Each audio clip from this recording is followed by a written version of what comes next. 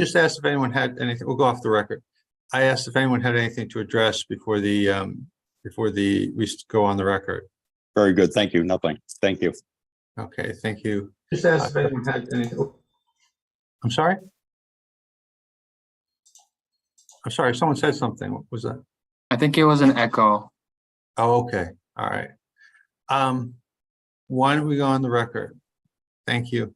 Good morning. My name is Robert Shea. I'm the hearing officer in this case, SouthCoast Wind LLC, EFSB 22-04, DPU 22-67, 22-68. This is Thursday, July 20th, the third day of evidentiary hearings in this case. I'll introduce first my colleagues from the Siting Board staff. We have the director of the Siting Board staff, Andrew Green, is here.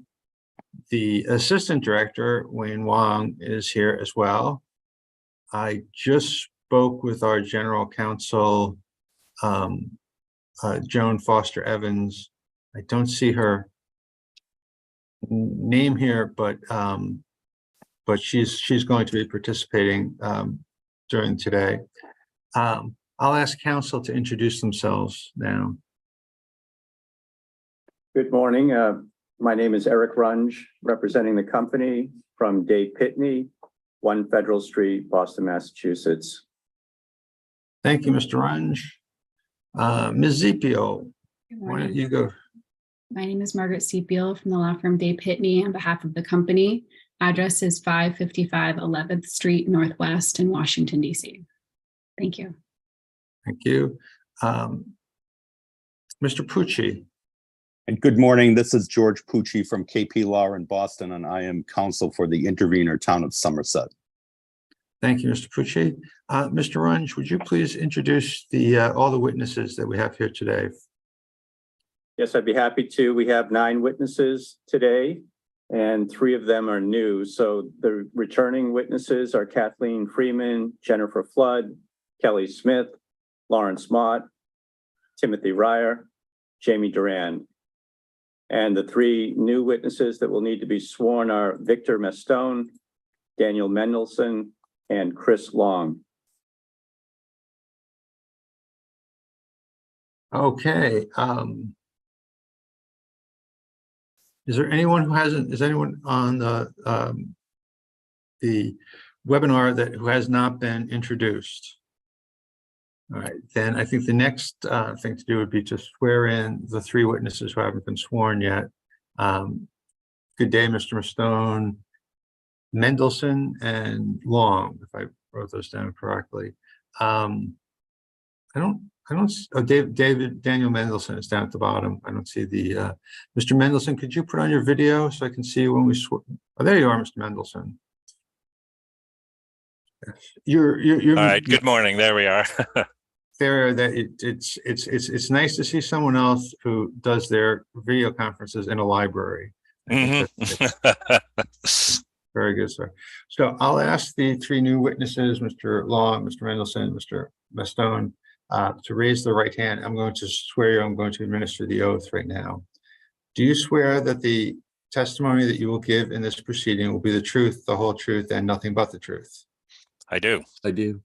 Let the record reflect that Mr. Long, Mr. Mastone, and Mr. Mendelson have been sworn. The other witnesses, as Mr. Runge mentioned, have been here before, so they've already been sworn, and the testimony that they will give today, they are still under oath. Mr. Runge, do you have any direct examination for your new witnesses? We do. Margaret Sepiel will do that for us. Yes, good morning. I'm going to start direct exam with Mr. Mastone. Vic, are you able to come off mute or use the community speaker? Use the walk me? No. Yes. All right, I'm gonna use community speaker. Okay, I can hear you. Great. Just wanted to make sure. Good morning, Mr. Mastone. Could you please state your name, business affiliation, and address for the record? My name is Victor Mastone. I work for SouthCoast Wind LLC, and that's at 101 Federal Street in Boston. And on whose behalf are you testifying in this proceeding? SouthCoast Wind. Are you the same Victor Mastone who sponsored information request responses in this proceeding? Yes. What is your role with South Coast Wind? I serve as the senior archaeologist and tribal liaison. Can you please describe the general topics you are prepared to testify on today? I deal with both terrestrial and submerged cultural resource questions. I deal with tribal interaction. I review almost all the subcontracting work that's done related to cultural resource identification and analysis. Okay, thank you. And was your resume submitted as an attachment to the participant list filed by South Coast Wind in this proceeding? Yes, it was. Have there been any changes since its submission? No, Were the responses, including any supplemental responses to information requests that were submitted during the course of this proceeding that bear your name, prepared by you or under your supervision? prepared by me. Great. Do you have any changes to offer for the record at this time to any of the materials that were submitted under your name? No, And do you adopt all of those materials as your testimony in this proceeding? yes, Great, thank you. I'll now move to Mr. Long. Good morning, Mr. Long. Could you please state your name, business affiliation, and address for the record? Yes, good morning. My name is Chris Long. I work at Gradient, and Gradient's business address is 1 Beacon Street in Boston. Thank you. And on whose behalf are you testifying in this proceeding? On behalf of South Coast Wind. Are you the same Chris Long who sponsored information request responses in this proceeding? Yes. And what is your role with South Coast Wind? I'm an independent consultant, and we've been subcontracted by South Coast Wind to address electric and magnetic field impacts of the project. Can you please describe the general topics that you're prepared to testify on today? Yes, I'm prepared to testify on topics related to electric and magnetic field or EMF impacts of the project. Was your resume submitted as an attachment to the participant list filed by South Coast Wind in this proceeding? Yes, it was. Have there been any changes since its submission? No, I don't think so. Were the responses, including any supplemental responses to information requests that were submitted during the course of this proceeding that bear your name, prepared by you or under your supervision? Yes, they were prepared by me. Do you have any changes to offer for the record at this time to any of the materials that were submitted under your name? No, I don't. And do you adopt all of those materials as your testimony in this proceeding? Yes, I do. Thank you. Okay, Mr. Mendelson, I'll now go to you. Good morning. Could you please state your name, business affiliation, and address for the record? Okay, my name is Daniel Mendelsohn. I work at Innovative Environmental Science, Inc. At 29 Marine Ave in Jamestown, Rhode Island. And on whose behalf are you testifying in this proceeding? South Coast Wind. Are you the same Daniel Mendelson who sponsored information request responses in this proceeding? Yes. What has been your role with South Coast Wind? My role has been hydrodynamic and sediment transport modeling to understand the potential impacts of cable burial where sediment is resuspended into the water column. And can you please describe the general topics that you're prepared to testify on today? Well, I sort of just did that. It is hydrodynamics if that comes up, but the information requests were primarily about the sediment transport part. Great. And was your resume submitted as an attachment to the participant list filed by South Coast Wind in this proceeding? I believe so. Have there been any changes since its submission? There was one change that we discussed, and I think it was reflected in the latest SCW IR responses as a. Okay, that was a change to the IR, but no changes to the resume. Oh, that. I'm sorry, just a second. I didn't wait. Just a moment, please. That you were talking on top of each other. I didn't hear the question. That was a change to the IR. What? No changes to his resume. I was just clarifying. And the answer? No changes. Okay, and so understanding that you submitted supplemental responses, no original information requests, were those prepared by you or under your supervision? Yes, they were. And do you have any changes to offer for the record at this time to any of the materials that were submitted under your name? I think that one I just mentioned was resubmitted as an addendum or a modification of the original one. Yes, it was. And do you adopt all of those materials as your testimony in this proceeding? I do. Okay, thank you. Mr. Presiding Officer, each of the witnesses is ready for further questions. Thank you. Okay, who will be from the citing division? Who will be the primary questioner this morning? Mr. Wong?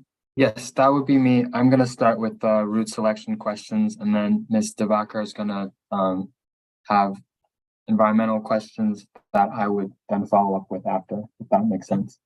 Thank you. Okay. Good morning. So I'm going to just preface this again. My question is directed at everyone, and whoever can answer best should answer.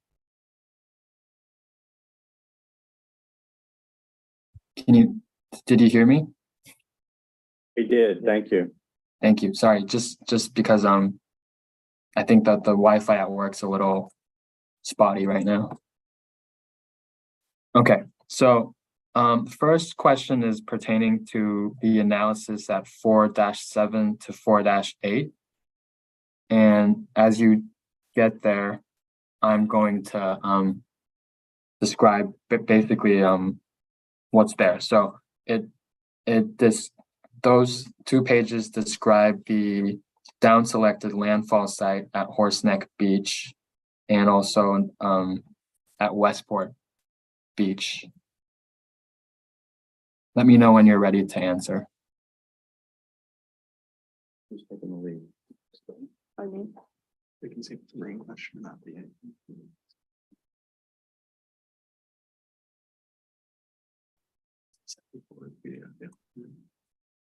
This is Kelly Smith. Okay, we are there. Thank you, Ms. Smith. So my question is a couple of confirmations. So when the company states that the HDD was infeasible for the Horseneck Beach site, I believe the company states that it's because there's not a feasible landing site. Is that correct? This is Kelly Smith again. To clarify, I think the statement on 4-7 says landfall via HDD to the Horseneck Beach parking lot appears feasible, but it is unclear how the cables would cross Westport River and continue north on Route 88. So the technical infeasibility has to do with the crossing of Westport River if we were to pursue a landfall in the Horseneck Beach parking lot. My And I can apologies. expand on that if helpful. Yes, could you expand on the technical infeasibility of crossing Westport River, please? Thank you. Sure. So there's 2 methods that we would conventionally look at to cross Westport River. One, just due to the width of the river in that location, might be to pursue horizontal directional drilling all the way across the river. The challenge with that approach is we were not able to identify a suitable site on the opposite side of the river for the necessary onshore HDD setup, which requires about ½ an acre to an acre of construction space. The other alternative might be to pursue attaching cables to the existing bridge that's present. But that existing bridge is, I'm going to refer to it as a drawbridge. I'm not sure what, it might go by a slightly different term, but the function is the same. Basically, it's a bridge that has an opening and a closure mechanism to allow vessels to pass through. So because of that, you couldn't possibly hang a static cable system across. Thank you. Understanding that the company probably has considered this, but is it possible to have an HDD that's a little longer to find a suitable site further down, further away from the river, or was that also considered? I guess I'll speak generally and my colleagues are welcome to chime in, but Westport River has a lot of historical characteristics and a lot of densely populated residential areas. So in evaluating the sites in and around the river, we really did not find a suitable place to land HDDs. Thank you, Ms. Smith. And similarly for the other down selected landfall site, Westport River landfall, could you also give more explanation as you did for the Westport River crossing as you just now? Sure. Rather, So I guess, sorry, go ahead. no problem. So I guess another consideration here would be, what if we look to lay cables into the harbor itself and then make landfall at a location maybe further away from Route 88, but find an onshore path to Route 88. So I think that's the hypothesis we're sort of talking about here. And just looking at Westport Harbor marine resources, there's quite a lot of sensitive areas, and perhaps maybe one of my marine colleagues could expand on that, the difficulty of laying cables into the harbor itself. Yeah, this is Tim Ryer. I can expand. I agree with Kelly. So it's a balance between the marine resources and also the anthropogenic. So and any sort of moorings in the harbor, any sort of other constraints that we would encounter there, well, not necessarily infeasible per se, would result in a high degree of impacts and disruption. This is Mr. Mott. I'd also add that that particular entry to the harbor is known navigationally for shifting sandbars in a very dynamic area. And as Mr. Ryer references, quite a bit of commercial and marine traffic impacting the local uses. Thank you, Mr. Mott and Mr. Ryer. Does the shifting sandbar present any technical difficulties, or could you explain that, or is that more because it's a sensitive resource? This is Tim Ryer. I can speak to that a little bit. So we have not completed detailed surveys of this disqualified option. So we're speaking in general terms, but with a feature like a sandbar that could absolutely present technical difficulties, including seabed mobility, which would jeopardize long-term stable cable burial. That's one potential potential risk. Also, sort of shallow water depths pose a technical constraint and challenge to cable installation as well. This is Kelly Smith. I'm sorry. I'm sorry. I missed the end of that. Also, the shallow water depths pose a technical challenges to cable installation as well. Thank you. And this is Kelly Smith again. I'll just add that in looking at the marine resources in this area, we utilize publicly available GIS data sets. And through that mapping, you can see that Westport Harbor has extensive eelgrass and shellfish areas, which with a marine cable route into Westport Harbor, it would not be possible to avoid those sensitive areas. Noting as well, this is Tim Ryer, that's been one of the key criteria that we've looked at for our proposed route, looking at avoiding eelgrass beds and impacts to SAV, and we're able to do so with the proposed route. Thank you. And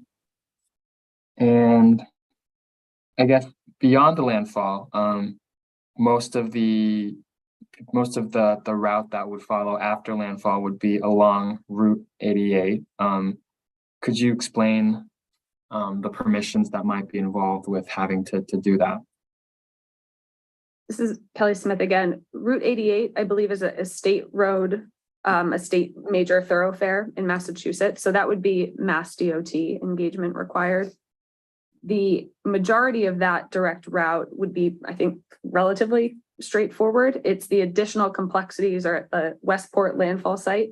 And then also once in the northern end, you wind your way through Fall River. Fall River, Massachusetts is a densely populated, mapped environmental justice area. So there would be a lot of constraints with underground utilities, the density and tightness of the roadways that we would look at there. And then additionally, there's another question, how do you then get the cables from Fall River back over to our point of interconnection at Brayton Point? And so there's additional constraints on that end as well. It would be finding a suitable work area for horizontal directional drilling within the densely populated Fall River environmental justice community. And then also our evaluation, and I think we spoke to this in one of our information request responses, was that the distance from Fall River side to Brayton Point would be too far for a feasible continuous horizontal directional drilling trajectory. And so there would need to be another portion within the Taunton River for laying the cables with like an alternate burial method. So you've got then a multi-stage complex process on the northern side, constrained with shipping activity and navigation through the Taunton River, and also the environmental justice nature of Fall River. So there's a lot of complexity on that side as well. Thank you, Ms. Smith. Can I refer the company now to analysis to the analysis at 3-9 to 3-10? I think that's where table 3-1 is. Correct me if I'm wrong. This is Tim Ryer. At the analysis 3-9 and 3-10, I do not see a table. However, we see that at a few pages previously at 3-7, you're referring to table 3-1? Yes. Okay, thank you. Thank I believe we're there. Yep. I'm just gonna say it. The reason I'm asking this is because we wanted to know, because of the Rhode Island EFSB, situation right now. We were wondering about the feasibility of the Massachusetts only route and wanted more information on that. I guess my preliminary question on that is the company looking at that route again, or is it still comparatively not as attractive as the proposed routes? This is Kelly Smith. It's still comparatively not as attractive as the proposed routes. Okay. And that's for the reasons that we've been discussing just now. Is that correct? That is correct. Thank you. I think if we scroll down to page 3-9, there is a reference to, sorry, I need some time to get there as well.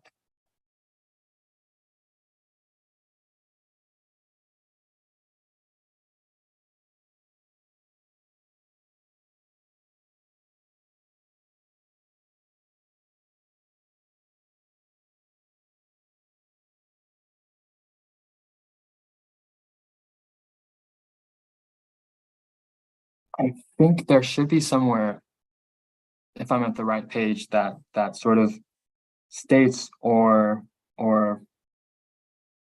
alludes to the fact that the company would like to limit the distance of onshore routes. Does that sound familiar?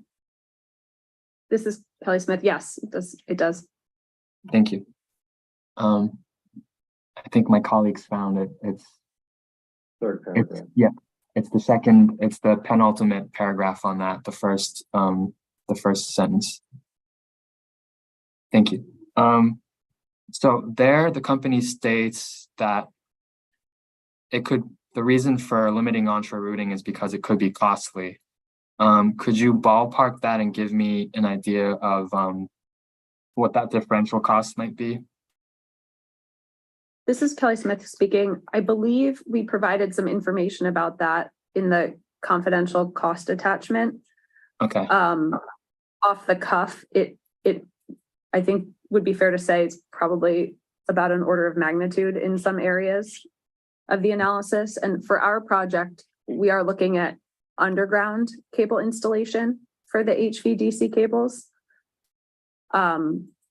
And I mean, I could speak to that a bit as well, but specifically for burying cables within roadway, the rate of installation is significantly slower. The stakeholder complexities are significantly greater, and the overall construction costs are significantly higher. And just to round that thought out, is it also likely that the only way to install cables in like a densely populated urban area is probably underground rather than above ground. Yes, that's fair to say, especially, I think conventionally the understanding is that overhead installation of transmission lines is more cost effective than underground installation. However, for that to be true, you really need an established right of way because you need the land available to do that overhead installation, particularly with HVDC. The structures needed to support those cables would have to be substantially larger even than those towers used for HVAC overhead. And on top of that, because we are doing a sea to shore project, we would need a way to transition from the insulated submarine cables to cables that are suitable for aerial installation. So there's an additional need for transition structures to make that shift. And in our evaluations, we did not find a suitable right of way to explore that option. Thank you, Ms. Smith. And there's something interesting for me. I know this is not what you're proposing, but could you explain why HVDC structures might have to be larger than HVAC structures? This is Mr. Mott. The use of HVDC in conductor size and separation requirements require a slightly different standard than we see in typical AC transmission lines in our environment here in New England. The towers likely could be sidearm, and they'd be sidearm stacked on top of each other rather than side by side. And the support requirements would require towers to be spaced more closely. Thank you, Mr. Mott. Again, this is for my benefit. Understanding, and correct me if I'm wrong, most of the United States grid is HVAC, is that correct? Mr. Mott speaking, that is correct. And I guess my out of curiosity, is there any national standard that can be followed for HVDC structures and cables in the US, or would that be referring to other jurisdictions and international standards? There is a standard in the US for HVDC. It is used here in North America. We use common standards between the US and Canada. Canada uses more HVDC lines. Yeah. Thank you. Okay.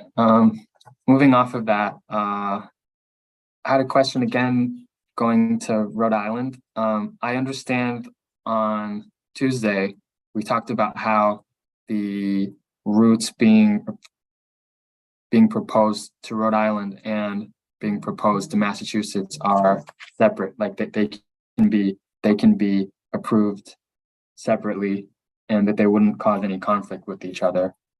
I was wondering if there's is the company proposing a notice variation for additional future capacity for Rhode Island as well for that piece? This is Tim Ryer. Yes, we're proposing a very similar concept with the same sort of infrastructure, capacity addition. Yeah. Thank you. Hypothetically, is it possible that one jurisdiction would approve the notice variation and the other one wouldn't? And would that present a problem should the company want to connect an additional capacity in the future? This is Kelly Smith. Yes, it is possible that one jurisdiction would approve it and one would not. In any case, we would have to return to the siting boards, both in Rhode Island and Massachusetts, for the permission to install the additional power cables to use those spare conduits. So in either case, we would be coming back to both jurisdictions. we propose the notice variation because it has the potential to reduce construction-related impacts at landfall and onshore. So we see it as an advantage and a net positive. But the situation you described is possible. Have you presented basically the same argument for the notice variation in both jurisdictions? Yes. Okay. And could you summarize that really quickly for me now? Sure. So the noticed variation includes additional conduits at landfall and onshore to accommodate an additional HVDC circuit capable of conveying 1,200 megawatts of power. So in both jurisdictions, we are proposing the same number of additional conduits for our HDD sites and for the onshore duct bank, as well as at locations along the onshore route, access vaults are required to enable the splicing of cable segments. So for the notice variation, we would also require an additional vault at each splicing location. Our concept involves installing the additional conduits within the a common duct bank. So that also helps limit the overall impact of the construction and the overall size of the trenching activities.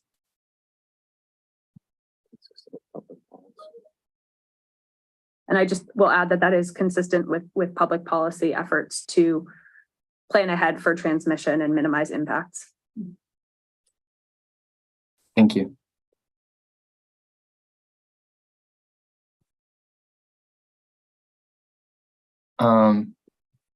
Yeah, I'm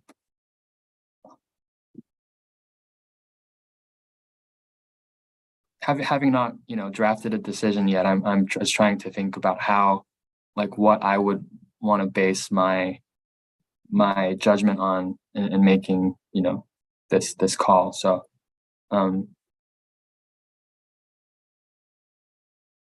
has the company provided sufficient information to both Rhode Island and Massachusetts on the likelihood of these vaults being used in the future?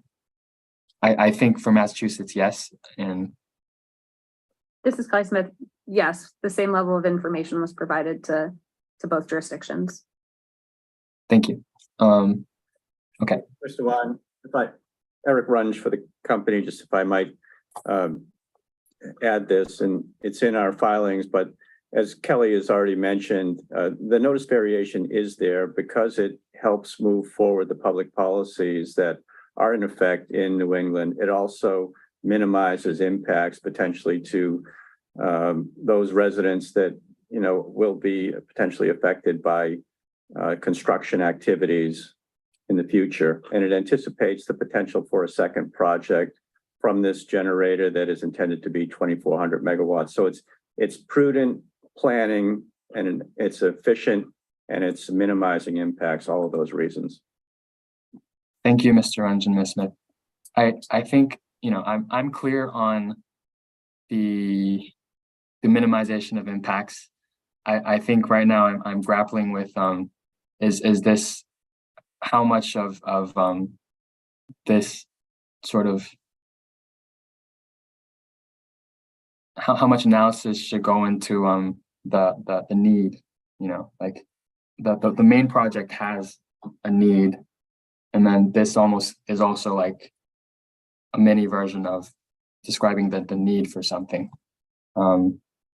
But I think we have the information in there. If you could offer anything else before I move on. This is Kathleen Freeman for SouthCoast Wind. We drew inspiration for the notice variation from the precedent set by the siting board in the Mid-Cape Reliability Project. Thank you. That helps. Okay. Mr. Wong, before you move on, could I follow up on one of your questions? Go ahead. So Mr. Wong was asking questions about the down-selected cable route and landing in Westport or in Fall River. and proceeding along Route 88. And by down selected, I think everybody knows we're talking about rejected before it reached either the preferred route or noticed alternative route. So just to make sure we're all talking about the same thing.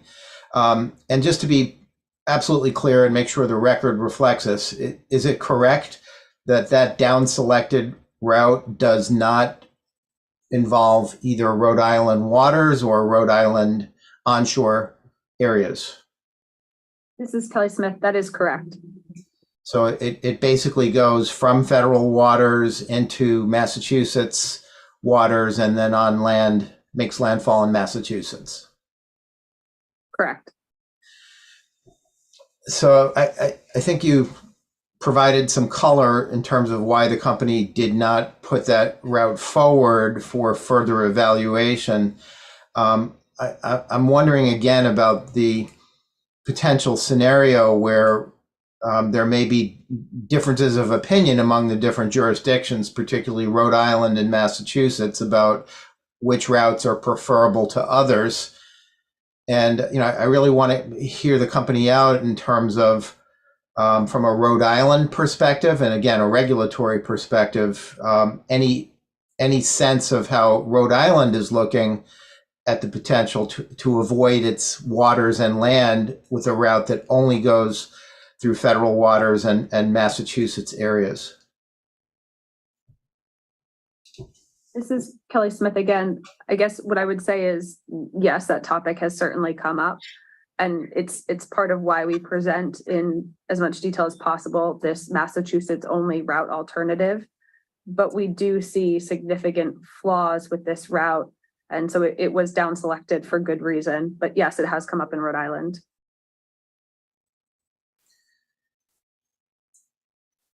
And let me also ask whether, in addition to the analysis that you've alluded to and provided today, are there any other strategic approaches the company is using to try and not have greater interest perhaps in Rhode Island than in Massachusetts in a route that avoids Rhode Island?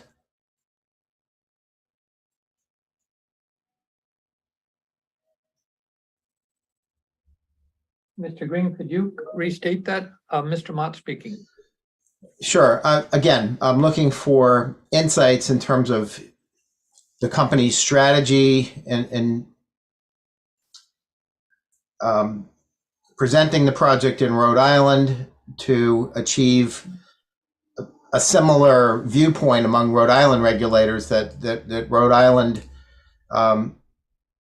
should be part of the route of this project rather than avoiding it using the Westport landing area.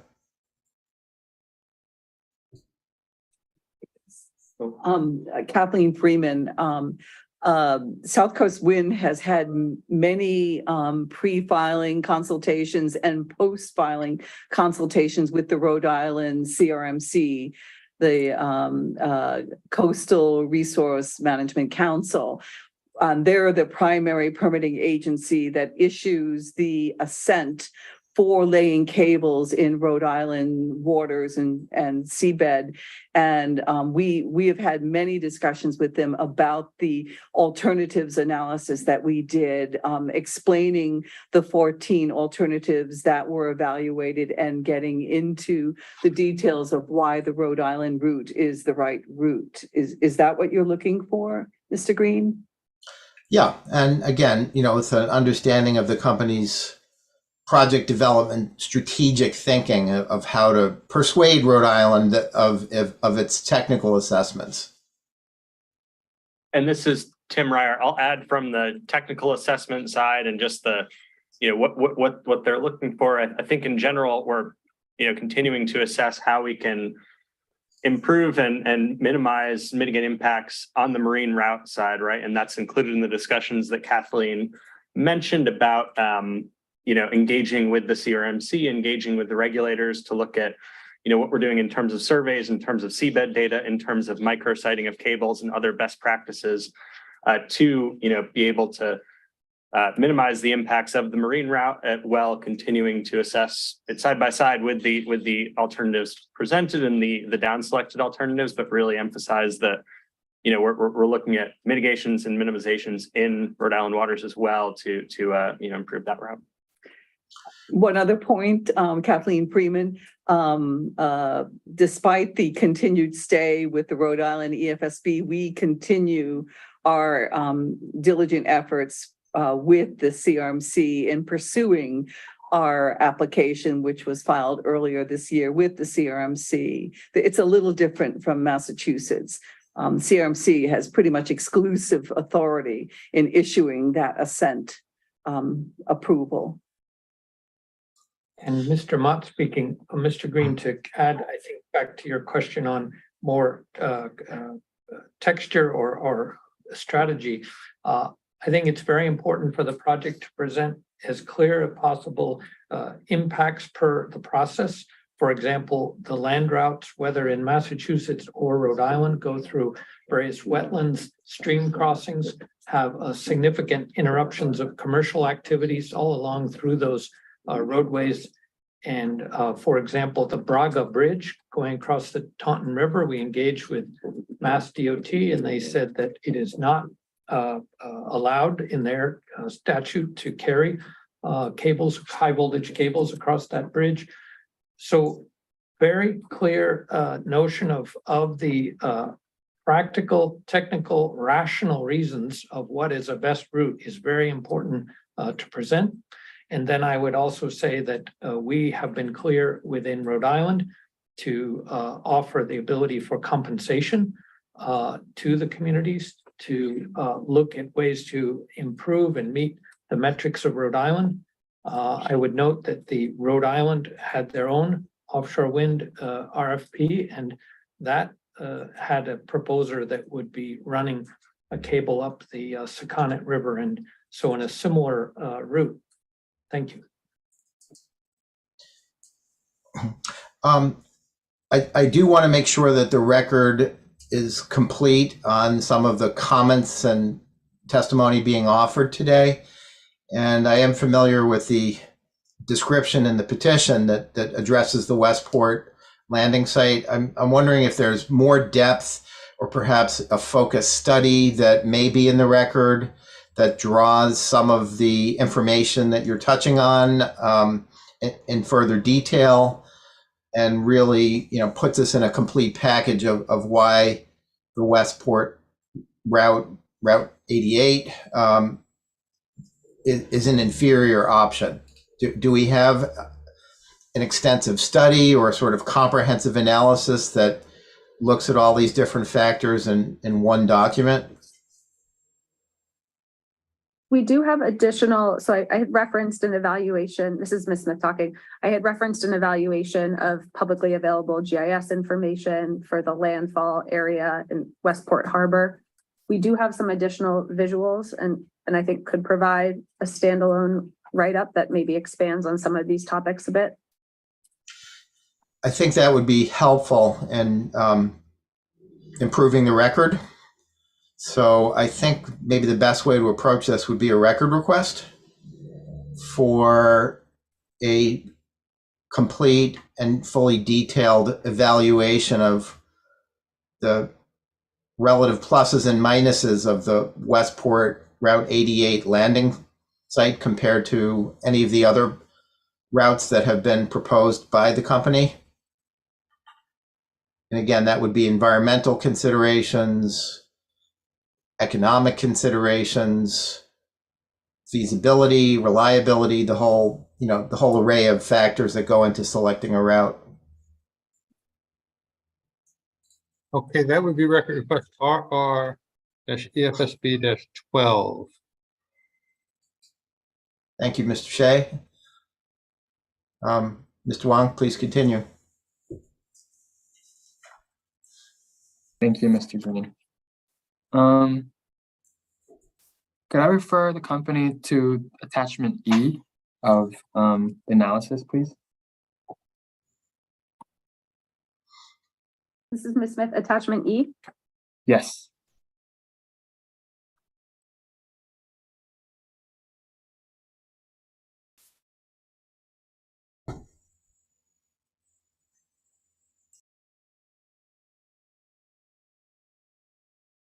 Okay, I believe we're there, and I believe this is the route scoring attachment. That's right. I believe the company describes its route scoring in the analysis, but could you walk me through the method right now, please? Thank you. Sure. This is Ms. Smith again. I will kind of kick off the introduction of the routes and then pass it to Jamie Duran to explain the route scoring quantitative process. So we had just spent a bit of time talking about the holistic route alternatives through different jurisdictions, including Rhode Island. For this scoring analysis, we were really focused on the portions of the route in Massachusetts jurisdiction. So the scoring compares the offshore route segment from when we enter Massachusetts waters in Mount Hope Bay through to the onshore or the sea to shore landing sites, either on the western side of Brayton Point, which we call the Lee River side, or on the eastern side of Brayton Point, which we call the Taunton River side. So the scoring is really looking at a pretty narrow band of the overall siting of the export cable routes. And this is Tim Ryer. I'll just add to this. So as described in the analysis main body, which I can go after this and find a reference number, the scoring, the quantitative part of the scoring is focused on the characteristics of the onshore route, while in the analysis, a more qualitative with aspects of also quantitative measures of the offshore route comparison is presented. So what's presented in attachment E is primarily a quantitative analysis of focusing on the onshore routes, although details of the qualitative comparison and some quantitative metrics comparing the offshore routes is presented in the analysis as well. This is Kelly Smith again, and both of the onshore routes that are scored in attachment E are located on the Brayton Point site. So I think in the noticed alternative route description, we do talk about potentially a short portion of that route being on a segment of the Brayton Point Road that might be town owned. But in general, the routes are both located on Brayton Point, the industrial site. This is Kathleen Freeman. I should comment that we carefully studied the scoring methodologies that have been accepted by the Massachusetts Environmental Siting Board and other matters, other transmission projects, and applied a similar approach. So you should be familiar with the methodology. Yeah, and this is Jamie Duran from Power Engineers, just to provide a little more detail on what other folks have indicated. Yeah, so the table, compares the preferred route and the noticed alternative route. And as Kathleen indicated, we looked at 11 scoring criteria. And again, those are used, standardly for these types of projects. And I guess, they've been presented to the Mass EFSB in a number of offshore wind projects and, transmission line projects. So they include both natural and social environmental criteria. Then the weights, we used a scoring criteria, a weighted criteria of 1 to 3, with 3 being considered the most impactful, 2 being medium range, and 1 would be kind of low impact. And what we had done is using basically a desktop GIS data. We looked at all these different criteria, residential units, sensitive receptors. And if you look at the table below, it kind of gives a description of what we looked at, what the scoring process was, what the raw data is, number of residential units per se, if there's any Mass DOT roads, local. I'm sorry, if there's any what?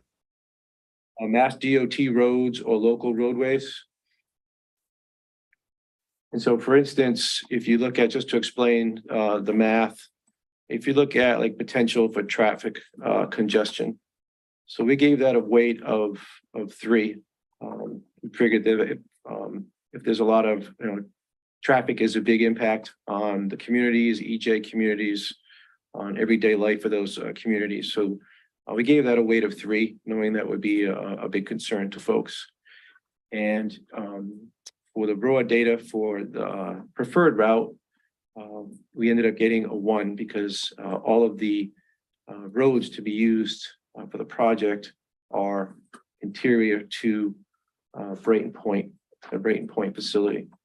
And then for the noticed alternative route, that has a 3. And as Kelly mentioned, part of the noticed alternative route would be located on Brayton Point Road before it enters into the Brayton Point facility. Again, the lower score typically represents that there'll be less environmental impact. So what we had done to normalize these scores, we took the higher score of 3. We divided, 1 divided by 3, that gives you the 0.3 ratio, and then multiply that by the weighted score to get the score of 1. So in this case, the preferred route for potential traffic congestion gets a score of 1, and the alternative route gets a score under traffic congestion of 3. So if we were just looking at traffic congestion, because it's a lower score, the potential for traffic congestion for the preferred route would be the lower score, indicating a lower impact. And after we looked at all 11 criteria and did a weighted score, we came up with a total weighted score.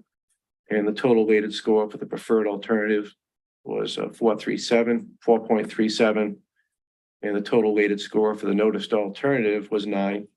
And so you can see the rankings was the preferred became the primary score, the primary route. And this is Tim Ryer, just to add in. So I mentioned as well that the offshore portions of the route were not assessed in the same ranking criteria. The reason for that is that we feel that there are different ranking criteria that are applicable to offshore cable siting and cable routing compared to onshore routes, considering the hazards, constraints, and important factors. So we did summarize that in table 4-8, referring to the analysis at 4-27. But essentially looked at these two comparisons of the offshore route corresponding to one option, the offshore route corresponding to another option.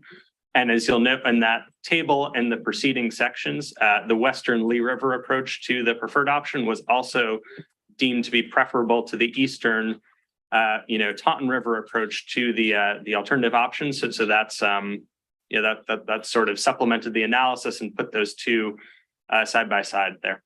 And this is Kathleen Freeman. And just to add to what Mr. Ryer just said, we essentially followed the Vineyard Wind approach of the project approved by this siting board for offshore scoring. Thank you. I appreciate comprehensive answer. I answered a bunch of my follow-up questions. In that table that we were looking at with the ranking, I was just curious, it says ranking no cost consideration. Would the ranking change with consideration of cost or not? This is Ms. Smith. I don't believe it would change, no. And I can speak to some of the complexities again with the noticed alternative route. The noticed alternative route up the Taunton River side would require offshore crossing under a privately maintained dredge channel. So that would require some deeper installation of the cables offshore.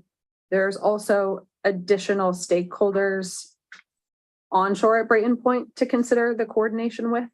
So I think we spoke yesterday about the Prismian project for the southern half of Brayton Point. The eastern approach would require crossing their primary access road to their facility, and they need some degree of 24-hour uninterrupted access to their facility during operations once manufacturing is in effect. It would also require obtaining easements and coordination and crossing national grid jurisdiction as well at Brayton Point. So there are additional stakeholders, additional complexity, and those factors add cost. Thank you. That leads me to another question. For the onshore portions of the project, be it the landfall, the onshore routes, and so on, has Brayton Point LLC or Somerset, the town, indicated any preference for any of these, or have you had discussions pertaining to that topic? Brayton Point this is Ms. Smith again. Brayton Point LLC has expressed preference for the western route. In interactions with Somerset community members, they have expressed preference for the western route. In interactions with Swansea community members, they are likely to prefer the eastern route. Okay, thank you. Could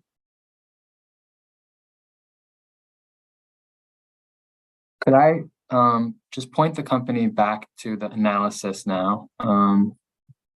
And I'm looking at the blurb on geographic diversity.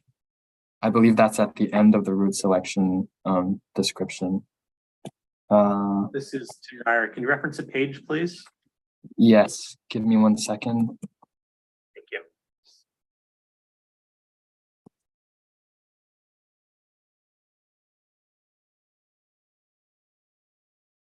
-20. That seems correct. Thank you.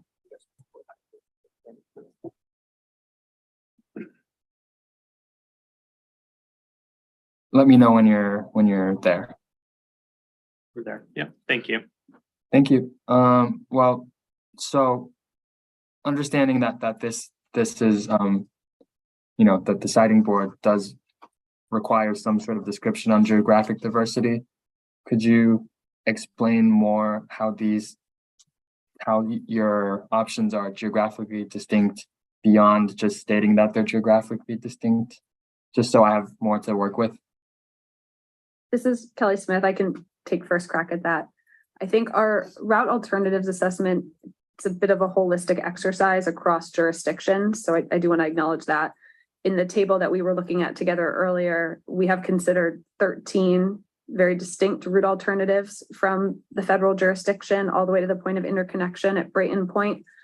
I recognize that this discussion is specific to Massachusetts jurisdiction, and with Brayton Point as our point of interconnection, and for the reasons described previously in relation to the Westport route, the two alternatives that we carry forward are focused on a submarine approach from Mount Hope Bay to Brayton Point, making direct landfall on Brayton Point. So they offer geographic diversity in the sense that once you've narrowed it down that far, they're on opposite sides of the site. Yeah, and this is Tim Ryer speaking. Also, the marine routes within the bounds of the portion of Mount Hope Bay in Massachusetts waters do extend, to both sides of the peninsula, and looking at sort of the characteristics of, the Lee River, the Taunton River approach side, and the kind of the advantages and disadvantages, but really with the approach from the marine side within Massachusetts state waters to that particular point of interconnection was about the extent of geographic diversity on the marine side that we were able to attain. This is Kelly Smith again, just noting it is a small peninsula, and by making direct landfall on the site, we do believe we're minimizing impacts to surrounding stakeholders. Thank you. I have a few more questions on route selection, but I also think I need to figure out a solution for the office Wi-Fi. So, Mr. Shea, could we go take our break, and I'll have to find the solution? For the office, I didn't realize of course we can take a break, but you're having difficulty with the office Wi-Fi? I have to find a cable to hardwire into the wall somehow. Okay, well, sure. We always take a morning break. So why don't we take a 15-minute break now? And this doesn't work if there's no Wi-Fi. So if you have other problems at 15 minutes, if the problem's not fixed, we can talk about what we'll do then. So it's 11 o'clock now. Why don't I see you all at 11:15? Thank you so much. Thank you. Thank you.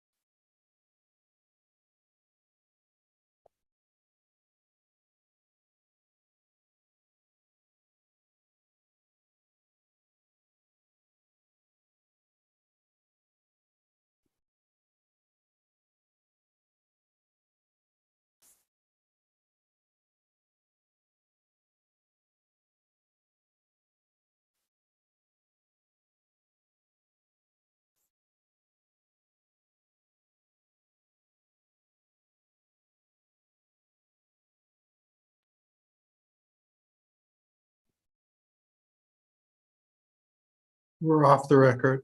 Wayne, how are things going? But I'm on the Ethernet now. So you're what? I'm wired in instead of Wi-Fi now. Oh, I see. Okay. Welcome to the 1980s. I will say, since we're off the record, I was on Wi-Fi at home the whole time and it's not an issue. So it's just because of the office. Mr. Shea. Yeah. Yes. So I just wanted to remind you, I meant to mention this earlier, but Chris Long is our EMF witness, and I had sent you some correspondence saying that he would be available today, and he is. Wasn't sure that you had that on your radar screen. I just wanted to make sure that he is available today for that. Yes, we've got that as one of the lists of things we're discussing: project approach selection, EMF. Well, we're off the record. Wayne, will there be any problem in getting to the EMF questions today? No problem. No problem. Thank you. Okay, thank you. Unless anyone has anything else to say, we should probably go back on the record. Okay, Alan, can we go back on the record? We are resuming after a break. Mr. Wong, you were asking questions. Please resume. Thank you. Thank you, Mr. Chair. Okay, so similar to that last question on geographic diversity, I'm just looking for a little bit more for the record as to the company's reasons for selecting the study area for its investigation of potential routes and so on for onshore. Yeah, so this is Jamie Durand of Power Engineers. So we've looked at previous filings for not only offshore landfalls, but other bulk transmission line projects. And we've used a similar methodology where we did an offset of the center line of the proposed cable. So that is off of the HVDC cable that makes landfall at Brayton Point. We have a 1,000-foot study corridor on it for the center line of the HVDC cable. We also have a similar setback from the HVDC converter station site, 13 acres. So we had to establish some sort of study area that's similar to other projects where we would do our GIS analysis to take into account all the 11 criteria that we had posted. That was used for the analysis in the tables. In the narrative of the analysis, obviously we do a broader description of the general landscape of what's at Brayton Point, the general community, and also a description of, the routes that would be used to access the Brayton Point facility during construction and during deliveries of equipment and materials. And as Tim had indicated, for the offshore export cable corridor, that varies in width depending on the marine survey corridor width. It takes a look at marine resources. It takes a look at other obstacles to construction, and that width carried all the way through to Massachusetts state waters. Thank you, Mr. Durand. I'm also looking for just generally description as to why SEMA was selected as the study area. This is Kelly Smith. I believe that would be best addressed in our description of the various points of interconnections considered. That helps narrow down where we're looking to interconnect the project and therefore substantially narrows down the routes to get there. Thank you. So just to close that argument, I guess, is it correct that the company chose the study area because of the number of point of interconnections in the area and possibly because it's close to the offshore wind lease areas? This is Kelly Smith again. In considering points of interconnection for the project, we do look at the status of the existing grid infrastructure in the region, as well as distance between the offshore lease area and the point of interconnection. There are quite a few factors that go into it. Another would be landfall feasibility, which came into play when discussing the Westport route. Okay. Thank you. I think I have one or two more clarifying questions. Could I refer the company to table 3-1 of page 3-7 of the analysis? I know we talked about the table a little bit earlier today. This is Kelly Smith. I think we're there. Thank you. I'm a little bit, I need a little bit more explanation. Maybe I'm not understanding right. Is the word intermediate used in different ways in the table, or so I understand intermediate could mean, you know, an intermediate landfall because you're going across an island, but also I think intermediate is also used in other ways. Am I missing something? This is Kelly Smith. I think, I mean, feel free to point out a reference if I'm missing it, but as I scan the table in the route category column, when we use the word intermediate, we are talking about a segment of the route where we've gone from offshore to onshore, and then we will ultimately have to go back offshore again. So that is the general definition that we're using when we talk about intermediate. If I scan to the right of the table, there's the columns for first intermediate landfall and second intermediate landfall. Both of those columns are meant to describe the landfall sites for an intermediate onshore crossing. So again, if we've had to go onshore, then route for a distance onshore and then go back offshore again. I'm sorry. So again, if we've had to. If the route goes offshore to offshore again, that's what we mean by an intermediate onshore crossing. And those crossings have 2 landfall sites associated with them. Thank you. Thanks for clarifying. And it's clear that not all of these routes have to have an intermediate landfall. This is thank you. Is That's there correct. Thank you. Is there a is there a benefit of not having to have an intermediate landfall? Yes, in general, it would be a simpler construction process if it's feasible to do so. It also, in theory, would reduce the number of additional jurisdictions and stakeholders involved. But you'll see from the table, I think it's just 3 out of the 14 routes considered are able to avoid an intermediate onshore crossing, and those pass through longer areas of Narragansett Bay. So perhaps. Yeah, and this is Tim Ryer. I can expand on that. We did, and I think as we noted in our general criteria, want to minimize onshore siting where we could due to the increase that we see in impacts and in construction duration and other complexities. So we did look at those 3 options in a good amount of detail, both in Rhode Island jurisdiction and Massachusetts jurisdiction, a combination. The route options, the West Passage and East Passage route options that we looked at were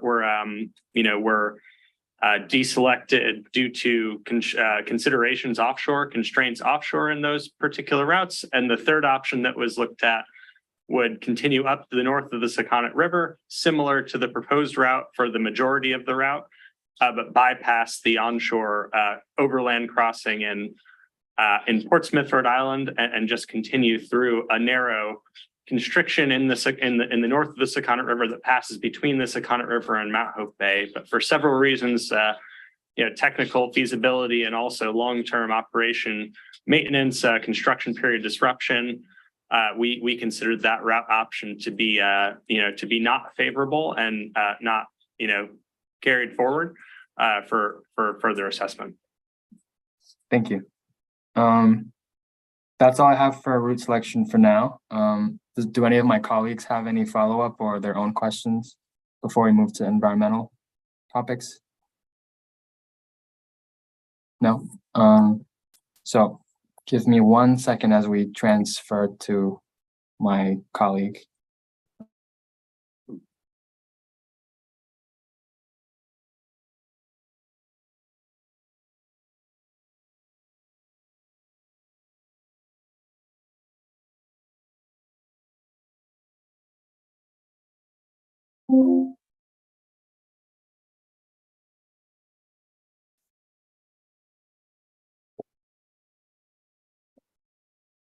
Thank you, Mr. Wong.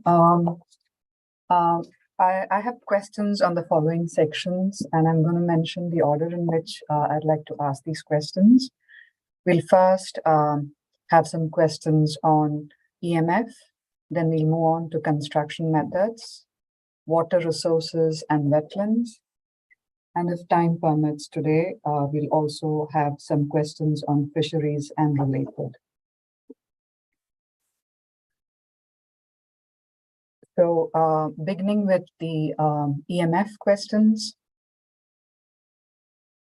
at 4.2 and 4.3 of the DEIR,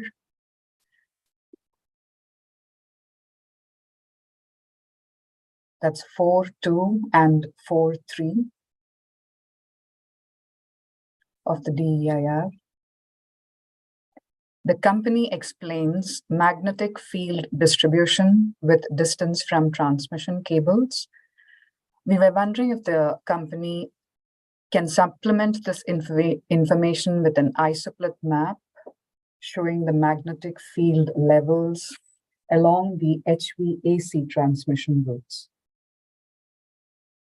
What I'm trying to capture here is the levels of EMF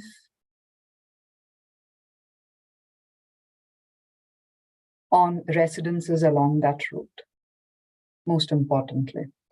So it would help if we have some idea of the closest distances to the residences and an isoplot map. However you want to represent it is up to you, but this is the kind of information we are looking for. This is Ms. Smith, and then I can pass it to Mr. Long. I do think that in the EMF attachment that we submitted with the analysis, there are graphs showing how the magnetic fields drop off with distance.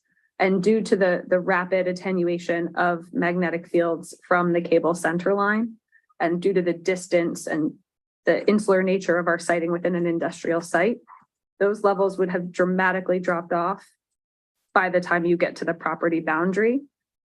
So perhaps Mr. Long can comment on whether that additional visual would really add value to the narrative.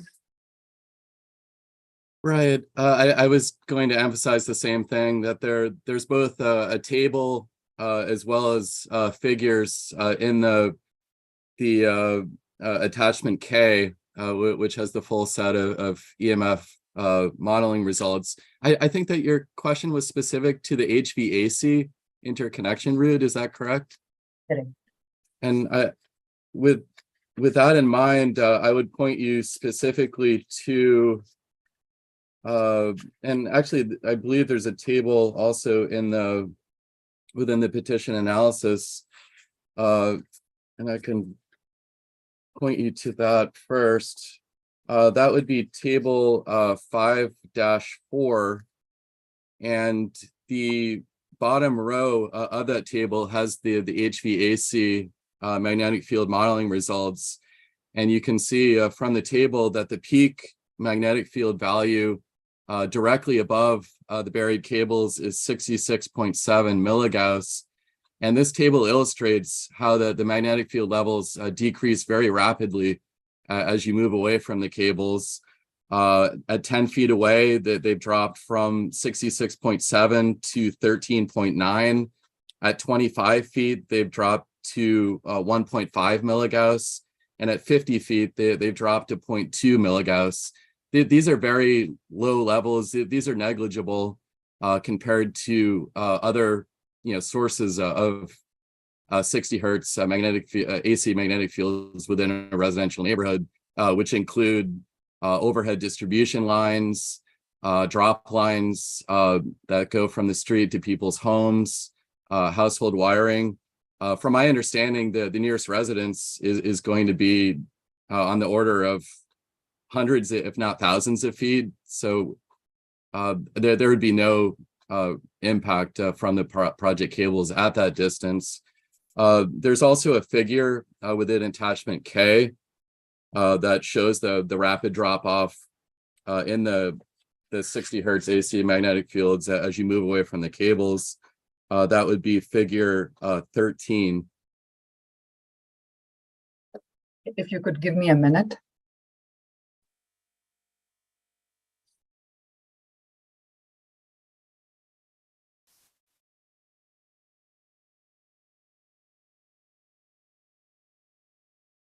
Okay, I'm at it. So this figure shows on the y-axis, it shows the magnetic field levels in milligauss. On the x-axis, distance from center line, where the distance of 0 would be directly above the center line of the duct bank. And you can see that magnetic field levels drop off very rapidly with distance to negligible levels at essentially 50 feet away, which is the farthest distance shown on the figure. Right. Thank you. This is just to provide a. I'm sorry. Who is this? Ms. Smith. Thank you. I just did a rough takeoff in Google Maps, and would be over 800 feet between the proposed HVAC cable siting and even Brayton Point Road. So it would be even a little further on top of that to nearest residences. Okay, and that helps. Thank you. Yeah. So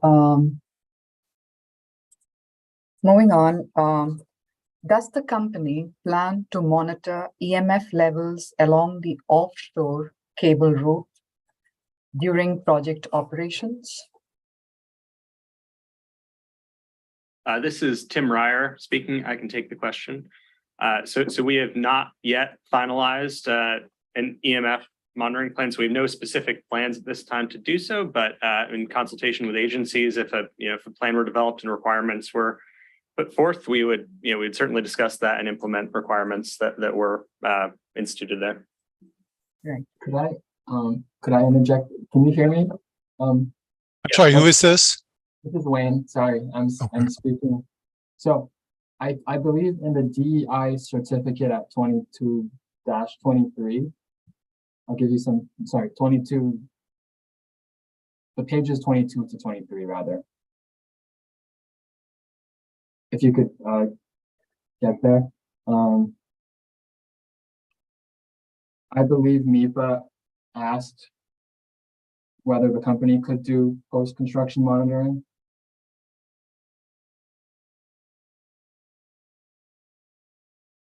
This is Kelly Smith. We may need a moment to get there. Apologies.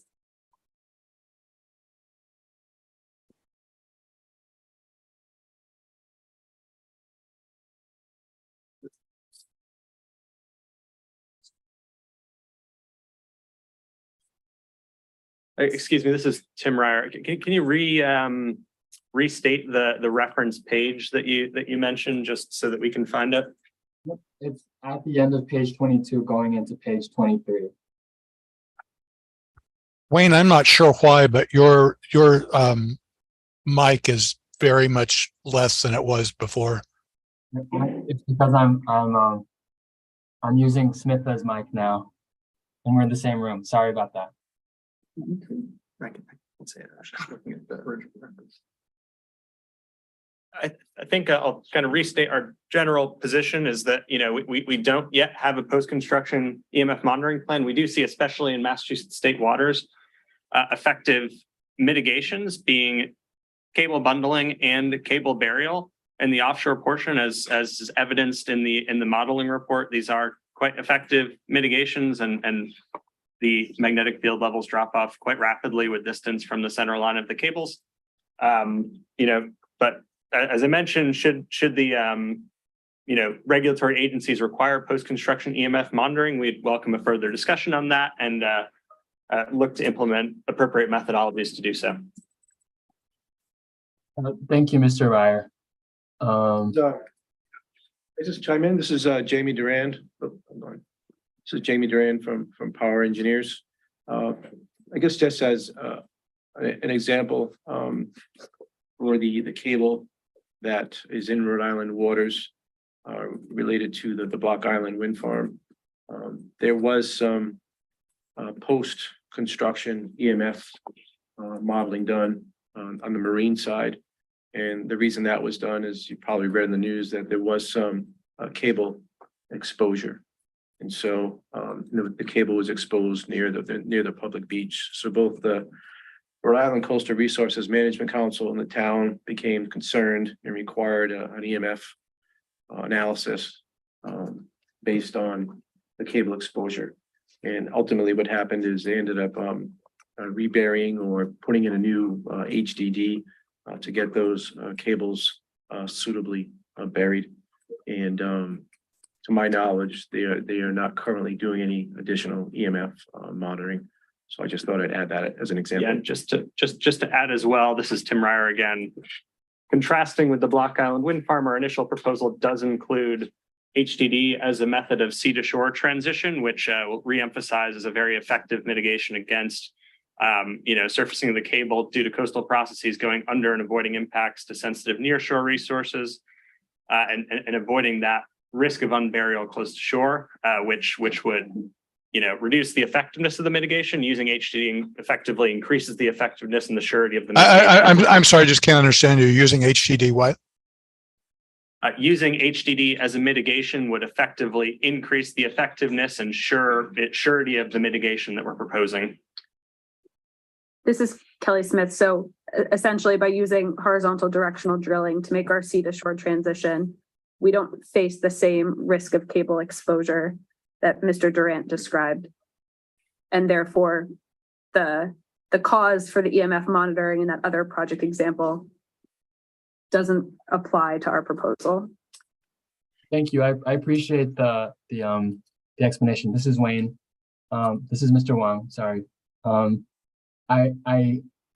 Would I be able to find, as Mr. Ryer, you had explained the explanations for magnetic field mitigation in the FEIR in response to this sentence by MIPA at the end of the paragraph we were talking about? Kathleen Freeman, the answer is yes, it's covered in our FEIR. Thank you. Thank you, Mr. Wong. So following up on the content, what is to be expected in the FEIR, I also wanted to know, would it include measurement of EMF at various distances from the cable when the wind farm is operating as close to full capacity as possible? This is also something that came up in the DEIR certificate. Do you want me to question? This is Tim Ryer speaking. I guess perhaps to clarify the question, are you asking again about our plans to monitor the offshore cable EMF levels? That is part of the question. The other is, what is the measurement of EMF when will you be monitoring it at various distances from the cable when the wind farm is operating as close to full capacity as possible?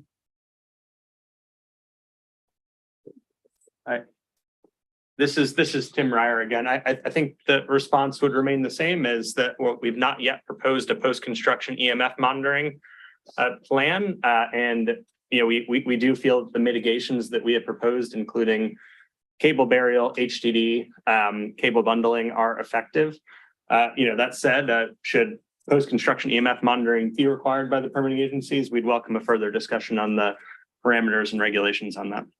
And this is Kathleen Freeman, and this is what we've stated in our FEIR. We're still undergoing a robust review by the BOEM-led NEPA process, and these are considerations that are under review by the various federal and cooperating state agencies. Okay, thank you.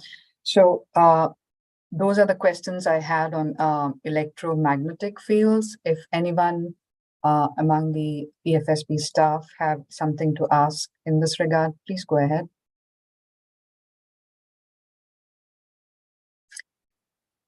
If not, I could move on to the next section. This would be on construction methods.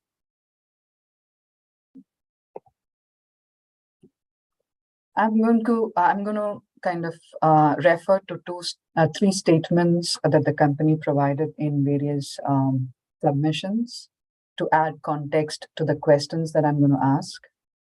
So the first one, at 6.9 of the DEIR,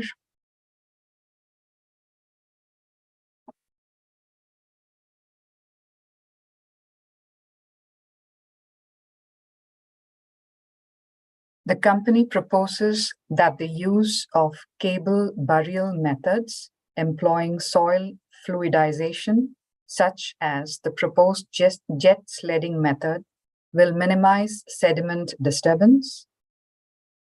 Then at 6.5 of the same document,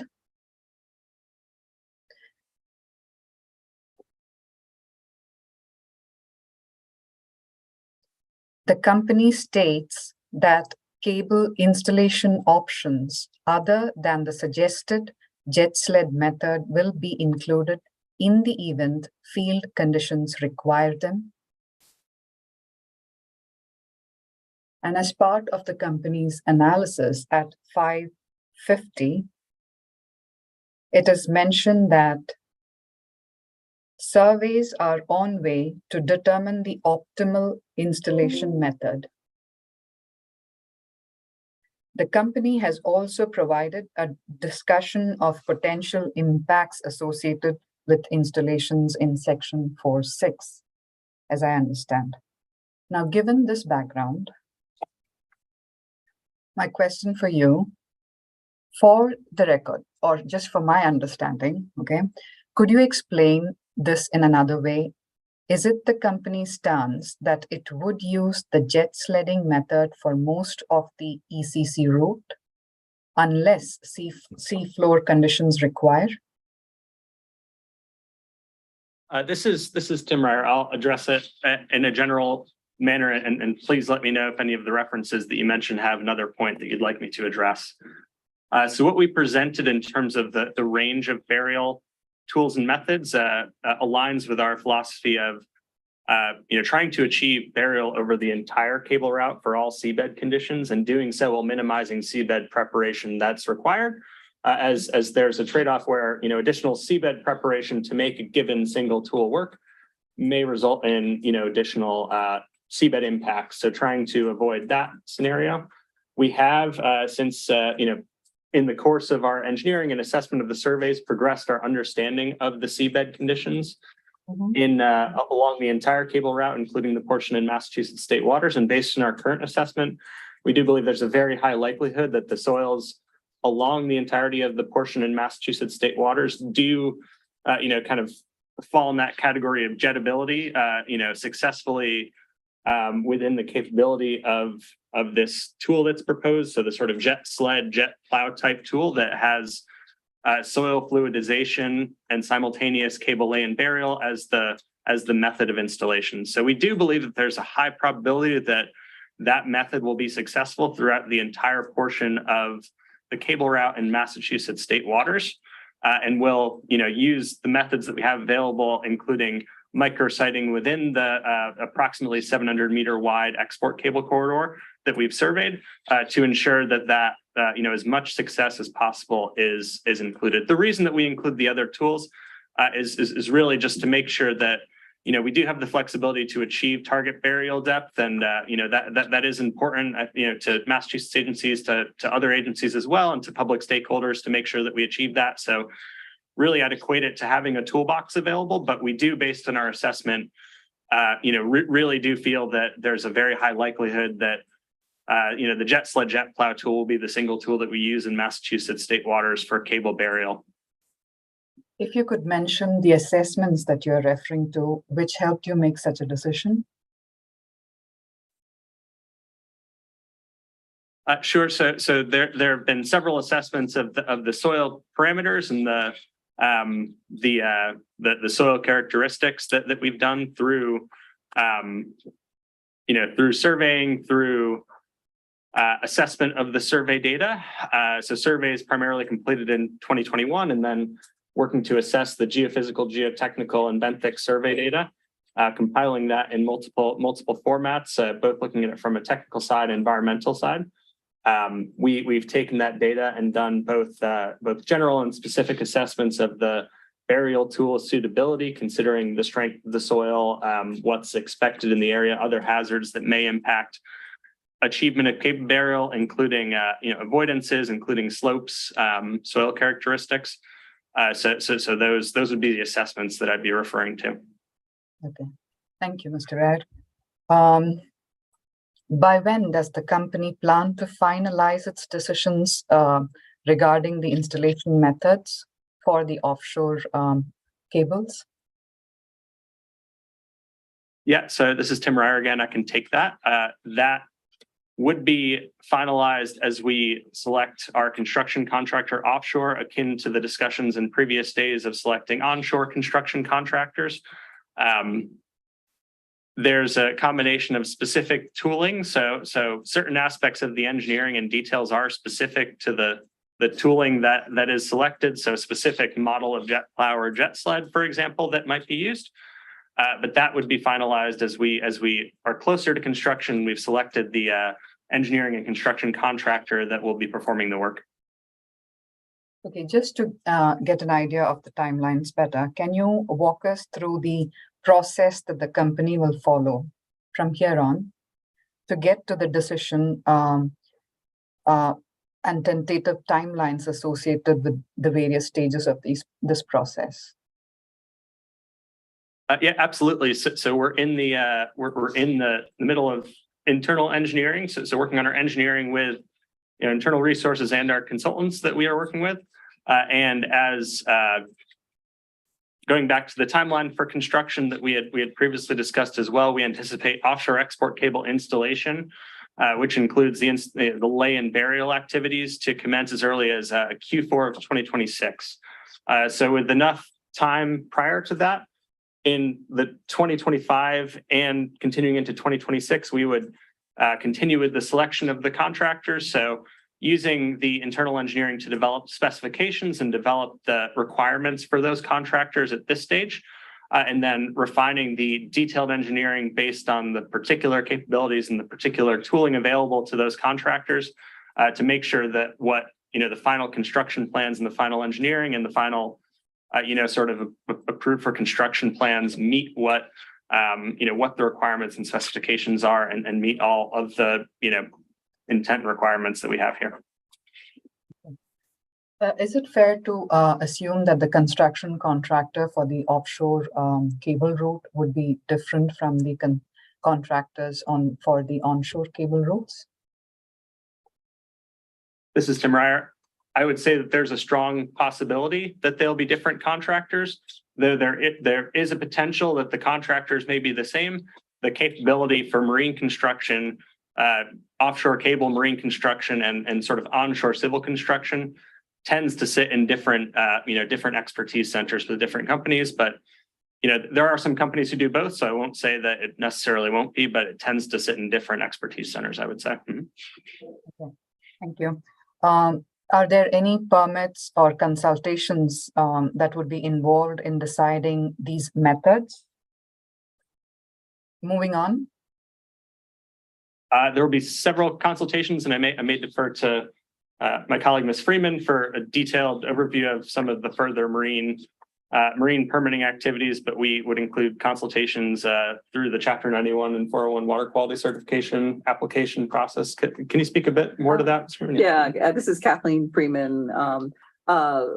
Initially, there's the overarching federal approval from BOEM of the construction and operations plan, as well as including installation methods and estimated impacts and mitigation. On the state side for cable in state Massachusetts jurisdiction, we will be filing after filing our MEPA FEIR, our final environmental impact report. We will be filing a joint application for a Chapter 91 waterways license and water quality certification later this summer. We have been consulting with the Chapter 91 waterways Mass DEP folks, as well as Dr. Wong at the Mass DEP water quality certification team. And this is Tim Ryer. I'll just add as well, back to our previous conversation of engagements with the Rhode Island regulators, regular engagements with, say, for example, the CRMC in Rhode Island are ongoing as well, as several of the activities continue from Rhode Island to Massachusetts waters, including in Mount Hope Bay. So there are similarities between the construction methods employed, across those jurisdictional lines, as there's a, continual physical combination between those two. Yeah, and Kathleen Freeman, I should also mention that for Section 401 water quality certification, it's not just Mass DEP that will be reviewing it. It will be the United States Army Corps of Engineers, and the list of these anticipated permits are provided in our filing, our DEIR filing, and also in our EFSB filing. Thank you, Ms. Freeman. Thank you, Mr. Ryer.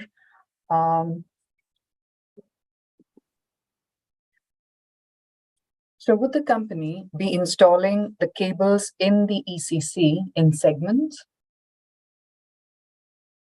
Yes? No? This is Tim Ryer.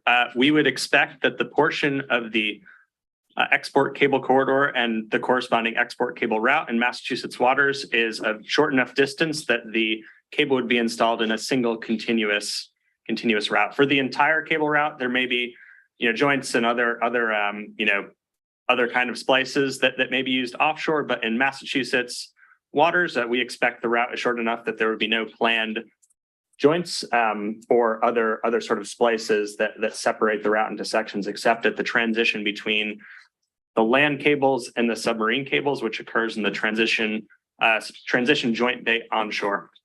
I'm sorry, the transition what? Transition joint bay.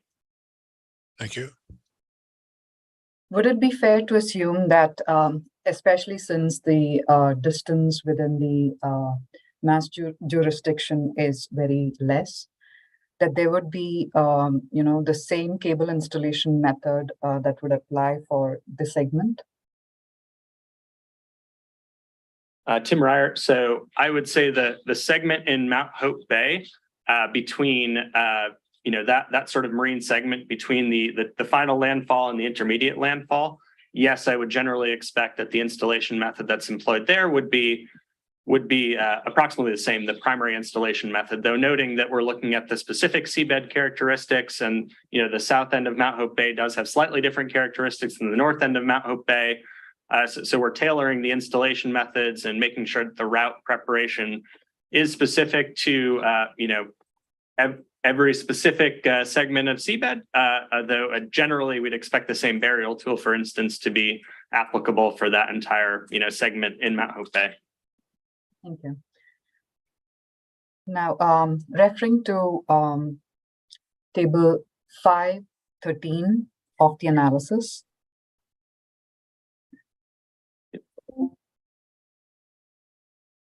And excuse me, this is Tim Ryer here. Could you please reference the page that's on for easy reference? Could you just help? Do you have that page? Okay, could just give me a minute. I will.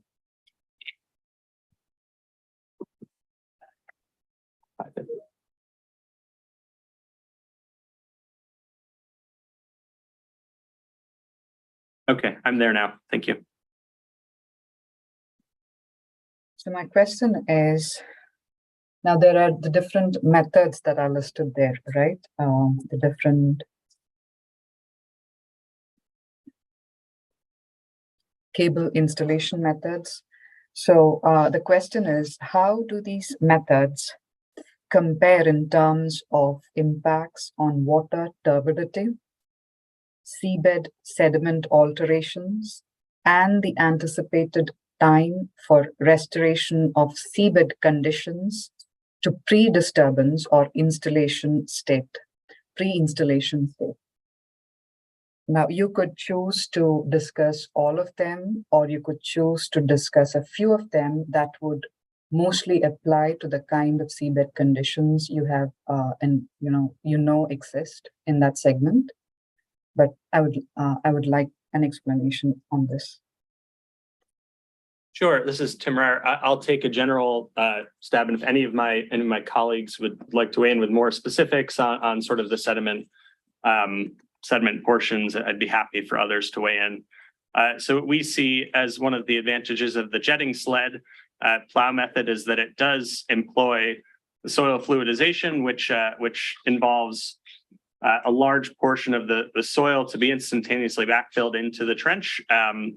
In contrast with say a mechanical plowing method, or a plowing method where an open trench would be cut, where backfill would be perhaps a separate activity.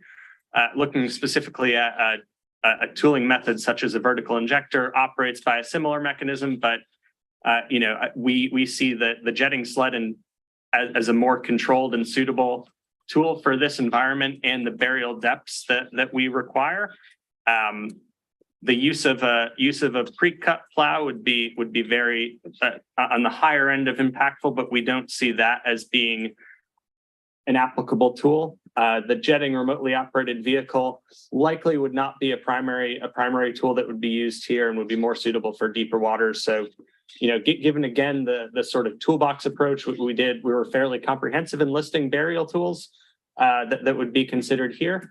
But some of the tools are really not expected to be suitable for the area, including say the mechanical cutting ROV system, which would be really used for sort of rocky, hard, consolidated substrate that, again, based on that continued analysis of the seabed conditions, we just don't see in the area of Mount Hope Bay and Massachusetts waters as being a realistic possibility. So we really were looking at, sort of the jetting sled plow, which uses that fluidization method to bury the cable simultaneously in the trench, and as many of the sediments as possible, sort of backfill naturally into the same trench, and avoiding sort of an open cut plow situation where an open trench is excavated.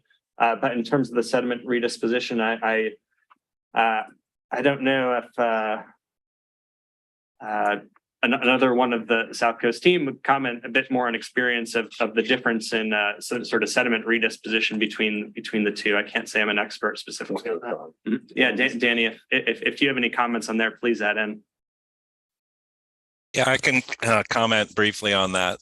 So the analysis, this is Daniel Mendelsohn from Innovative Environmental Science. The comments you made, Tim, were pretty much spot on. The method that I evaluated was the jetting sled, jet plow, whereby the top 3 meters of the subsurface sediments were fluidized, and the cable would be dropped in behind that fluidization. Those sediments tend to settle down almost immediately, again, in the trench on top of the cable. I will say, though, that what we did in our analysis was to perform a conservative assessment of the amount of material that would be resuspended. The numbers from the Corps of Engineers go anywhere from a couple of % of the sediments by mass to be resuspended to 25% for this particular method. So we looked at the top end of that assessment, 25%, as the amount of sediment that would be resuspended. even though that amount is resuspended, 25% of it doesn't stay in the water column for very long. Those sediments are divided between 6 different categories of the size and distribution of the sediments in that particular area that's being fluidized. And roughly, depending on where you are, up to 90% or 95% of that would be sand, large enough in grain size to fall back within less than a minute or minutes. And as you go to the smaller grain sizes, they take a little bit longer to settle. So even though 25% is resuspended, not much of it remains in the water column for the most part. The other methods, as Tim said, would require dredging first often and opening a pit into which the cable would be laid. And that for some systems, that sediment is brought up to a barge and carted away or maintained depending on how long the operation is going to take, and then backfilled later, which, as Tim said, is 2-stage operation. So that one was not the preferred method, which we chose. In any case, the jetting analysis that we did do should cover any of the equipment that the final contractor chooses to use in that particular type of equipment. Correct me if I'm wrong. So if we are talking about the the more mechanical, not those in which we are expecting the sediments to settle by a natural process where there is some kind of a backfilling required. Is it correct to assume that the sediment disturbances that are caused by methods which do not rely on natural backfilling would be less than those, this is for my understanding, less than those which rely on natural backfilling, the kind of sediment disturbances that would happen?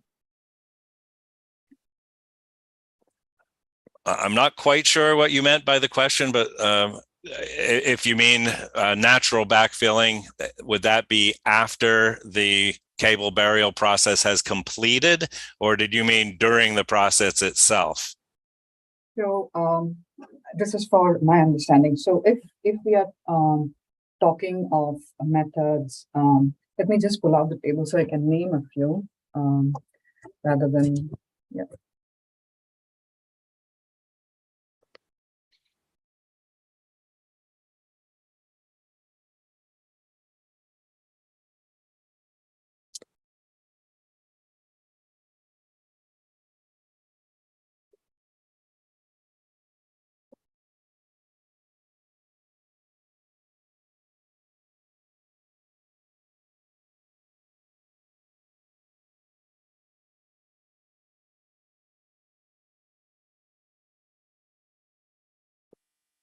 If we are talking of, mechanical ploughing or mechanical cutting ROV system, so in these, I understand there is some kind of a second stage wherein there is backfilling involved. Am I right?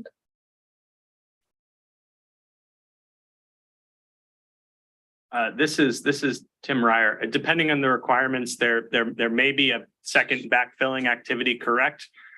Depending on the marine environment, that the cable may be laid in the trench in some areas and allowed to naturally backfill as well. But typically, with those sort of open cut trench methods, you'd want to have some, positive confirmation that burial is achieved and appropriate cover is achieved. Yes, so it would likely be another step to sort of, mechanically backfill the trench with material for those methods. Yeah. So when you cut and when you remove the soil, how much is the likelihood of water turbidity happening, or what is the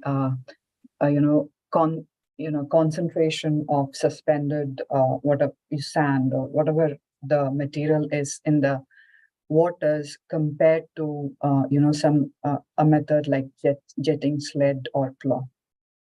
Do you get what I'm asking? I think so. In the mechanical plowing case, I'm not sure what particular method they would use for disposal of the sediments that was plowed out. There are occasional hydraulic systems, again, which can bring the material to a barge or something like that. So those are sometimes cutter head, suction, dredge with a hopper follow along. Those have other impacts the way they behave in the water column. But overall, I would say that the preferred method was chosen to mitigate those kinds of impacts, in that when that sediment is suspended, and even though we chose that conservative estimate of 25%, it doesn't actually go high in the water column either. It only goes a couple of meters up and then settles back down quickly. So literally just up and down very quickly.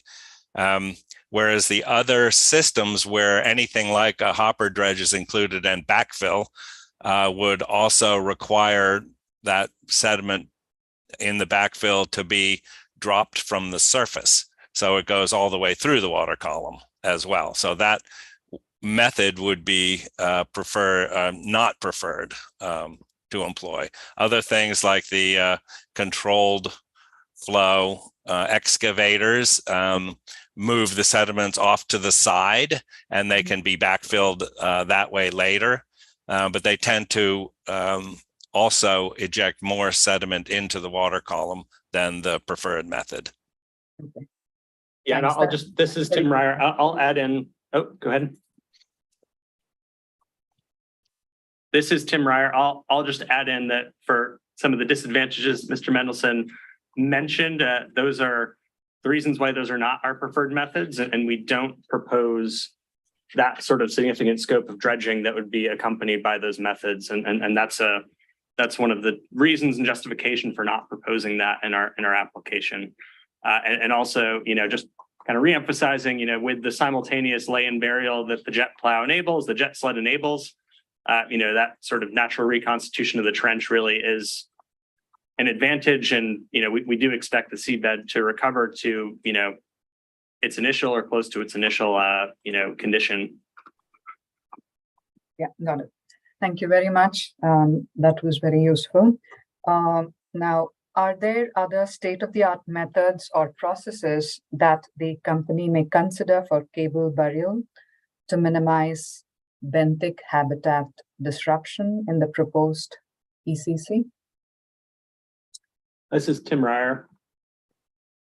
In terms of state-of-the-art methods, unfortunately, the processes with cable burial really are, fairly simple from a standpoint of what needs to be accomplished. So I don't see really the cable tool itself being something that can be advanced to avoid impacts, besides using best practices and the best available tooling in the realm of tooling that we propose. So using suitable,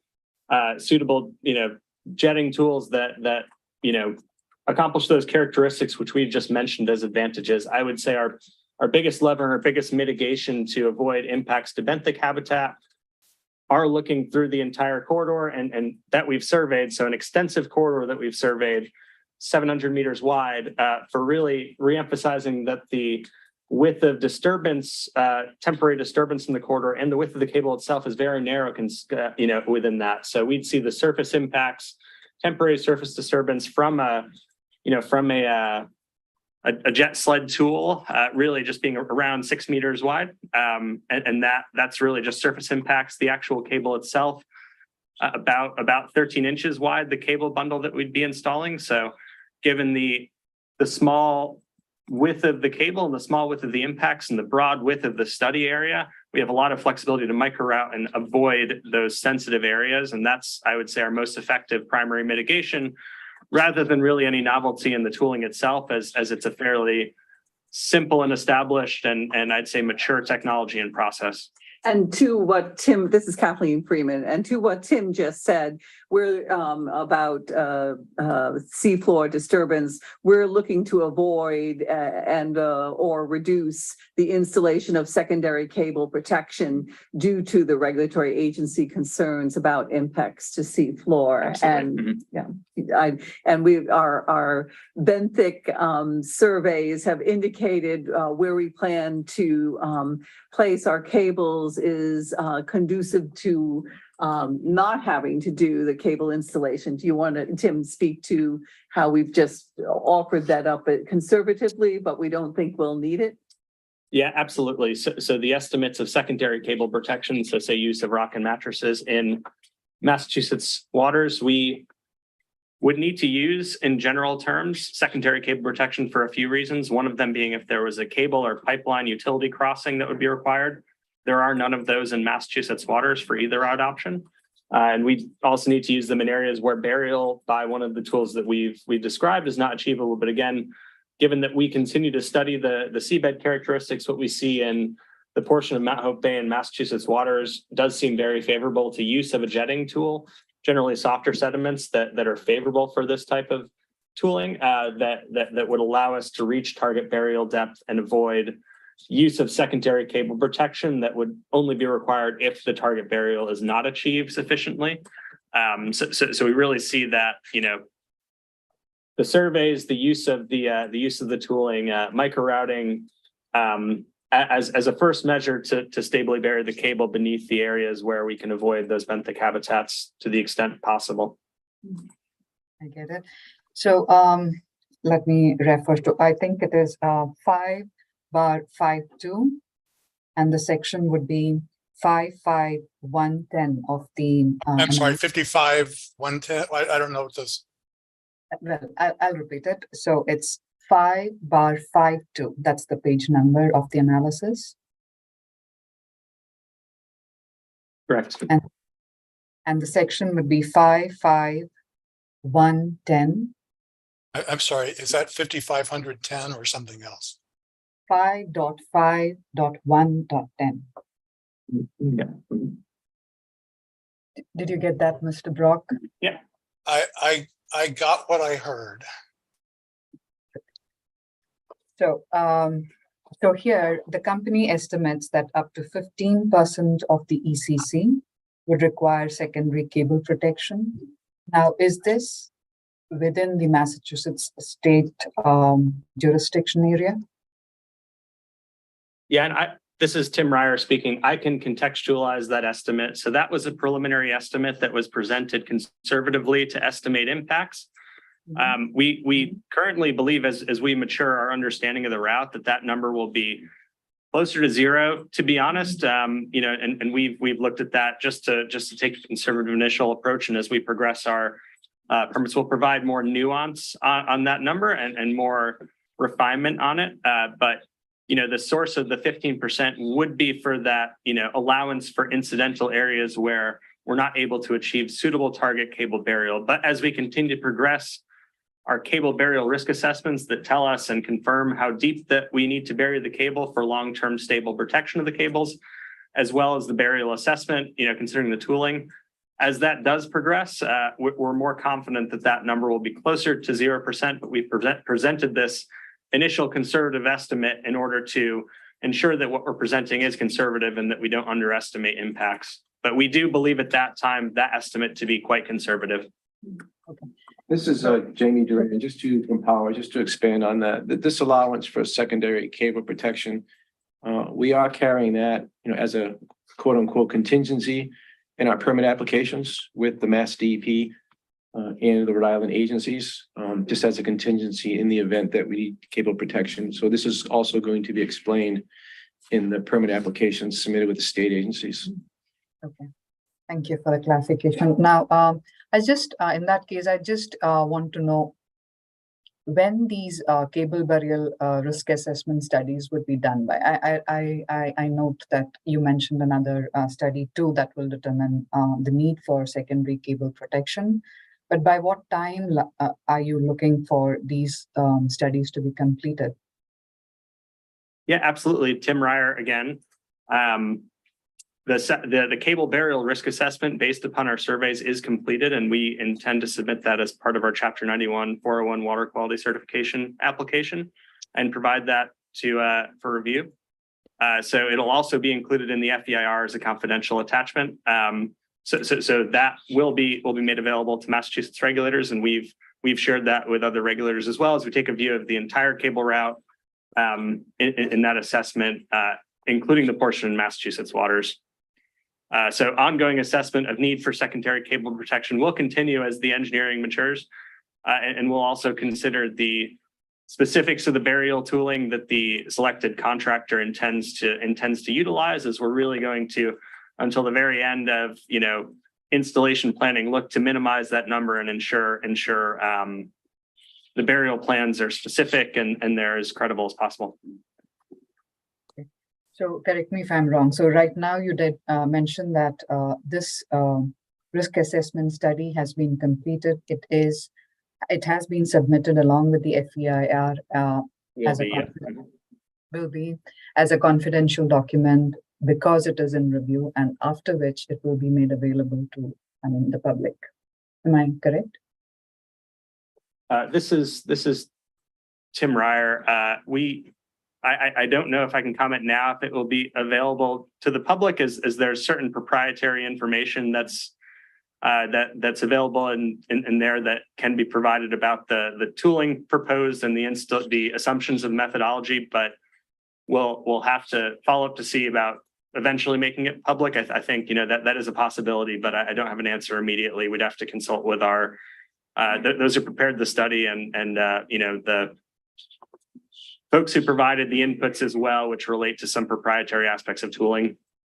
Yeah, this is Kathleen Freeman. In response to the EEA Secretary's comments on our DEIR, we state in our FEIR, we will provide a copy of the cable burial risk assessment to the Massachusetts Division of Marine Fisheries under a separate confidential cover prior to our posting of the project in the Environmental Monitor.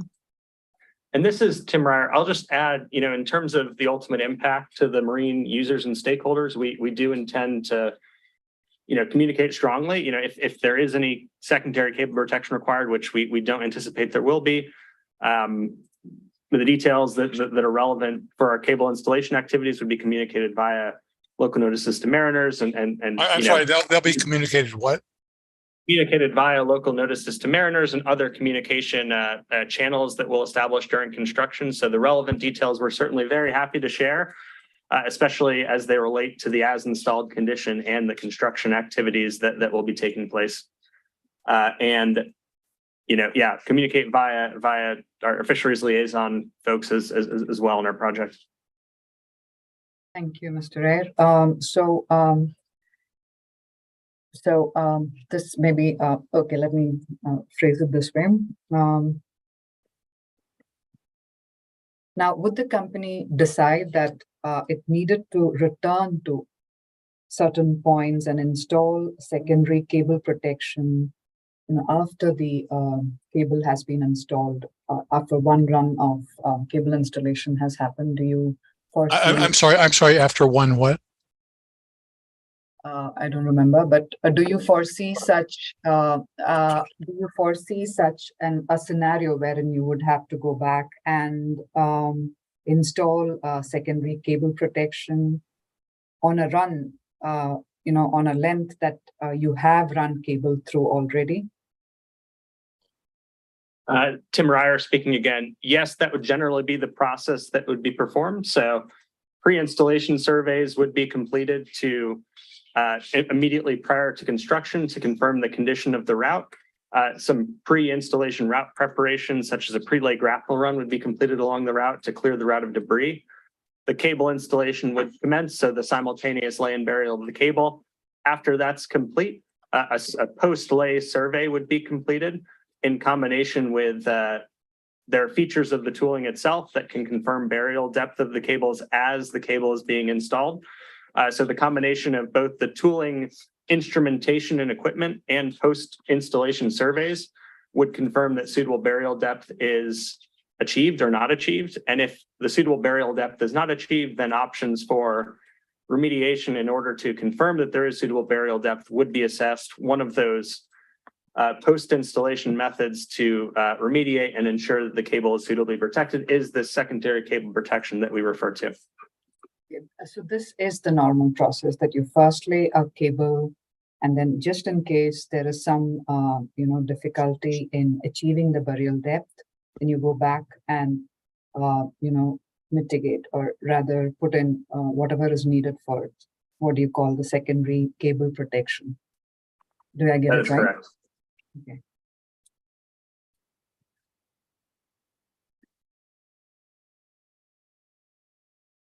Now, does the company have a protocol it expects to follow if cable laying in a segment of the proposed route is deemed infeasible during further survey or cable laying activity? This is Tim Ryer. If you could maybe clarify the deemed infeasible portion, I don't believe that we foresee that, based on the extensive seabed surveys, geophysical, geotechnical, and benthic that we've conducted to date, we believe we have a very good understanding of the seabed. We don't really foresee infeasibility. So if some greatly unexpected event came up, we would have to address that. But in terms of foreseeability of, what the seabed conditions are now, how they would be expected to change between now and construction, we don't really foresee that as being something that, would be a scenario I can discuss now, unless there's a specific scenario that you're thinking of. Well, I picked on this because I guess in the DEIR certificate, there was a requirement that you address this. So I was wondering if you have, you have worked on the protocols, or you have, maybe you don't need a protocol, but whether you've actually worked on that suggestion. This is Kathleen Freeman. Yes, in section 4 of our FEIR, we will speak to the MIPA office's request for protocols, and that our approach is discussed, as you will see soon, discussed in section 4 of our FEIR. Thank you.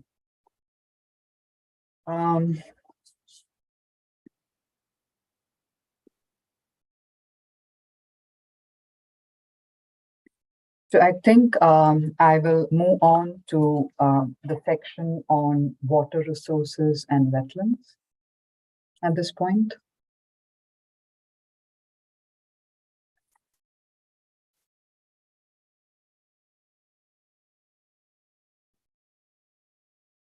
Now,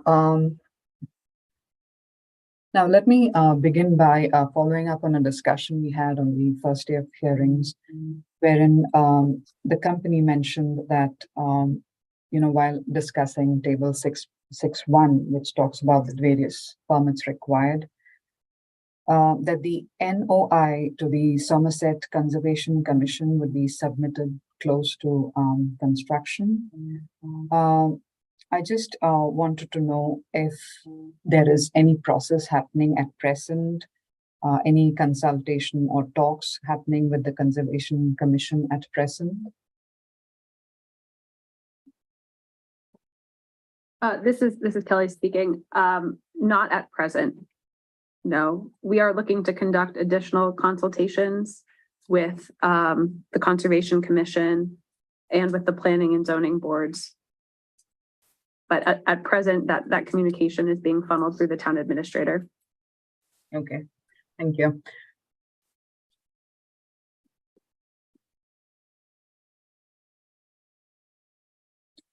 I just wanted to add to that. I ask you this because during our discussions earlier, I thought I heard you mention that, site preparation, at least at the Brayton Point LLC site, is not going to be put on hold because of the indecisiveness regarding the PPAs or anything else.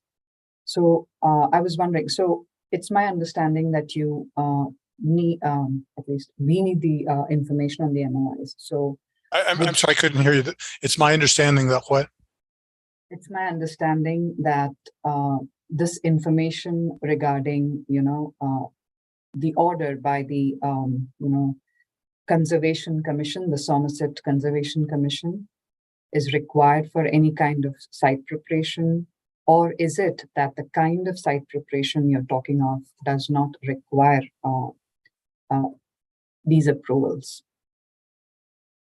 This is Kelly Smith. The site preparation activities would be undertaken by the landowner, Brayton Point LLC.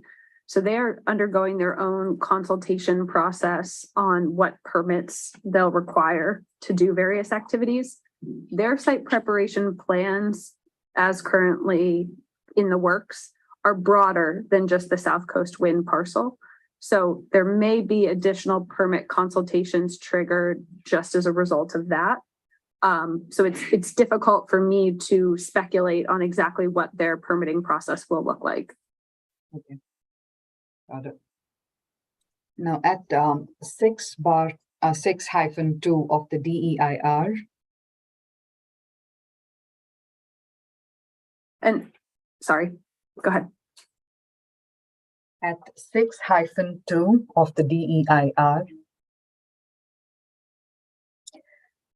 Now, the company states that the onshore areas and the coastline have been highly altered by human activities owing to the former Brayton Point power plant. Now, however, at 5-9 of the analysis. I'm sorry, is that 5-9, 5.9? 5-9. Thank you. At 5-9 of the analysis, the company suggests that documented shoreline changes data and data to develop quantitative estimates of future shoreline changes for Somerset are not available. This is Kelly Smith. Could you help point me to which number bullet on 5-9 you're looking at? I'll have to look at it myself.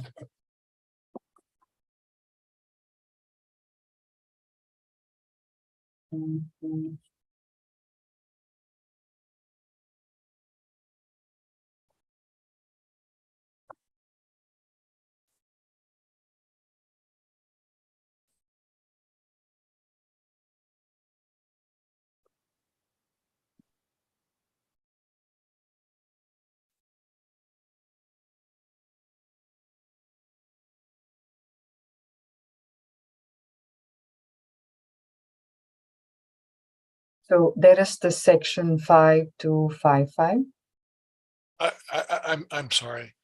5, what? 5.2.5.5. This is Kelly Smith, and apologies, I'm in the DEIR. Were you referring to the DEIR or the analysis? No, the 5-9 that I referred to is in the analysis. Okay, that's the confusion. Thank you. Okay. So at 5-9 of the analysis, the company suggests that documented shoreline changes data and data to develop quantitative estimates of future shoreline changes for Somerset are not available. Okay. So I'm trying to understand on what basis then the company states at 5-9 of the analysis again that compared to alternative ocean-facing locations, the Brayton Point site is likely at lower risk of long-term shoreline change. This is Kelly Smith. I will kick this off, and perhaps Mr. Durand at Power can add additional context if needed. But my understanding is that section 5.2.5.5 is looking at more holistic data sets from the town of Somerset around expected changes pertaining to natural hydrodynamic processes and climate change induced processes. And so that's probably a comment on data available more broadly. South Coast Wind, through our own investigations and communications with the landowner, Brayton Point LLC, has a more detailed understanding of specific structures that are in place at the Brayton Point site.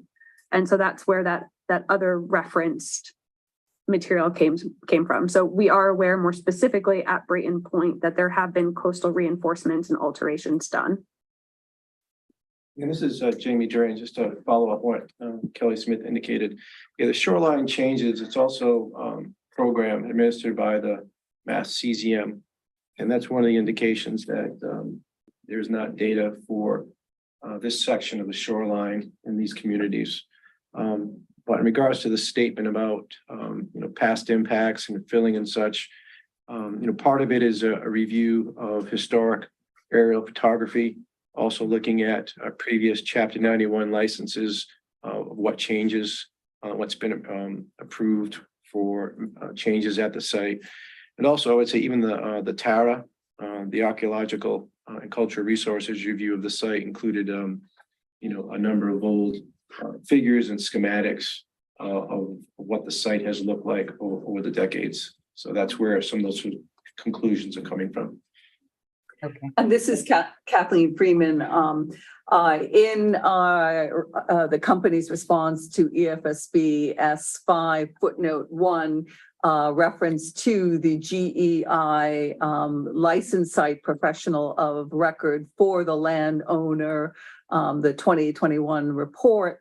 They provide an attachment that lists all the Chapter 91 licenses that are relevant to Brayton Point, and that may be helpful. You can see the hardening that has occurred on both sides, the east and the west of Brayton Point. For clarification, just from so that I understand better, what is Chapter 91 about? You want to take it? Yeah, Chapter 91, it's a waterways program under the Massachusetts Department of Environmental Protection. It goes back decades and decades.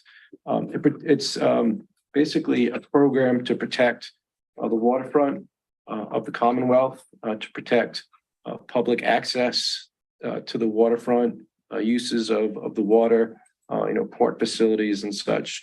So if you have work in flowed tidelands or in areas that may be considered, historically filled tidelands, like a lot of Boston is filled tidelands, you need to get either a permit or a license through the Chapter 91 waterways program. And so for this project, we are preparing a joint application to get a Chapter 91 permit for the cable within flowed tidelands. And as part of that is our water quality cert and also a dredge permit. And if I might just follow up, Eric Runge for the company. So Chapter 91 refers to Massachusetts general laws, Chapter 91. Thank you. Now, so I take it that the company still maintains that compared to alternative ocean-facing locations, the Brayton Point site is likely at lower risk of long-term shoreline change?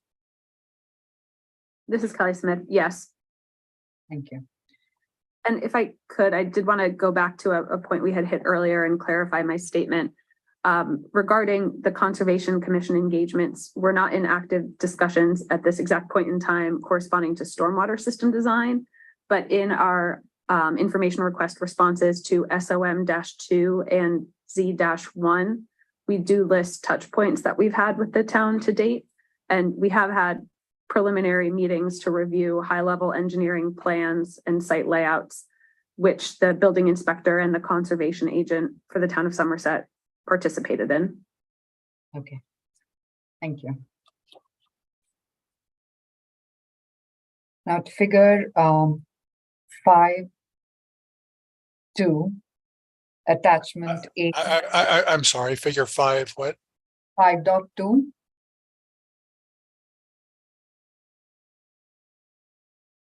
This is of the attachment A of the analysis.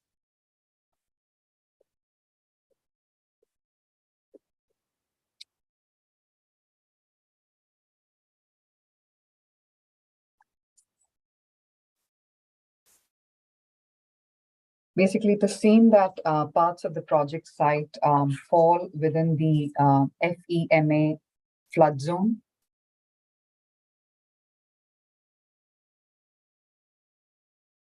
Right. And now referring to figures 1-3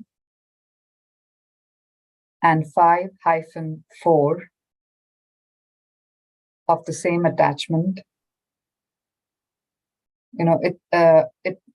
These seem to suggest existing coastal engineering features such as a seawall, a riprap, sheet pile, bulkheads, etc.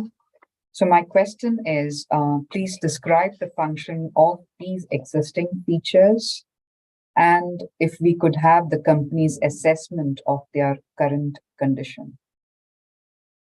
This is Kelly Smith. So speaking from firsthand site visits, the riprap appears to still be in good standing, and the sheet pile wall is still, from an observation on site, fully intact. We've also done seismic refraction testing, if I'm getting that terminology correct, at the Lee River landfall site to evaluate how deep that sheet pile wall extends.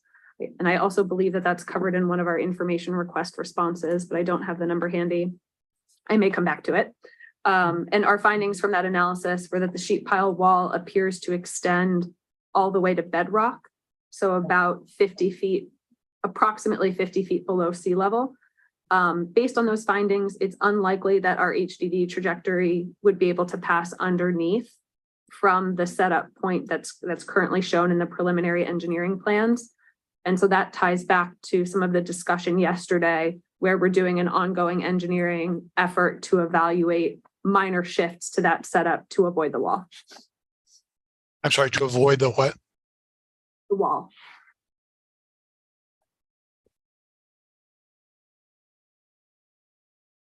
So is it safe to assume that the company does not think there is need for any additional coastal engineering design features along the shoreline? This is Kelly Smith again. We don't have any plans to further reinforce the coastline at Brayton Point. Our intent with the horizontal directional drilling is to pass under or around existing coastline features, and our cable system will be buried. So we'll tunnel underneath at landfall and then proceed inland with a buried installation. Even during construction, you wouldn't require any kind of coastal engineering features for the shoreline, right? To hold it up. Kelly Smith again, that's correct. We would have environmental protections at the coastline to ensure that any soil disturbance and dewatering was handled appropriately, but we wouldn't be altering coastline features. Yeah. Now at 6-2 and 6-15 of the DEIR,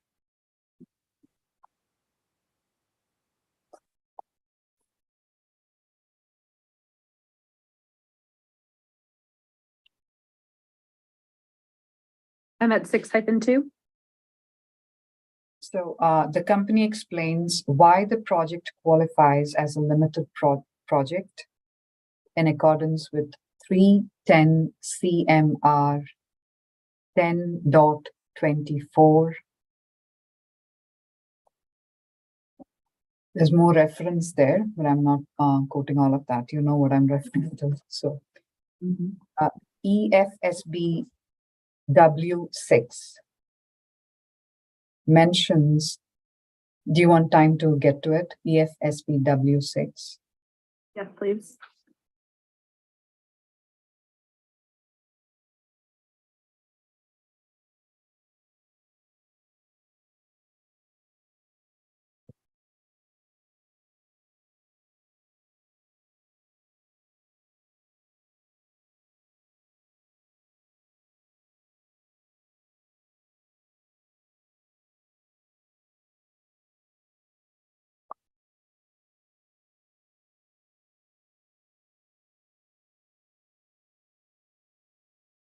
Okay.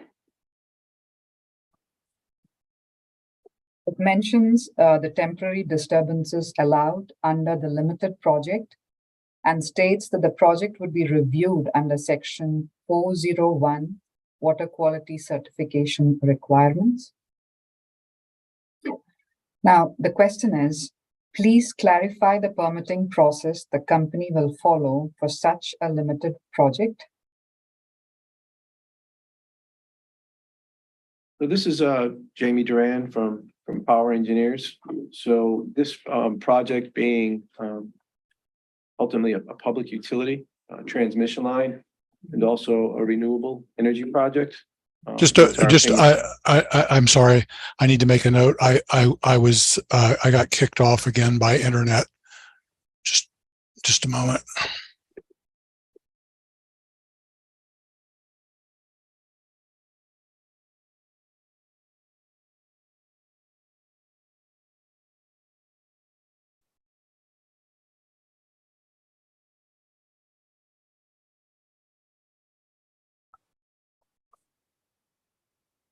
Okay, doke. Thank you. Again, this is Jamie Duran from Power Engineers responding to the question about limited project. I indicated that this project ultimately being a public utility project, delivering the transmission line and also being an offshore energy project, in our opinion, qualifies for the limited project provisions under the Wetlands Protection Act. And as such, when we prepare the notice of intent that will be filed with the Somerset Conservation Commission and likely the Swansea Conservation Commission, we will be filing under limited project provisions. And under the limited project provisions, you have to demonstrate, compliance with certain performance standards, which we outline in our response to EFSB W6. And you mentioned the 401 water quality cert. The DEP Southeast Regional Office would also get a copy of the notice of intent that's filed with both conservation commissions. I'm not entirely sure if that responds to your question. If you had a second part that you wanted to repeat. This is Kathleen Freeman. I just want to add to what Mr. Duran has said. It was in fact the Massachusetts Department of Environmental Protection who had suggested that we file a limited project filing indicating that we qualify. Right. Thank you. So I would just, I'm just trying to understand how a normal process would, how the process on temporary, limited projects would deviate from the normal. So my question is, what are the options the company has exercised with regard to citing HDD exits and entries, as well as routing offshore transmission cables owing to this special status of the project and the disturbances it allows? So I can, so you're asking about the routing and what we're doing to minimize impacts to wetland resource areas. Is that basically correct? So I'm trying to understand what you do differently with regard to, HDD exits and entries or the offshore cable routes, because this project is because this project qualifies as a temporary project. Is there any differences in how you go about it? I'll take a first shot and then Tim can follow up. So the design of the project, both offshore and onshore in the landfall, I think as Tim has indicated quite a bit this morning, we've taken a lot of measures to avoid and minimize impacts to marine resources, coastal resources, and onshore resources. And so that's the design. Now it's more of the process. Now we could file a notice of intent just under the typical project that impacts coastal resources, or we have this provision, these limited project provisions that we fall under. So our design, and Tim can correct me if I'm wrong, wouldn't change in this process. What the limited project provisions allow, it gives the Conservation Commission and the Department of Environmental Protection, if there is a superseding order, some flexibility. and how they apply the performance standards, understanding that, for instance, like a public utility, it may not be, or a project like this, it may not be possible to avoid all impacts. I mean, this is a water dependent project. So, we can't avoid all impacts to the seafloor. We can't avoid all impacts to shellfish. So we do our best to avoid and minimize. So the process with the filings would be the same, and we present the same design. This is Tim Ryer. Just to add, thank you, Jamie. I would agree that the design aspects of the project and the principles we've outlined for mitigating and minimizing effects are not specifically affected by the status as a limited project. I think the general best practices and principles are the same, with looking at the seabed conditions, survey conditions, looking at our flexibility to avoid and minimize impacts based on those, and selection of tooling, as we've discussed, and other aspects that correspond to minimizing those impacts, and taking full advantage of the advantages of the transmission technology to minimize the footprint in the seabed as well, is kind of a general project decision and not specifically influenced by that status. Thank you. Now, at analysis 5-6,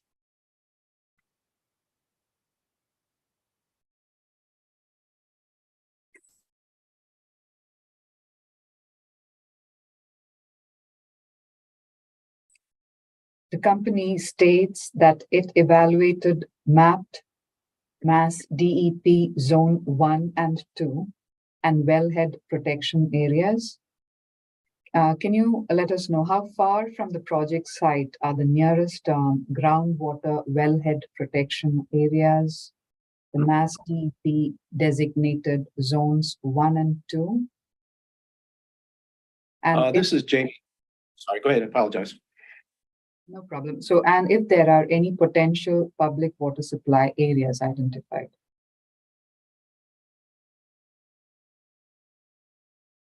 Okay, so to answer the second part of your question, through our review, due diligence, and review of Mass GIS, there's no wellhead protection areas or groundwater drinking water supply resources at the Brayton Point facility. Your question about the nearest wellhead protection zones, I would have to get back to you, and that's something I might be able to get back to you, after the next break or after a lunch break. I just don't have that right in front of me, but I think it's something I could track down for you. Thank you, Jim. Thank you.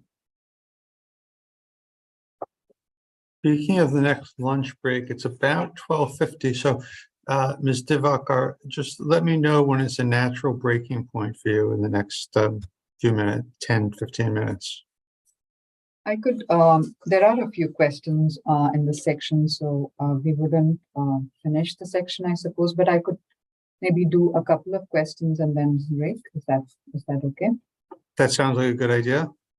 Thank you. Thank you, Mr. Shea. So the next question is, if this is something, I know it is kind of related to the question I asked before, so if we want to take this question later, I'm fine with that. So I'm trying to understand, is there any aquifer or other freshwater resource that the Brayton Point site is located on? Samantha, could you repeat that question, please? This is Jamie Duran from Power. Yeah. So is there any aquifer or other freshwater resource that the Brayton Point site is located on? No, to our knowledge and based on our review of the available data and mapping, there's no aquifer. It's actually a brownfield site, so it would not be a primary source to be putting an aquifer or using the aquifer. In regards to freshwater wetlands, there are some freshwater wetland resource areas, although they're limited, located on the Brayton Point site. But our project does not intersect with those wetland resource areas like bordering vegetated wetlands. The one inland wetland resource area, and I guess you could also consider it a coastal resource area, is the land subject to coastal storm flowage, which is synonymous with the floodplains that we discussed earlier this morning. Yeah, thank you. Now, analysis at figure 5-3. It shows freshwater recharge areas.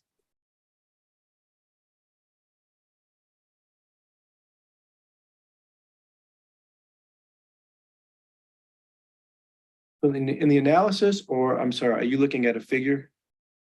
Yeah, figure 5-3.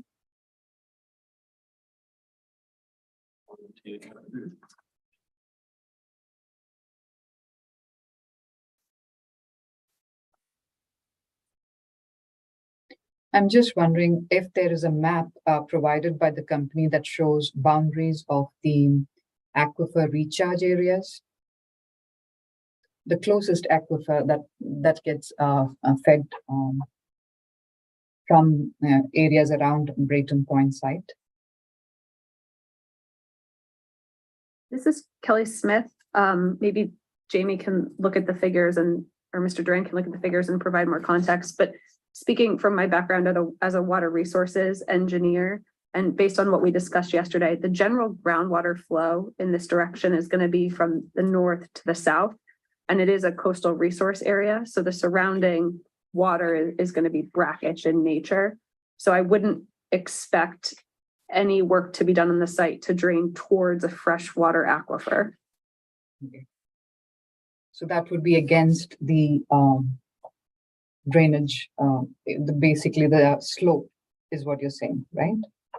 That's nothing In that general, should. Yeah. So in immediate coastal areas, typically the groundwater levels and patterns are dictated by the tides, although the groundwater itself responds more slowly. So there's less of a fluctuation, but that's the general nature of things in these sorts of areas. And to follow up regarding the aquifer map, that was something I was going to take a look at during the break to answer your question about the nearest aquifer. So I can get back to you after lunch. And I agree with Kelly. I mean, also, if you look at the peninsula of Brayton Point, you have the Lee River and the Taunton River, both of which, obviously tidally influenced. So, always bringing in, salt water to that system. So I think the nearest aquifer might be some distance, but I'll get back to you on that. Makes sense. Thank you. Yeah. We could take a break now, Mr. Shea, if that's okay. That would be great if this is a good time for you to take a break. It's 12:53, so can I see you all back here at 1:53? And I look forward to it. Thank you very much. Thank you. Thank you. All right, thank you.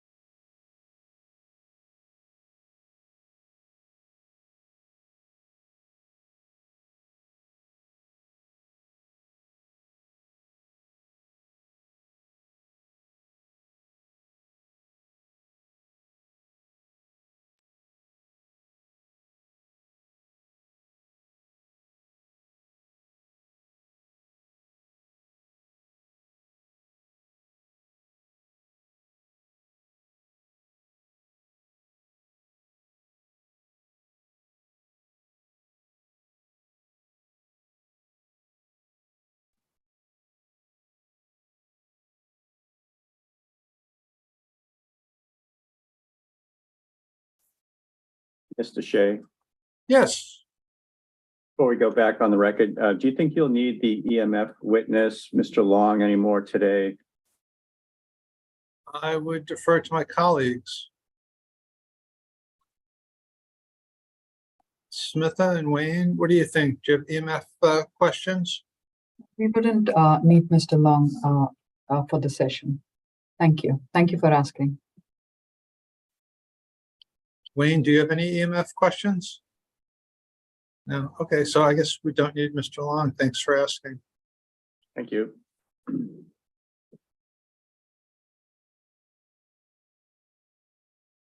Mr. Brock is here. We could start. I just wonder, I don't see Andy Green or Joan Foster Evans.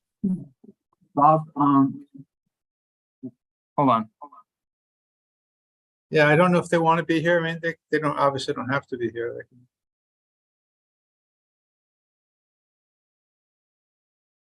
Bob, Andy and Joan indicated they won't be available at 2. Okay, so why don't we, does anyone have anything to address before we go back on the record? No? All right, so why don't we go back on the record? Ms. Divakar, you were questioning. Thank you, Mr. Chair. So is Mr. Duran back in the session? Yes, I am. Mr. Duran, I'm wondering if you wanted to get back on some references you wanted to make, or do you want to talk about it later? If we could just give me a little bit more time. I'm just waiting for some information to respond to your question about the water resources. But I'll be happy to respond as soon as I get the information. No problem. So I'm going to move on to the next question. In that case, given that the Brayton Point site is a brownfield, which was previously a power plant site, I'm wondering if there are any existing sources of water supply on the site that the company may consider reusing. This is Kelly Smith. If I could clarify the question, do you mean for use in freshwater needs? I'm sorry. Could we wait just a second? I've got an issue here. This is not my lucky day with.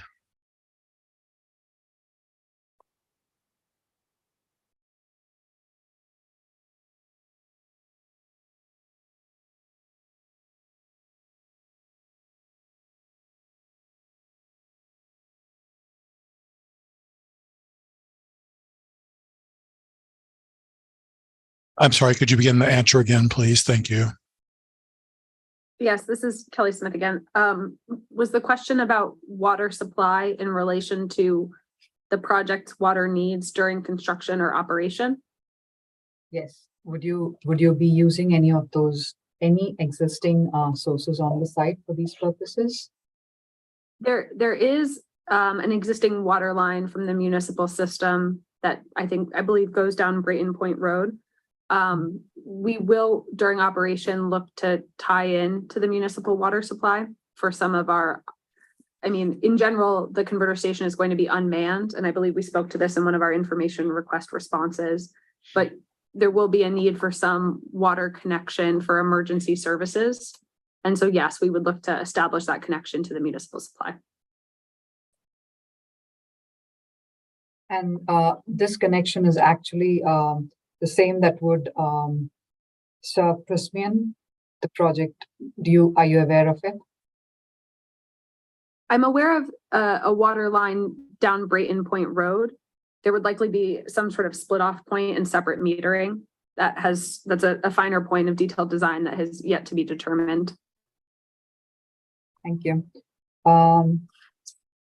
So I know we had some discussion regarding the stormwater management system proposals and the stage that we were at. I have a question for you though.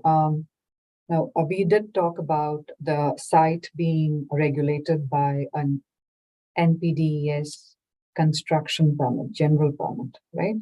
So please correct me if I'm wrong. So if it is a general permit, there are more than one parties which are regulated by that permit, right? More than one industrial, in this case, industrial sites or units. Am I right? Oh, this is Jamie Duran from Power Engineers. If you're talking about an existing NIPDES permit, each proponent or person doing work would have their own NIPDES permit for general construction permit. If your question is there an MS4 permit for discharge to a municipal system, that would be held by either the party or the property owner would have that MS4 permit. But I believe in this case, and I can get back and double check that the system at Brayton Point is a separate drainage system separate from the town system. This is Kelly Smith. Yes, that's correct. They have their own stormwater discharge points directly to surrounding coastal resource areas. If that's the question, if we understand correctly. Well, I'm only trying to understand. So, if you say that they have a separate stormwater system, are we saying that they are not connected to the MS4? That's correct. For Brayton Point LLC's stormwater system, it's not connected to the municipal system. Right. And the discharges, including those from to which SouthCoast Wind's discharges would be directed, are governed by the NPDES construction permit. Am I right? The quality of the discharges.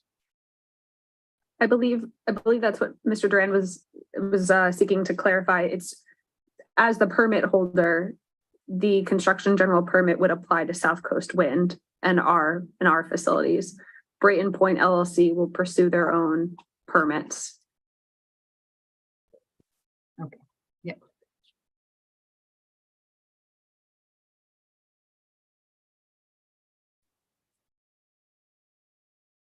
So at 6.8 of the DEIR, I'm sorry. 6-8 of the DEIR,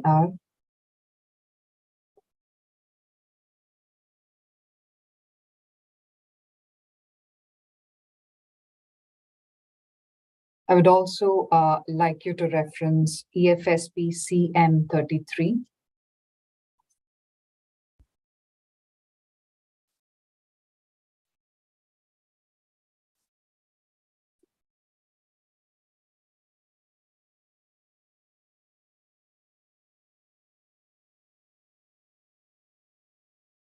Okay. So the company acknowledges that erosion and sediment controls, which the company would plan for, will have to protect against sediment transfers during construction or operation. My question is, given the history of the site, are there any other pollutants that the drainage system should be designed for? This is Kelly Smith. The stormwater treatment systems that SouthCoast Wind employs to meet the Massachusetts stormwater standards will be designed for the runoff from our site, from our facilities. So we will consider the fact that there are pieces of equipment within the converter station site that contain dielectric fluid, and there is a need for secondary containment to make sure that if something were to go wrong, that doesn't enter the stormwater system. So there are additional design features that we will implement for our system, but I would not say that there's any additional stormwater treatment needed just by virtue of the nature of the site.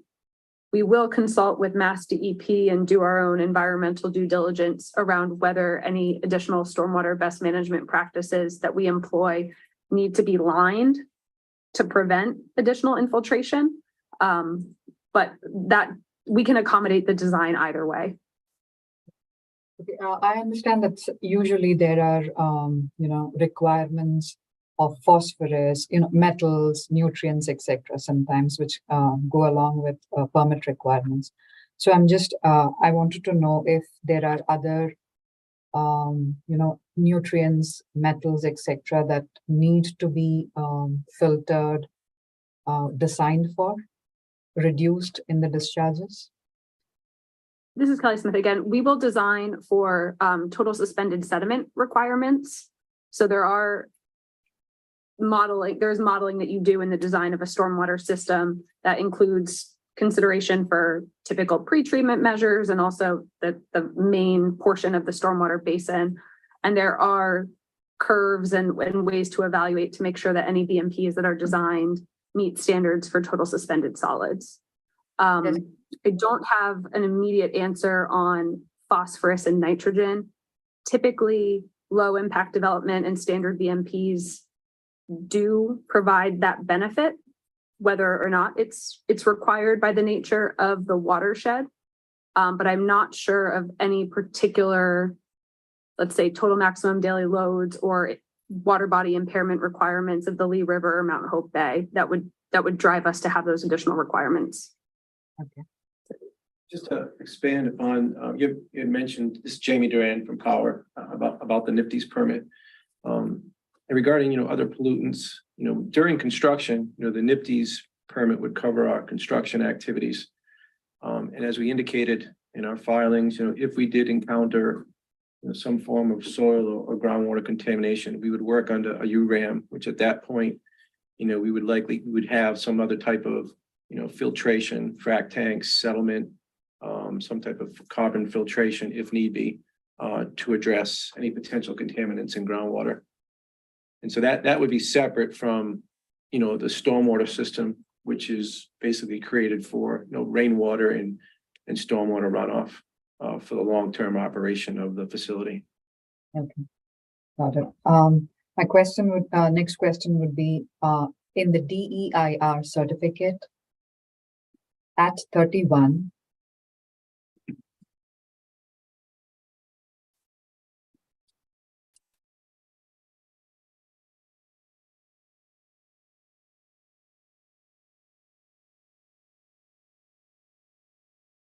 I don't have that document handy, but you're welcome to proceed with your question and I can pull it up if need be. it is required that the company describe its design of the stormwater management system and demonstrate compliance to the requirements of the NPDES MS4 permit, including recommended TSS removals and phosphorus reductions for 1, redevelopment areas, and 2, new development areas. Can you discuss what redevelopment areas would be if applied to the South Coast Wind project area? And what would the new development areas be applied to the South Coast Wind project area? This is Kelly Smith again. The stormwater standards are written such that there can be different requirements based on the siting of the proposed project. Brayton Point as a brownfield site would classify as redevelopment. So all of our work on Brayton Point would fall under the redevelopment category. The new development category would be reserved for, I believe, greenfield site development. So I understand that none of the areas on the project site would qualify for new development. All is to be contained under redevelopment areas, right? All would be contained within. Correct. The definition. Yeah. Now, could you discuss, so we were talking of the requirements of the NPDES MS4 permit. So could you discuss these requirements and has any progress been made in this regard? This is Kelly Smith again. So specific to MS4 permitting, the MS4, I believe, stands for Municipal Separate Storm System. Is that right? And because Brayton Point is a private industrial site right on the coastline, and because its stormwater discharges are directly to receiving coastal water bodies, it is not connected to the municipal system and therefore is not an MS4 stormwater system. So with respect to stormwater, that does not apply. Anyone have anything else to add? I think maybe this is Jamie Duran from Power Engineers. I think as we mentioned yesterday, and I hate to point to it again, but the final EIR does have a write-up and an attachment that goes through the DEP requirements for stormwater.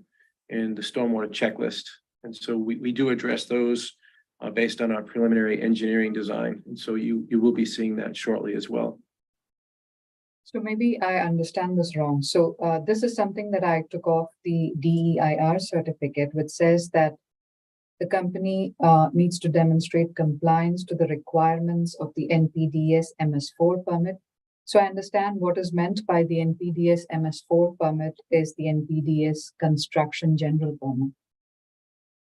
Is that how I should read it? I don't want to speak for MIPA. I think that's something we're clarifying with them is, we'll need again, construction general permit, NIPD's construction general permit. And again, I don't know if MIPA thinks that the site drains to the town of Somerset facilities. And so that might be more of a question for Brayton Point LLC. Not saying you, but MIPA may want to direct that question to Brayton Point LLC. So you still maintain that at least for the South Coast Wind Project area, there is going to be no connection to the MS4, right? Correct. This is Kelly Smith, correct. Thank you. Again, the same page and the same document, DEIR certificate. It is suggested that the company develop an operations and management plan. Is there any thought about it, any progress in this regard? It actually includes, discussions and designs of environmentally sensitive site designs and LID tech, low impact development techniques. I'm sorry, designs of environmentally sensitive site designs and what? Low impact development techniques. This is Kelly Smith again. So during detailed design of our stormwater system for the converter station parcel, we will look at whether, in addition to the improvements Brayton Point LLC is planning, whether we need to include a dedicated best management practice, such as an under-drained filter basin, like I showed in the plan yesterday. So during detailed design and based on Brayton Point's proposed site improvements, we will study the system again to validate whether we need our own BMP within the converter station parcel. If we do, it will have its own operations and maintenance plan. So the BMP would be maintained throughout the duration of our operations, and we will have a dedicated plan that will submit following detailed design for the operations of the facility.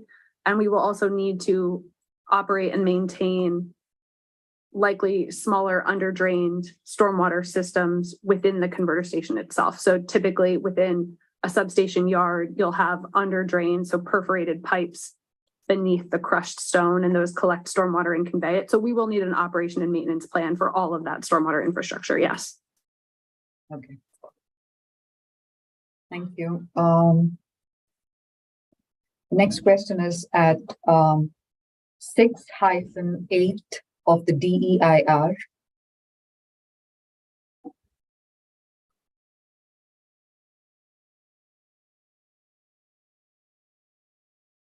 Okay.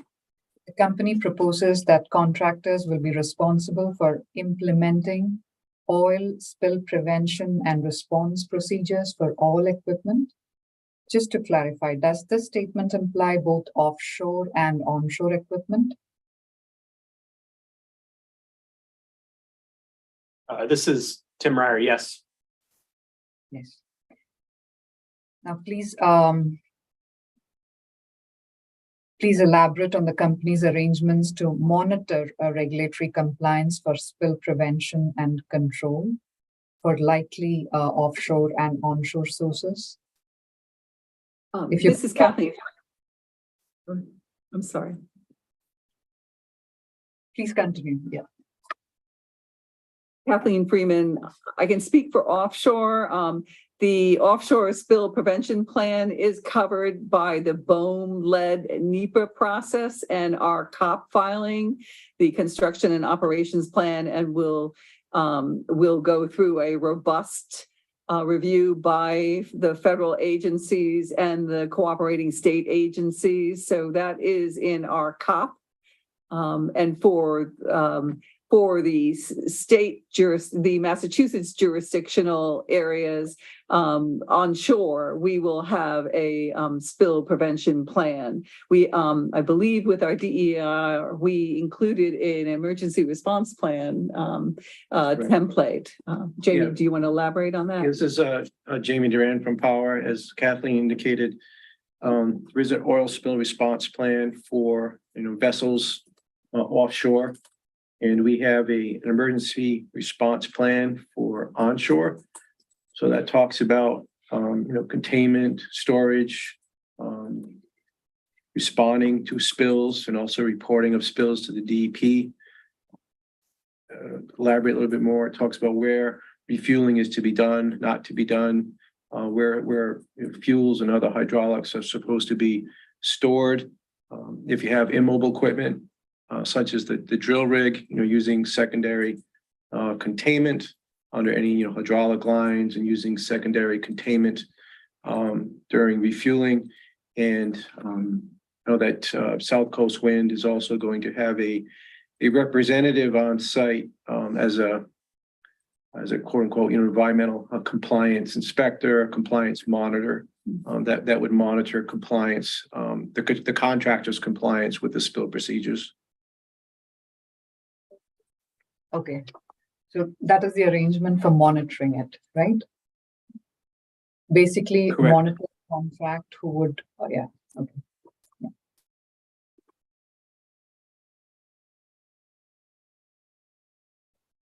So please refer to 6-10 of the DEIR.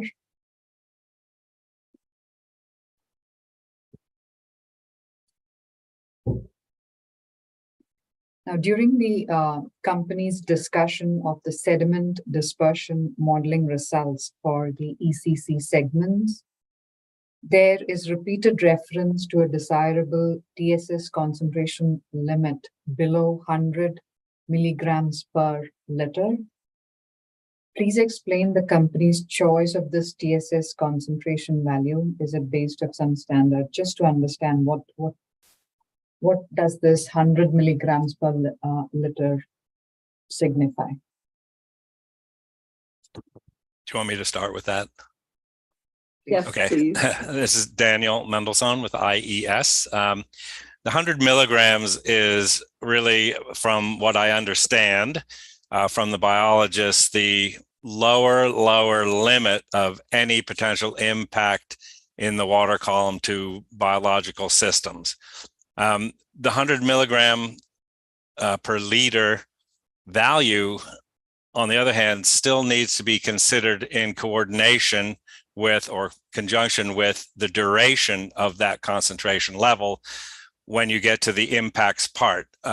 So from my perspective, and what I was looking at was the physical occurrence of 100 milligrams per liter in the water column, the area that covers, and the duration that it covers. I did not go on to study the impact on any particular biological critter. Okay. Does anyone else want to add to that?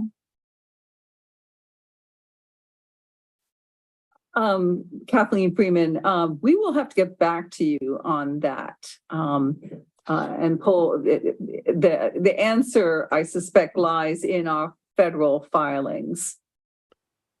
Can we get back to you after the break? Okay.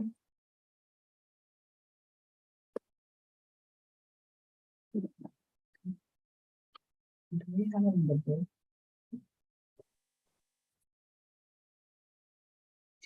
Will that be okay, Mr. Shea? Do we have another break? I'm sorry. Do we have another break? Yes, we usually take a break in the afternoon. Yeah, okay, yeah. And if you can't get back to us with that information, we can take it as a record request. But let's see, how you do on the break. Okay. So the next question would be at 6-11 of the DEIR.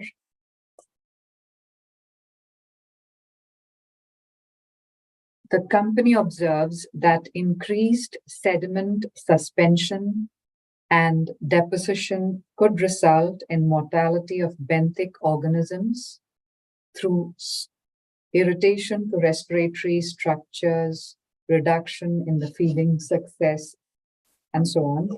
Now,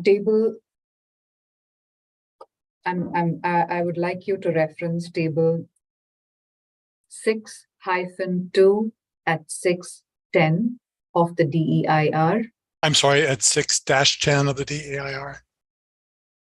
Yes.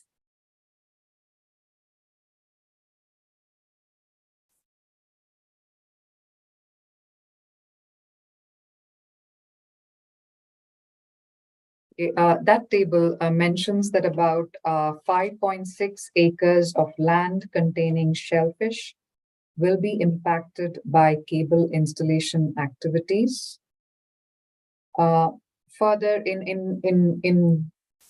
further, the company also observes that along the proposed ECC within the Massachusetts state waters, habitats of juvenile cod, spawning winter flounder, and finfish will be temporarily disrupted.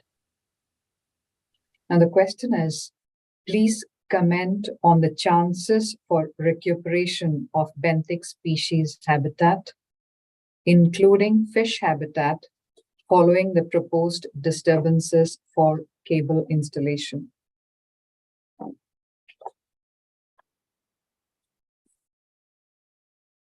This is Jamie Duran. I can start with that.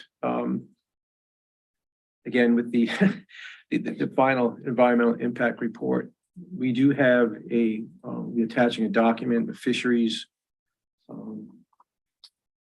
monitoring plan that's been worked on with around CRMC, Mass Division of Marine Fisheries, and Rhode Island Division of Marine Fisheries. To target certain shellfish and certain finfish that there'll be research on and monitoring done. And there's also a separate document that'll be in the FEIR, which is our benthic monitoring plan. Understanding what you just read about, there's going to be some impacts to certain benthic habitats. It outlines, again, kind of our research needs in dealing with the agencies. One is looking at the relative abundance of native versus non-native species post-construction. The second is looking at if there's impairment to the long-term viability of benthic community. And the third one just escaped me.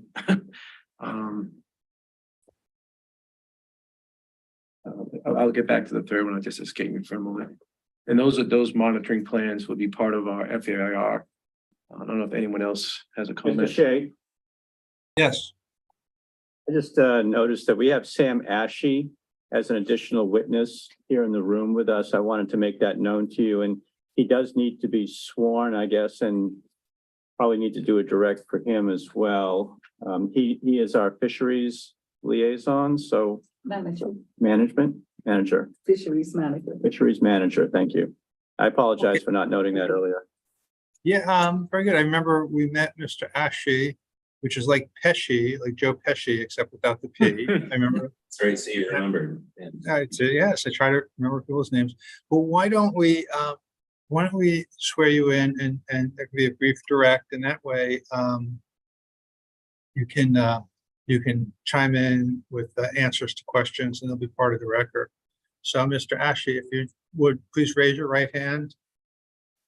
Do you swear that the testimony that you will give in this proceeding will be the truth, the whole truth, and nothing but the truth? I do. Thank you. Let the record reflect Mr. Ashe has been sworn. Ms. Zepiel or Mr. Runge, who wants to do the direct? Eric, do you want me to do the direct? Yes. Okay, great. Good afternoon, Mr. Ashe. Could you please state your name, business affiliation, and address for the record, please? Sure. So my name's Sam Ashe. I'm the fisheries manager for South Coast Wind. Our address is 101 Federal Street in Boston, Massachusetts. And on whose behalf are you testifying in this proceeding? Yeah, South Coast Wind. Are you the same Sam Ashe who sponsored information request responses in this proceeding? Yes, that's correct. And I think we touched on it just before we started this, but could you please state your role with South Coast Wind? Sure. So I'm the fisheries manager. I'm tasked with the point of communication between the company and the recreational commercial fishing communities that we are overlapping. I work in a liaison role. I also work in support of the technical needs with a background in fisheries science and marine science. Okay, and it might be what you just stated, but could you please describe the general topics you're prepared to testify about today? So the general topics I'm testifying about are related to fisheries management, fisheries science. Okay, great. Was your resume submitted as an attachment to the participant list filed by South Coast Wind in this proceeding? Yes, it was. And have there been any changes since its submission? Nope. And were the responses, including any supplemental responses, and I believe you just sponsored supplemental responses, to information requests that were submitted during the course of this proceeding that bear your name, prepared by you or under your supervision? Have they changed? No, they have not. Were they prepared by you or under your supervision? So they were prepared. I've been with South Coast Wind for the last month. They were prepared in advance of my employment, but I did review them prior to their submission. Okay. And do you adopt all of those materials as your testimony in this proceeding? I do. Okay, great. Mr. Presiding Officer, I think Mr. Ashe is ready for any questions that may come up for him. Thank you, Ms. Zepio. Now, pardon me, Ms. Vakar, we interrupted your examination, but I'm glad we have Mr. Ashe. He's sworn on the direct, so please resume what you were doing before. Mr. Ashe, would you like, and Mr. Duran was trying to answer the question that I have posed. Do you want me to repeat the question, or is there anything that you would like to add? If you wouldn't mind repeating the question and maybe highlighting the points that Mr. Duran didn't already cover, that would be a big help. Well, I will repeat the question for you.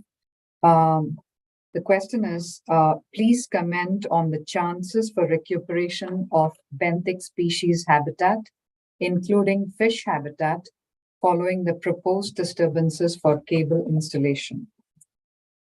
And I had referred to the company's statements in the DEIR, which said there were these statements such as increased sediment suspension and deposition could result in mortality of benthic organism through irritation to respiratory structures, reduction in feeding success, etc.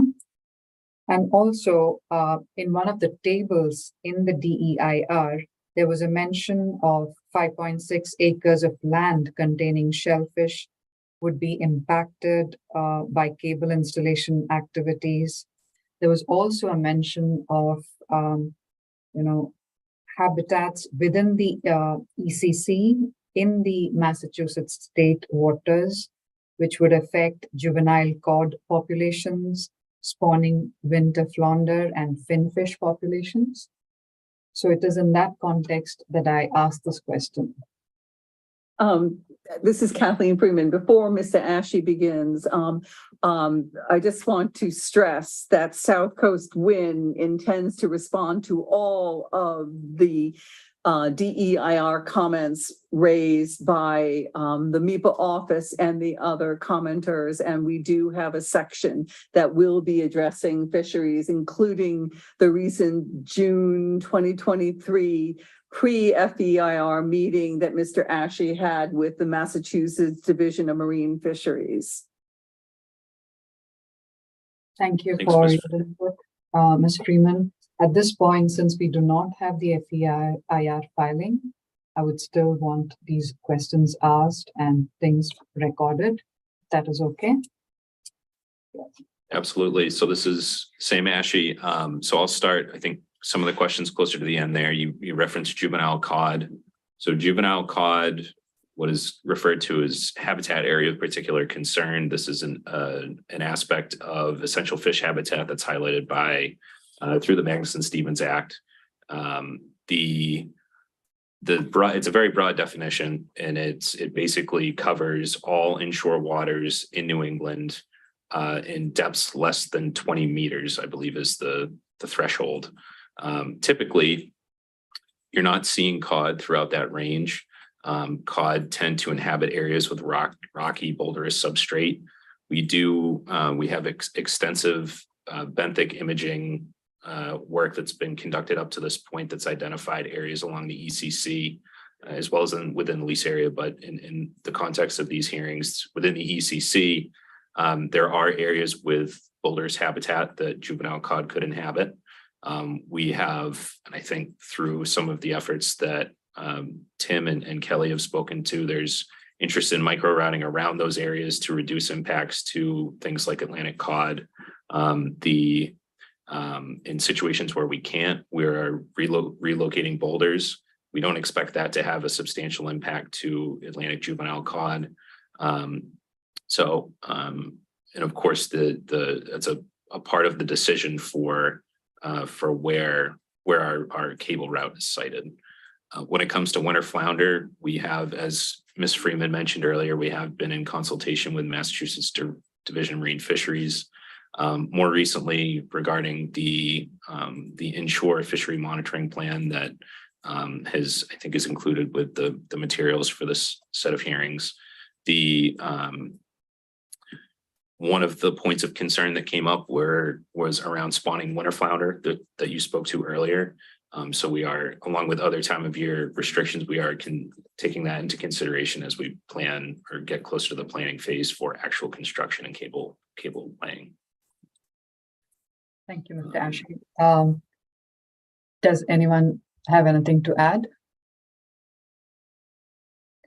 So I'll move on to my next question at this point. Now, the reference is 8-16 of the DEIR.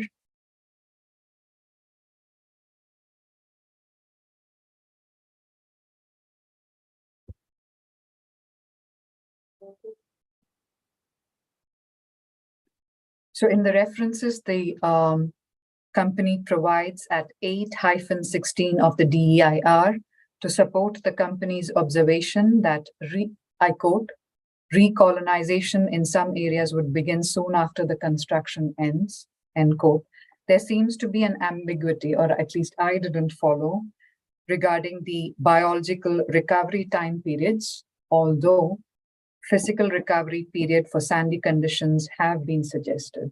My interest in sandy conditions is because I understand that is mostly the kind of conditions that exist in the segment of, the ECC segment that is within the Massachusetts state jurisdiction.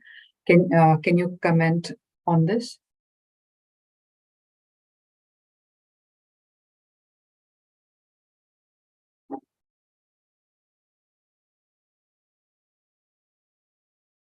This is Tim Ryer. Can you please clarify what you're asking us to comment on? Is it about the seabed conditions, or I apologize, confirmation of the seabed conditions in Massachusetts waters, or I might have missed what you're asking us to clarify. Yeah. I'm sorry. So let me just ask you the question once again.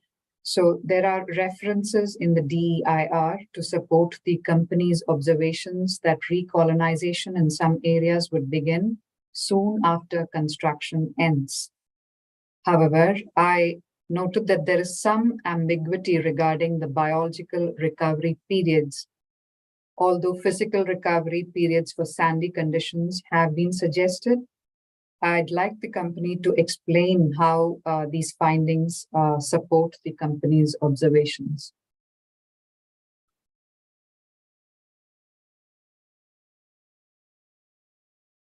Want to take a record request?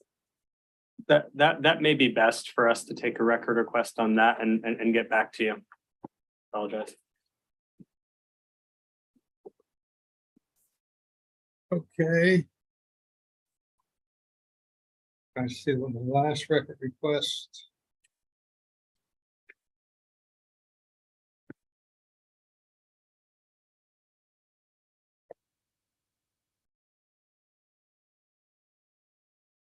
Okay, I think the last record request I'm going to ask you, let's go off the record.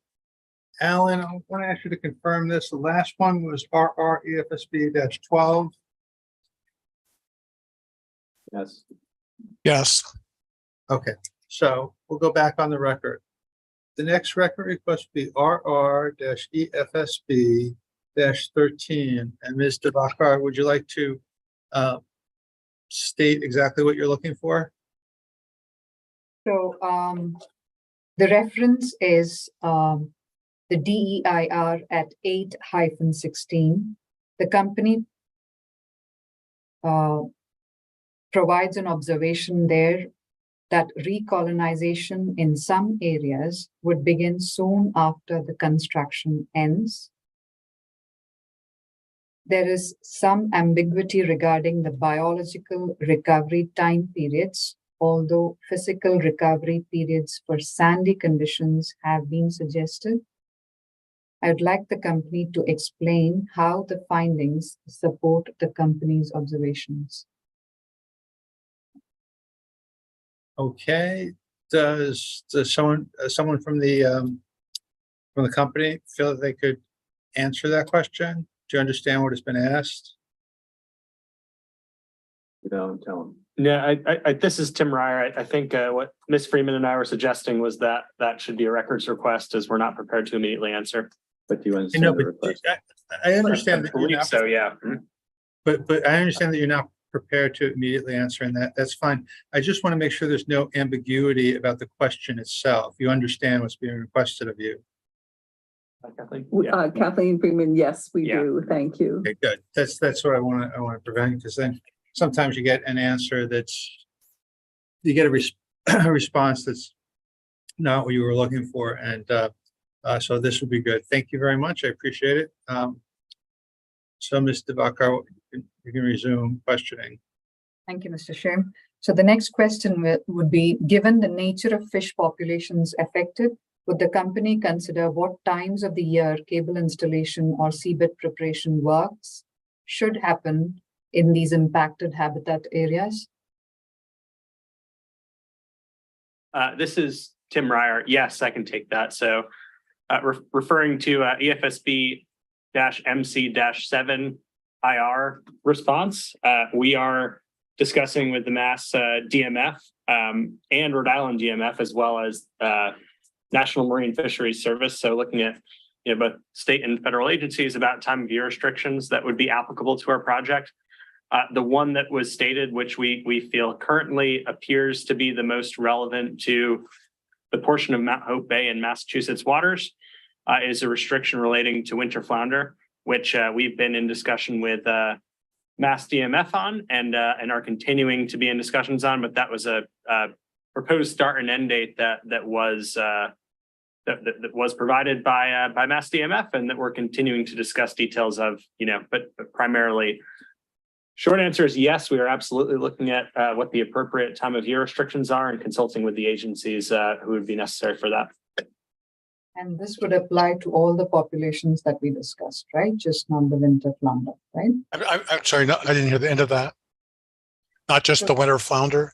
Yes. So I can take another answer to that. So we're in communications with the agencies to determine what the right balance solution is, right?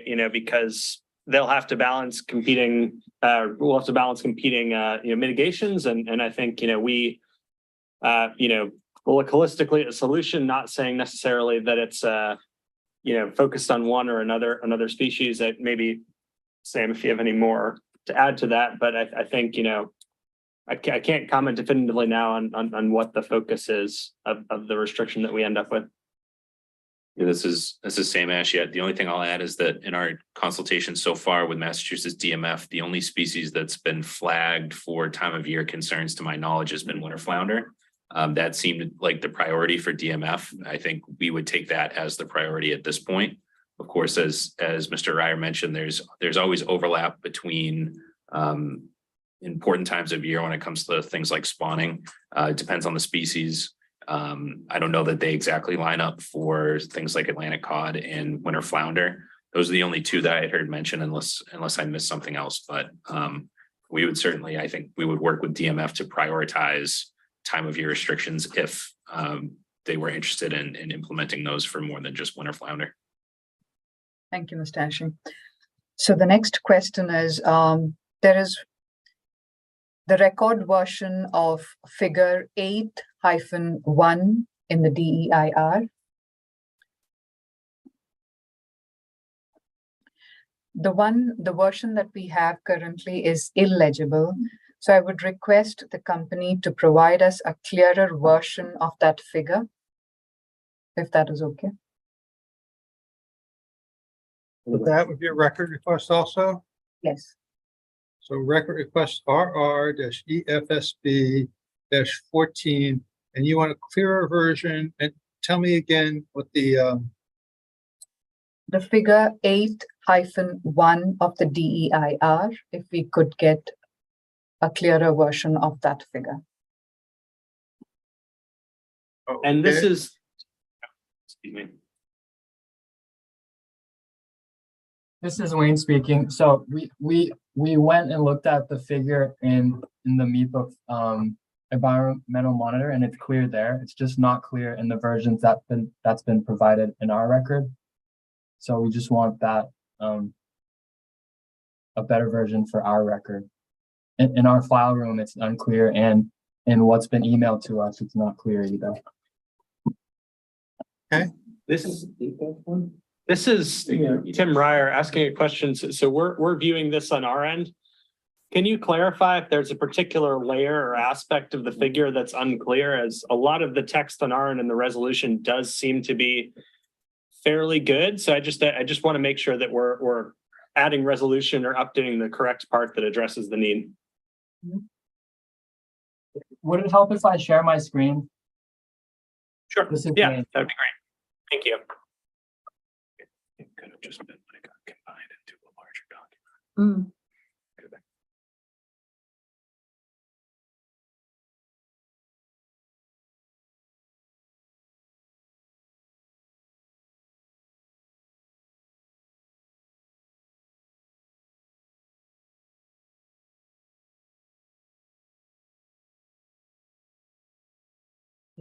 -1.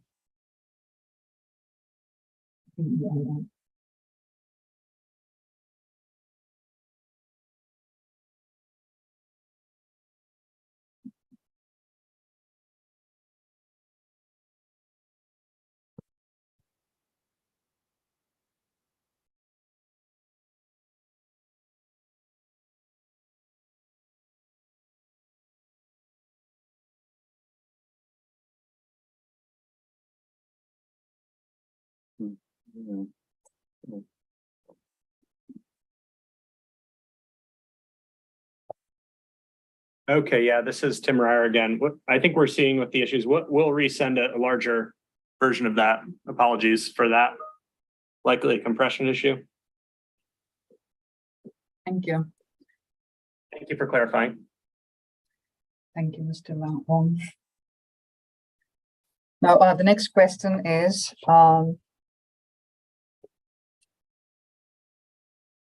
at 8-15 of the DEIR,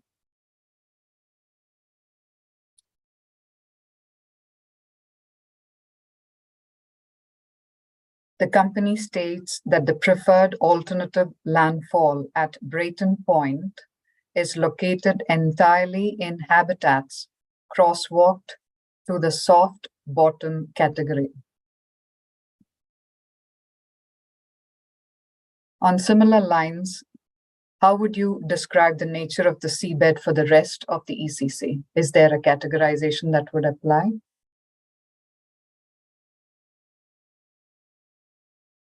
This is Tim Ryer. Would you please clarify the question? Are you referring to the portion of the ECC in Rhode Island jurisdiction and federal jurisdiction?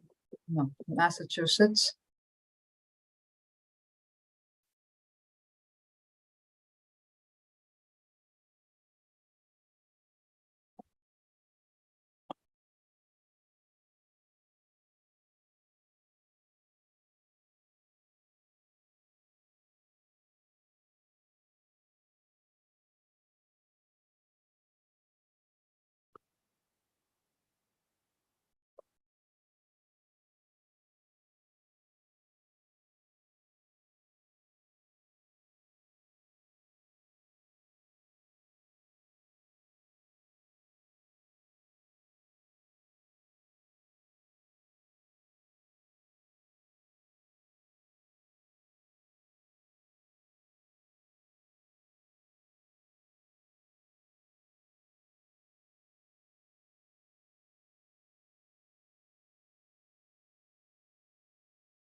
We may have to get back to that, yeah. Kathleen Freeman,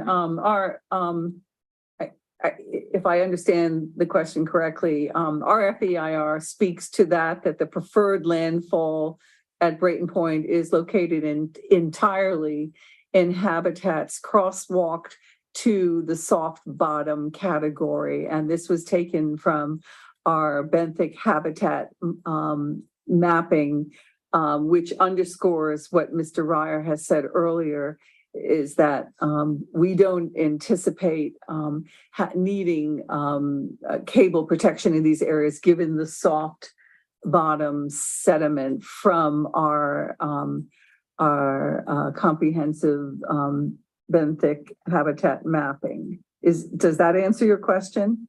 I'm not getting to that aspect of it. I just wanted to know if there is a categorization under which the rest of the ECC could be identified. This is Jamie Duran from Power. We have a figure in the draft EIR. I'm trying to get that right now. And this is Tim Ryer. I believe we're referring to figure 8-1, right? The one that they've requested a higher resolution version of with the benthic habitat types with modifiers. Yeah, and I'm also looking at the draft EIR. This is page, well, the PDF, it's 334 of 902.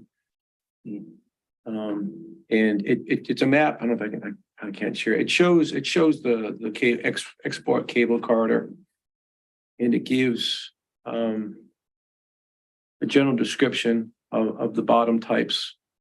And it shows the majority, as be seen, of Mount Hope Bay in Massachusetts waters as gravelly mud, and that same sediment composition extending into Rhode Island waters. And then as you get further. I'm sorry, can you point me to the page?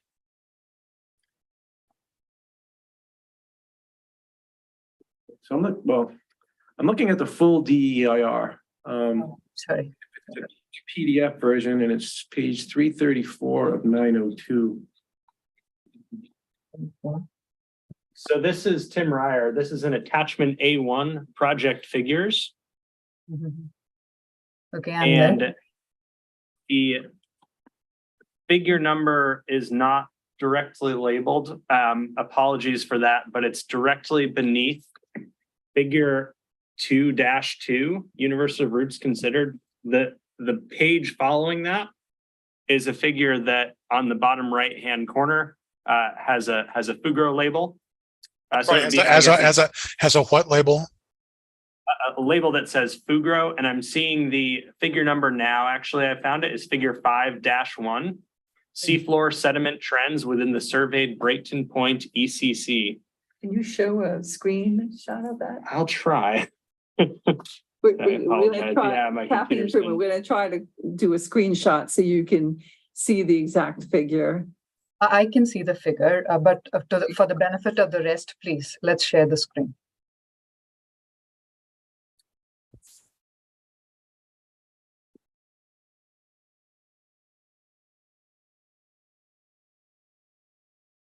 Bear with me for one moment here. Beautiful, that's it. So this is Tim Ryer. I'm showing the inset figure, and I'll zoom out to show the legend in a second. But you'll note how the inset figure is all categorized with this light green characterization in the entirety of the ECC in Massachusetts state waters, which is to the northeast of this dashed line across the northeast half of Mount Hope Bay. And that is categorized as gravelly mud. And then we can returning back to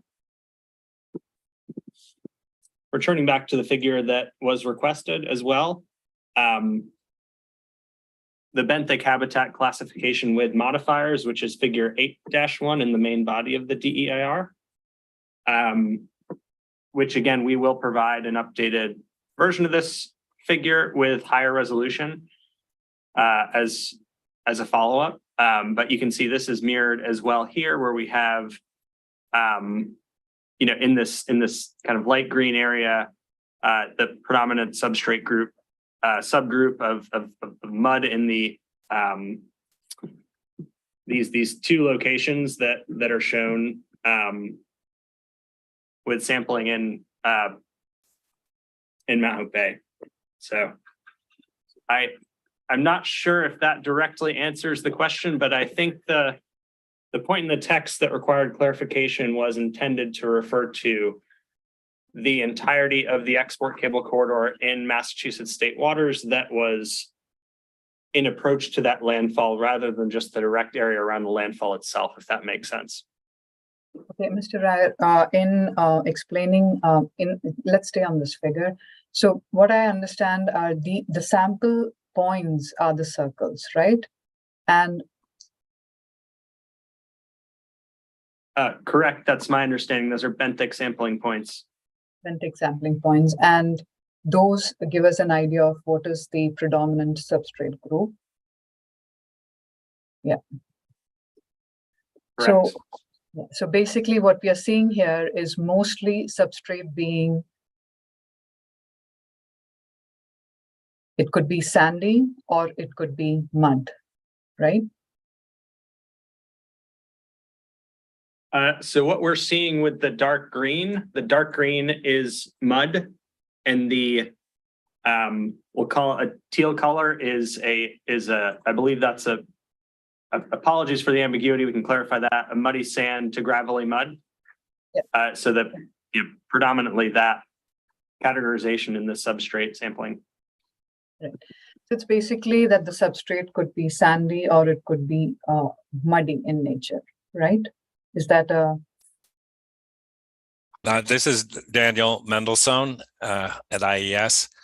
We have a map of the surface sediment division into 6 different sediment types in the report on the sediment transport model from data taken by AECOM, I guess, for South Coast Wind, Mayflower then.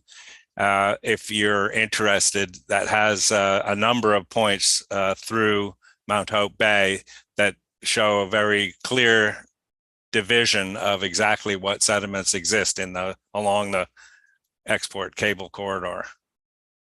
well, Mr. Mendelssohn, thank you for offering. So maybe you can answer me. It's a very simple question. I just wanted to know whether the substrate, the nature of the substrate can be classified as anything between sandy and muddy. In the analysis that I received of the sediment types, it was more than 50% silt, and then about 25% various sand gradations between very fine and coarse, and then about, let's see, 15% mud. Okay. And the greater the smaller the silt particle size, it would get closer to mud category. Am I right on that? Yes, but I did that analysis already and divided the categories so that mud exists in a category all by itself, and the silt would be a separate, larger grain size category. Right. Thank you for clarifying. Now, this is mostly for my understanding. There is a reference. So let me state the question. The company has provided some references. I believe it is at 8-15 of the DEIR. My question is just this. I just wanted to know, it is from those references that I had this question. So that's why I mentioned the references. Just want to know, how does biological habitat recovery in muddy bed conditions compare to sandy conditions?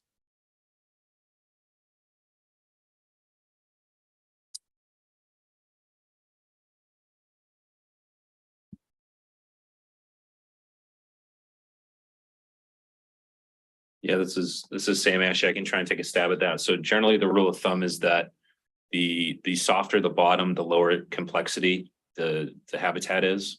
So in situations that we're talking about with sandy bottom or muddy to even muddy gravelly bottom, there are low complexity areas which tend to recover at a higher pace than what are defined as higher complexity areas, which would be things like rocky bottom boulderous substrates, which do exist elsewhere, but not so much in the area that we're focusing on in this question. Okay. Thank you. That's all. I'm And sorry. if I could just, this is Jamie Duran from Power, and just to follow up to Sam, I just wanted to clarify, it's related to this item about disturbances to the benthic community. And I think my last response about the benthic monitoring plan was a little garbled. So the benthic monitoring plan that's incorporated into the FEIR, the plan is actually organized into addressing 3 items. And those 3 items are, the relative abundance of non-native species versus native species, the evidence of impairment associated with organic matter enrichment on the seafloor, and then the third, which may respond a little bit to your question, is any delayed recovery from physical disturbances along the export cable corridor route. I'm sorry, along the what? Along the what cable route? Along the export cable corridor route. Thank you. Thank you.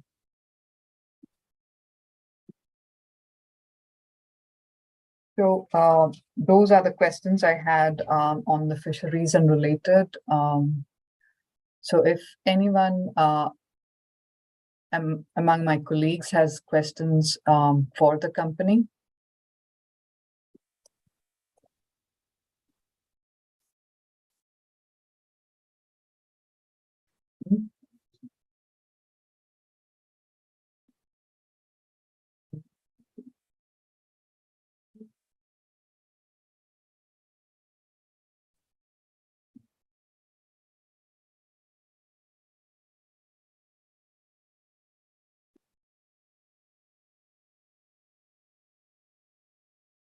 This is, Mr. Chairman, if you don't mind, this is Jamie Duran from Power. Yes, how are you? During the last break, we were asked to look at some wellhead protection areas, and I do have a response if I could share that. Oh, this would be a good time. Thank you. Okay. And I'm just going to ask Kelly Smith if she can share her screen. And I'm just going to pull up my notes here. I've got too many things open on my computer.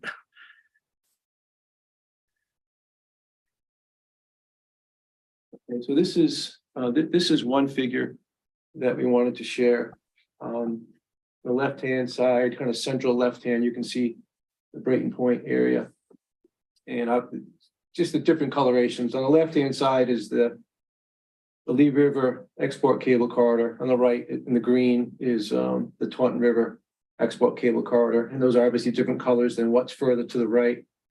So what's shown in that, I guess that turquoise green, if you look on the legend, is a mass surface water supply protection areas. I guess I'd bring your attention to Zone C, which is the outermost polygon. And what that represents is I beg your pardon, sir. You say zones C as in Charles? Zones. Yeah, if you look at the legend, there's Zone A, Zone B, and Zone C. Oh, I'm nearsighted. Oh, there I see. Yes, that's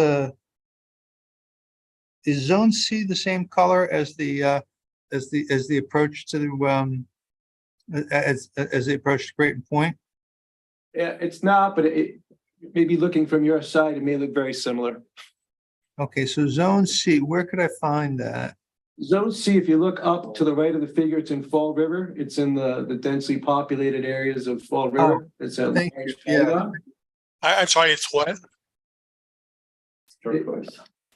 It's that large turquoise polygon located in Fall River where it's densely populated. I can see it, thank you. Okay, and that's mapped in MassGIS as tributaries to the North Watuppa Reservoir. And the North Watuppa Reservoir is located to the east of these polygons. And off the top of reservoir is the primary surface water supply for Fall River. I don't have a measurement on this, but if you measure like the point where the HVDC converter station is, that red square on this figure, that's the approximate location of, oh no, it's not actually, to the north of that. The red square is the POI. So if you go to the north of that, where the HVDC converter station is proposed, and you measure to that outermost zone C, this is a rough measurement. It's approximately 2.5 miles from Brayton Point to that tributary. And I have a second map that Kelly's going to share. This is Kelly, and just for reference, I drew a bit of a highlight near the scale bar, which goes up to 0.5 mile versus the length and the distance from the project area to the zones that Mr. Duran has been talking about. But I will now flip over. Thank you, Mr. Duran. Before you go, how far is it from the project area to zone C? It's approximately 2.5 miles. Okay, thank you.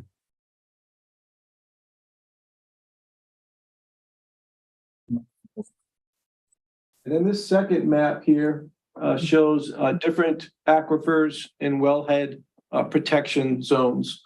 So again, in the bottom central portion of the figure, you'll see the red polygon. That represents Brayton Point. It's an entirety, it's like 300 plus acres. And the wellhead protection zones, wellhead protection DEP zone 1, and the legend is shown in yellow, and wellhead protection zone 2 is shown in, I guess it's like a purpley pink hatched color.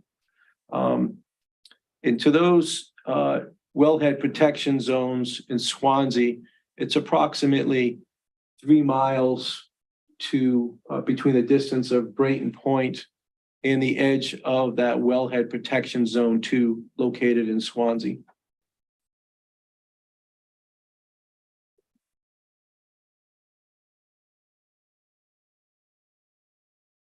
And Swansea is the closest, right? That's the closest we get, right? Based on Actually, the closest what? That's the closest we get to wellhead protection area, right? Correct. Based on this mapping from MassGIS, that is correct. Right.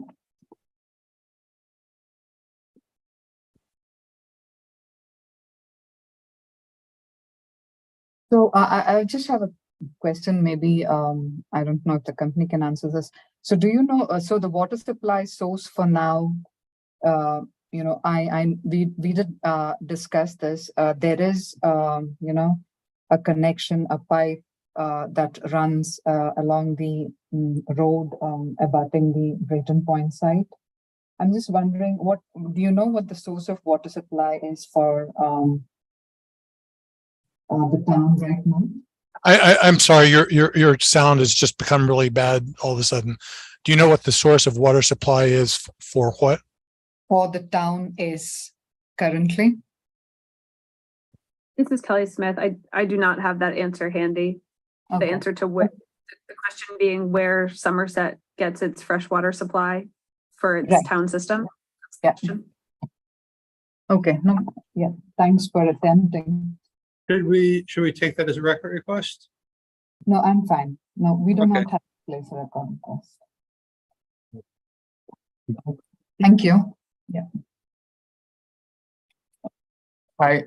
So before Ms. Devakar starts asking about fisheries, I wanted to ask a question to Mr. Mastone. I understand you've been in contact with the indigenous tribal groups in the area. Is that correct? Federal tribes, yes. Thank you. Could you give us a brief idea of any concerns the groups might have had, or if they have any particular asks of the company? They have made no written requests or expressed written concerns, and we've asked for that. Okay. But those have been verbal conversations, I'm sorry, but those have been what? verbal conversations. That was made with the representative for the Narragansetts and the person I shared responsibility with, who was no longer in the company, Aaron Healy had conversations. But we've asked for, tell us in writing what your concerns are, and we never received them for this area. Okay. I guess it sounds like they might have concerns in other areas. Is that what you're Well, saying? you get the other tribes do have concerns, but they're very general, like you dig too many test pits or things like that. It's not identifying things, except now we have traditional cultural properties, which aren't within this area. Those are off of Martha's Vineyard in Nantucket, but they've not expressed any specific concerns for this area. Or in the routing, it's just don't do too much testing has been the concerns. And again, verbal, not written. Okay. And is it the company's plan, and do you have a plan in place to keep the tribal groups apprised of activities in the area? Yes, we have sessions, pre-survey meetings, and then we do update them if we find anything. But beyond that, it's very difficult to get meetings with them. Thank you. And finally, I didn't catch this, but what groups were these? Typically, we hear mostly from the Wampanoag tribe of Gayhead Aquina and the Mashpee Wampanoag tribe. And then the Mashantucket Pequot will also participate. And beyond that, we've only recently started to get the Shinnecock to say anything, but it's nothing very directed towards project specifics. They're very high level. I don't even know how to characterize the statements. I wasn't party to those statements. Thank you. And for my benefit, are these federally recognized, state recognized, or have you not made any discrimination between what? I didn't hear the end of the question. Have you not made any discrimination between what? The designations based off of I don't mean discrimination that way. I meant have you? I understood what you meant.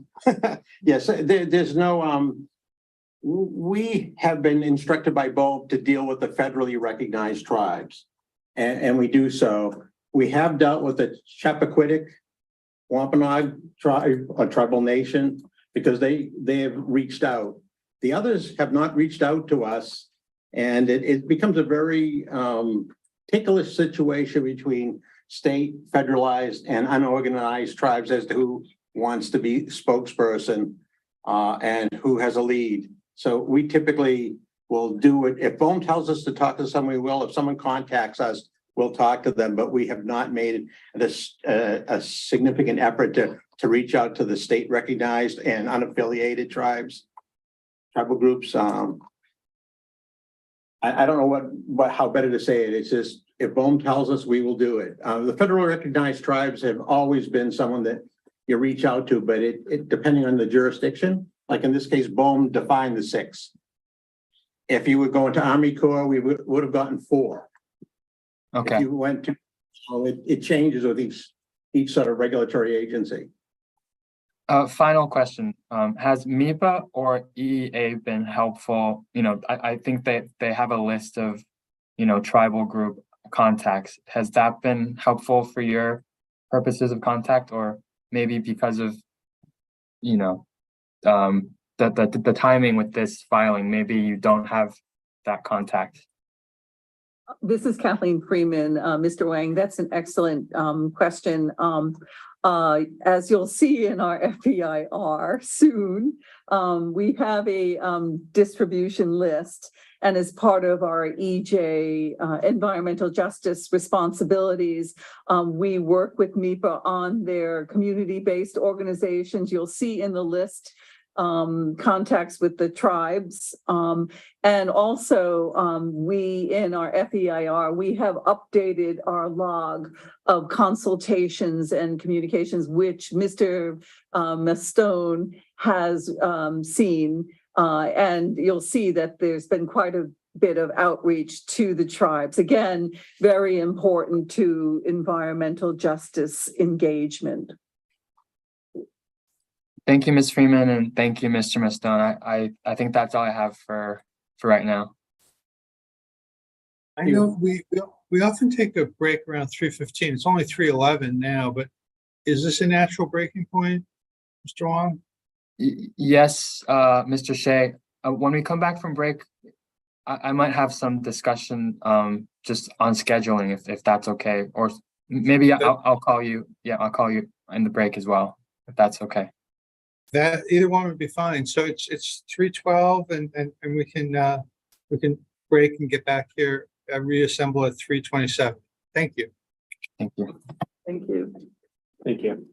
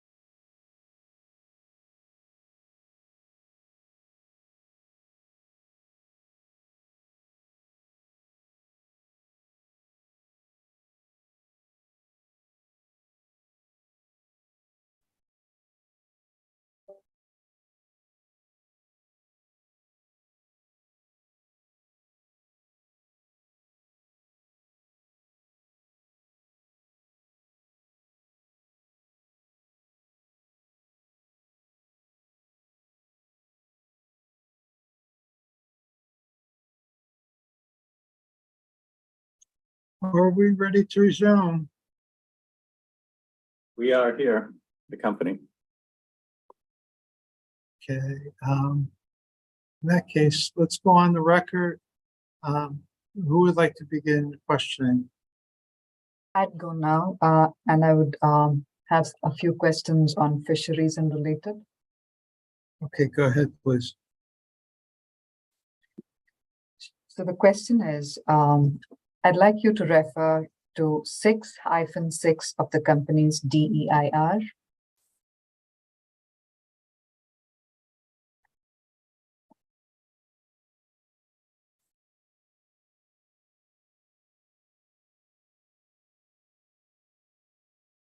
It is mentioned that, I quote, the South Coast Wind Fisheries License Officer proactively contacts fishermen if their gear is entangled by geophysical and geotechnical survey operations, and so on. Now, the question is this: have there been any reported incidents which required such action? And if yes, how were the fishermen contacted in these instances? So this is Sam Ashe. Thank you for that question. As I stated earlier, I'm relatively new to the team here. So within the month that I've been here, no, there have not been any gear interactions. We have not had the need to report out to any fishermen or touch base with them about lost gear. I believe for the duration of the geophysical and geotechnical surveys that have been occurring, I do not believe that there have been any interactions where gear has been brought on board. But if that were to be the case, we would get the permit number for that would be imprinted on the fishing gear, the fishing buoys. We would reference permit data. We'd get the contact information for the fishermen, and we'd touch base with them directly if we didn't already know who they were, just based on the fact that they were fishing within the lease area. Okay, thank you, Mr. Ashe. The next question would be, are the fisheries representatives the points of contact for any kind of passing on information? This is Sam Ashe. Yes, absolutely. They're there as they've been really selected based on their presence within the fishing community of their respective area. We have the New Bedford Port Authority. We have representation for the Massachusetts Lobstermen's Association, and then the coastal fisheries of Rhode Island. So basically the three areas that we overlap with, or where fishermen are operating out of, that could fish within our lease area or within the ECC. So they are, in addition to our on-staff personnel, myself, who's a point of contact to the fishing community. Yes, those fishery representatives are our main points of contact within their respective communities. Thank you very much. So I understand that these fisheries representatives cover for the area within the ECC that this project that serves this project. Did I understand you correct?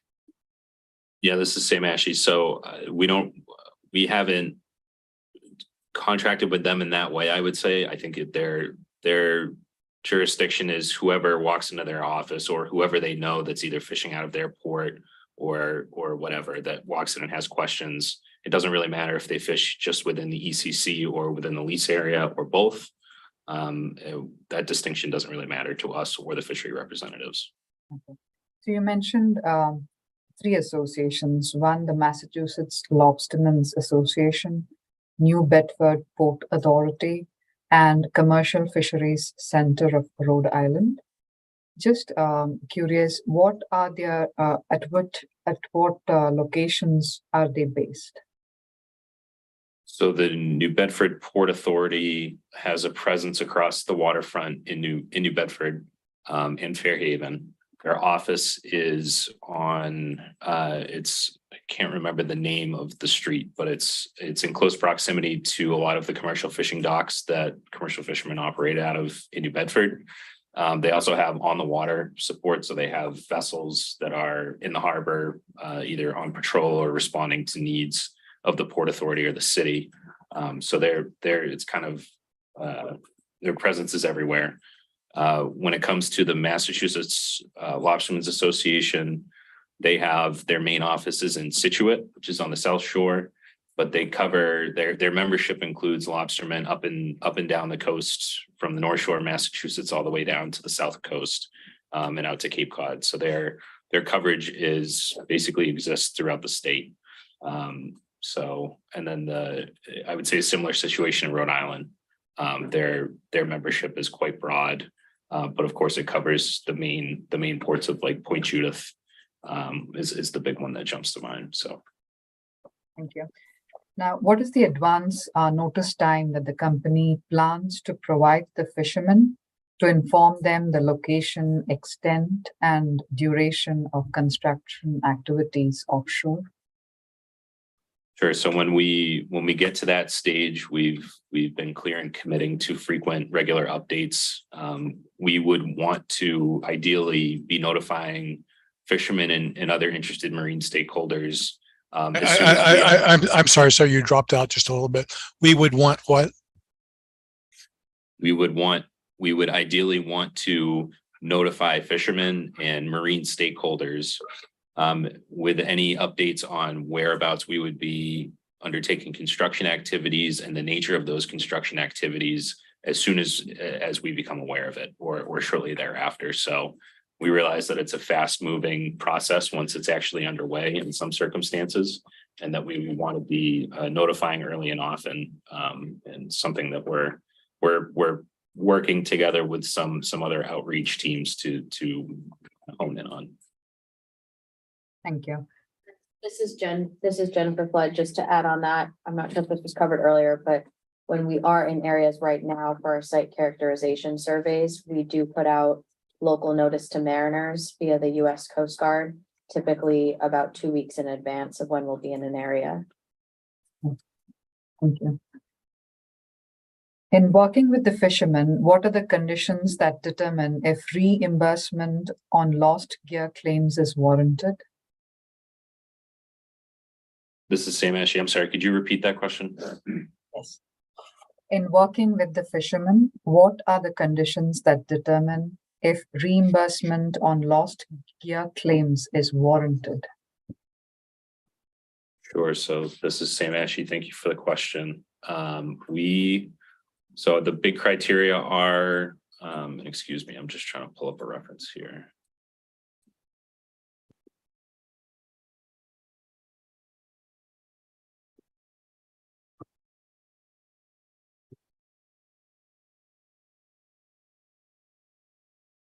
I would say while Sam's pulling that up, I think for the most part, it's very situation specific based on the type of work being done in the area and the nature of the claim.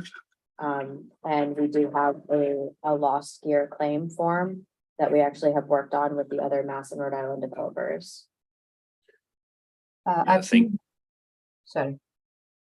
Sorry, I just wanted to jump in. I wanted to pull up the actual form so I have that as a reference. But as Jen mentioned, we do have a gear loss form. This is for anyone that's fishing within the lease area or along the ECC that's gear is interrupted or destroyed or pulled up during construction operations.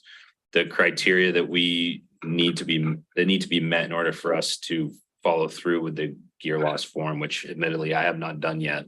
But we're looking for permit information that is basically the permit that authorizes them to operate in whatever fishery it is that they're setting gear out in.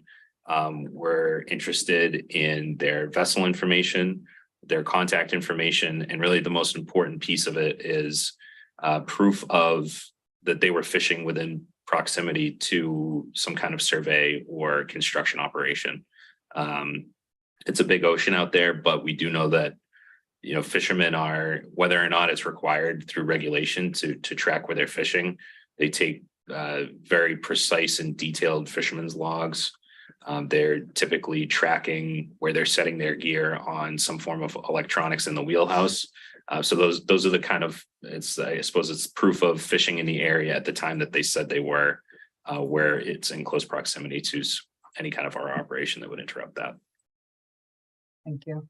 So I'm interested in how these conditions get developed. In the process of developing these conditions, have they, what did you call the FRs, the fisheries representatives been consulted? How do these criteria get developed?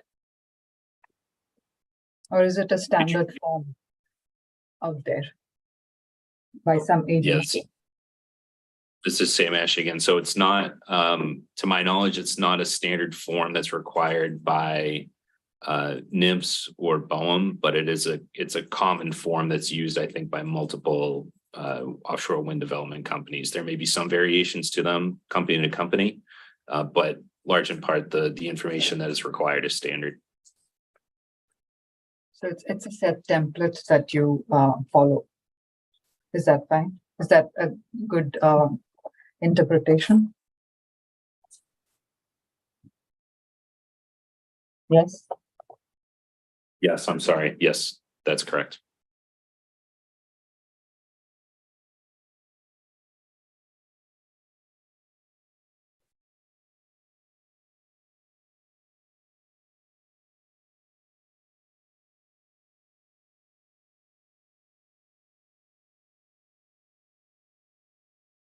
I think I'll pass on questioning to my colleague, Mr. Wong.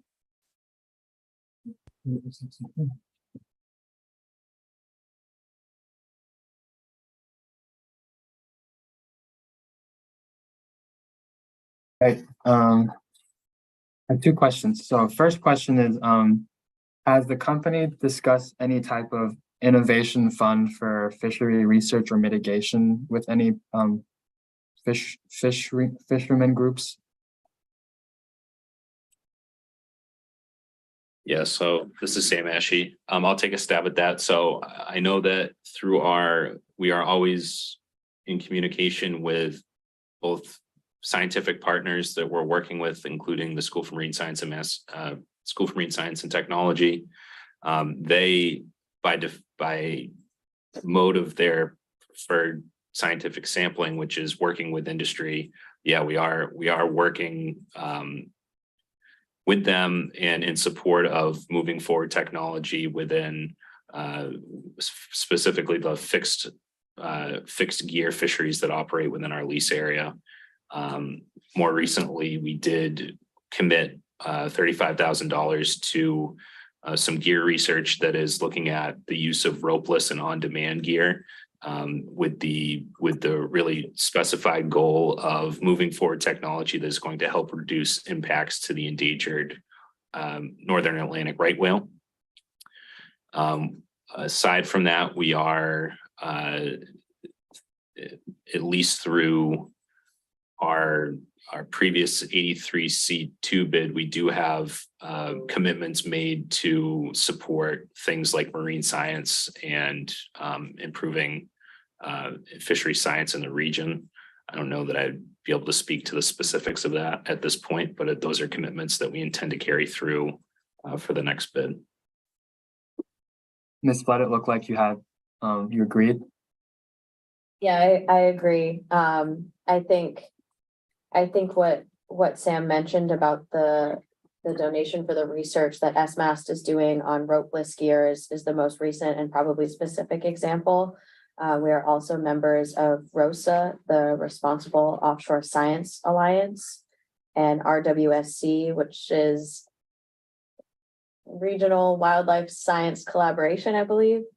And they look at efforts where time, funds, or effort is helpful from developers such as SouthCoast Wind. So it sounds like SouthCoast Wind in these cases is they hear about a research opportunity and then contribute after they know more about it, instead of, I think maybe Vineyard Wind, was it, like, had a fund that just different organizations could tap from in their research, if I'm understanding correctly. I'm not, this is Jennifer Flood. I'm not sure about the specifics of the Vineyard Fund or the timing of it, if it was at this stage in their permitting process or after, but we can look into that or talk to Vineyard. Um, But we don't have a fund right now. We really are doing targeted initiatives. okay. I think that's fine. That's fine from my understanding. My last question, I think it could generate more questions, but is the company familiar with the Federal Government Accountability Office investigation into impacts on whales, possible impacts on whales by offshore wind generation facilities? Can you repeat the name of the office that you referenced? I believe it's the Government Accountability Office, GAO. I'm not familiar with that specific office's initiatives, but we are very familiar with our federal permitting on the assessments on impacts to whales, especially to the North Atlantic right whale. And we are conducting our own assessments as well as paying close attention to the National Academy's study that is ongoing right now for impacts to North Atlantic right whale, as well as some ACP or American Clean Power studies on similar topics as well. Ms. Flegg, if you could you describe for the record the nature of those two studies you brought up, the National Academy study and the second one? I didn't catch the name of it. And I welcome Danny to add anything, Mr. Mendelson to add anything that I missed, but they are really focused on looking into the potential effects to the hydrodynamic environment from installed turbine foundations. I can give more details if you want. We're looking at the potential for the turbine tower downstream wake effect to influence mixing enough to change the way plankton species are positioned in the water column. And the species in particular that they're looking at is the zooplankton Calanus 5, whereby the distribution may change enough. The thought is that North Atlantic white whales would have a more difficult time feeding, right? That and the potential for the turbine rotor itself to create enough turbulence in the water surface to alter that mixing as well. So far, we have not found that to be the case.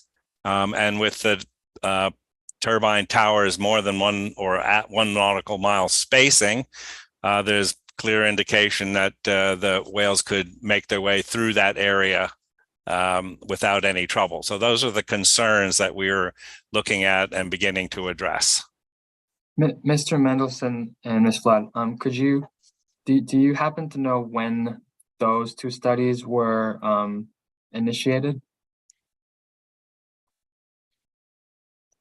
Was it this year, last year, or? This year, earlier this year. Okay. Right. This might, maybe this is familiar to you, maybe not. But I think recently, could be a coincidence. There's been a few news articles in the past month or the month before about whales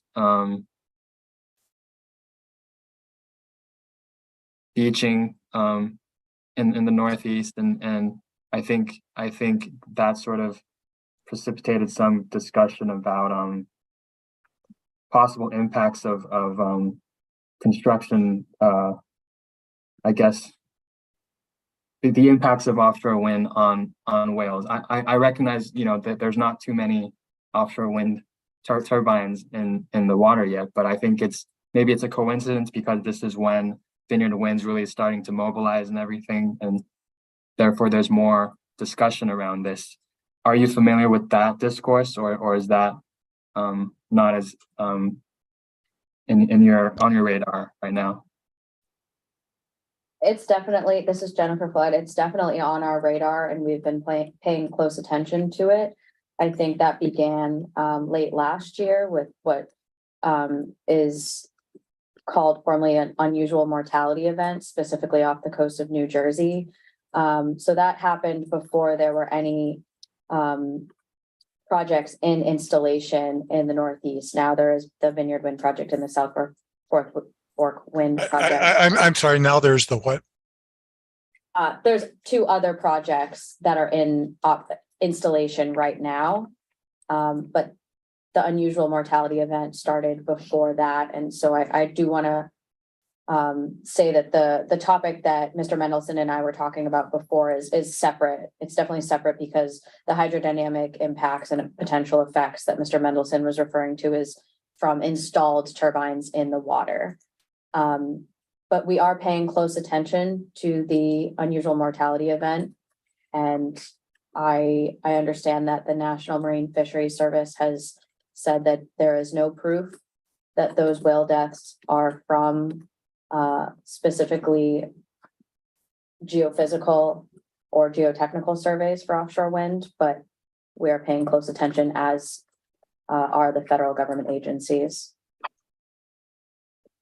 Thank you. And so to your knowledge,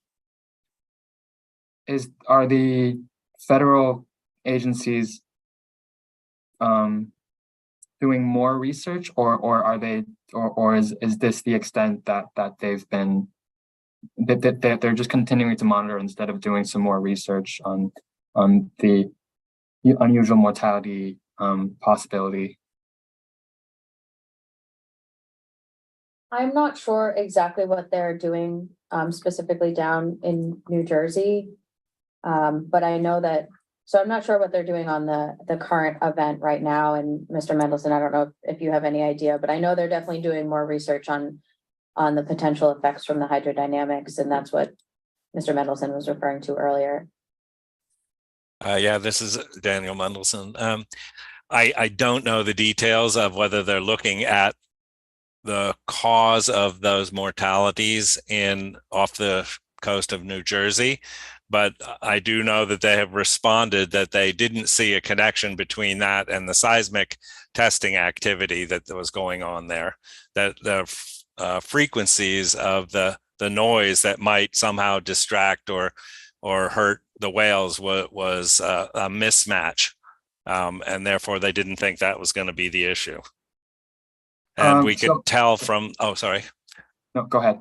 So I was just going to sum up that we can tell from the fact that this happened before there's any steel in the water other than the Block Island Wind Farm, and certainly none down in New Jersey, that it wasn't operational wind farms that did it, as Ms. Flood said. Thank you. I recognize New Jersey's out of, it's not in New England. That's a stupid statement. Just to close the loop on this, could you do some research on any federal possible studies, further studies beyond the two that you've mentioned, and summarize it in the form of a record request for us, just so we know what's being studied right now? Because I'm pretty sure I read about another study recently that's been commissioned. I'm not 100% sure, but I want to make sure that we have that on the record, if that's okay. So just to make sure I understand, this is not related to the studies that we talked about, like the National Academy study. This is related specifically to the whale deaths down in New Jersey? Yes, any other study besides the two that you've summarized very succinctly and well for us just now. Excuse me. That will be record request RR-EFSB-15. Is that clear? Is that question clear? Yes, I believe it is. Thank you. Eric Runge for the company. Can I just clarify, do you mean studies related to the Northeast, New England, New Jersey only, or where?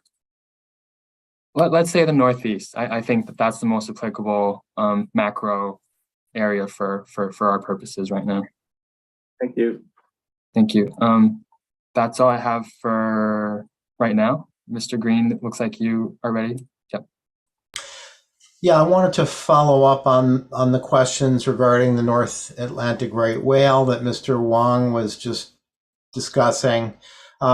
Obviously, the sighting board's purview is quite broad. It touches on environmental impacts and many other aspects of the project, and we do understand that many other agencies are looking at similar facets of the project, and I think the North Atlantic right whale is a good example where that crosses multiple agency areas of concern.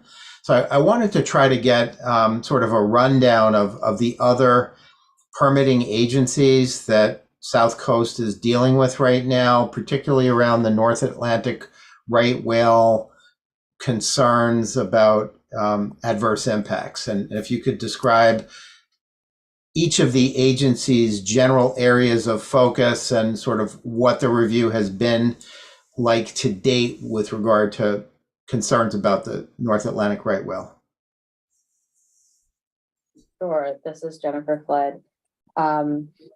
I think that the topic of the North Atlantic right whale and protection of the North Atlantic right whale is very pertinent across the board with most of the federal agencies that we are working with under the National Environmental Policy Act process. I would say it's most significant, and we have the most conversations and consultations with the National Marine Fisheries Service. And right now we are in the middle of the Marine Mammal Protection Act, or MMPA, consultation. And so we have submitted a letter of authorization, or otherwise known as an incidental take request, to the National Marine Fisheries Service. And we are in that consultation right now to be able to ultimately receive an incidental take authorization, which includes all of the acoustic modeling that's been done for the installation and operation of our project that will have an impact on marine mammals, especially the North Atlantic right whale. And it also includes all of the mitigation and monitoring measures that we will commit to, that we've committed to so far, and that will be developed further in consultation with the National Marine Fisheries Service. And that's the biggest, I think, that answers your question. But the National Marine Fisheries Service Endangered Species Act consultation, and in general, the BOEM NEPA, or National Environmental Policy Act process, also pays very close attention to all mitigation and monitoring measures in place throughout the process to protect the North Atlantic right whale.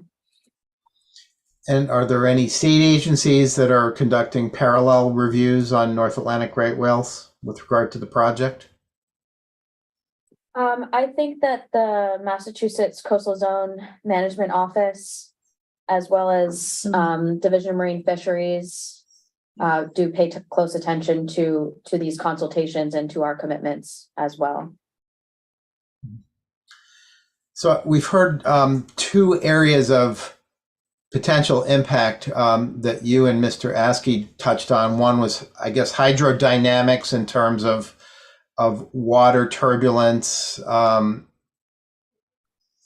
the foundation of the turbine. And Ms. Flood, you talked about the acoustic impacts. Are there other areas of potential impact that are also on the table for analysis? So included in our Marine Mammal Protection Act are the specific activities that have the potential to cause take of marine mammals, the biggest of which is the pile driving for the foundation installations within the lease area. Other activities that are included and modeled and mitigated for as well include any potential unexploded ordnance detonation that may or may not be caused. We're still looking in, or may or may not be needed, excuse me. We're still looking into that, as well as geophysical surveys for before, during, or after construction. Could you give us a little bit more understanding of the sort of acoustic threat, if you will, that right whales might conceivably face from project construction or operation? Yes. So I think we are we're taking a conservative approach in our acoustic modeling right now, and assuming we will be using the maximum size hammer for impact piling, as well as the maximum size foundation for our turbines.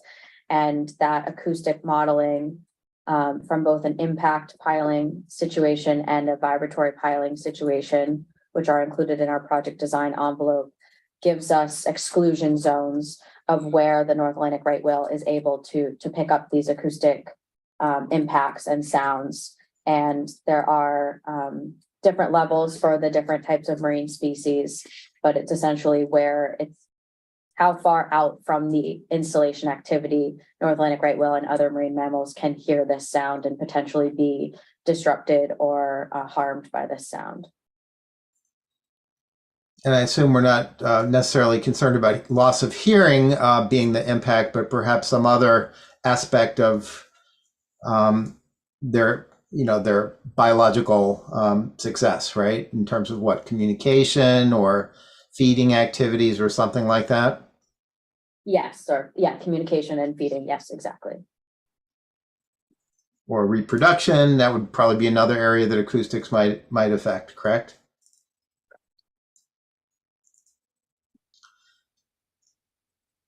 Can you explain that you mentioned using bigger hammers to drive in pilings? That sounds like more impact rather than less. Could you correct me on that?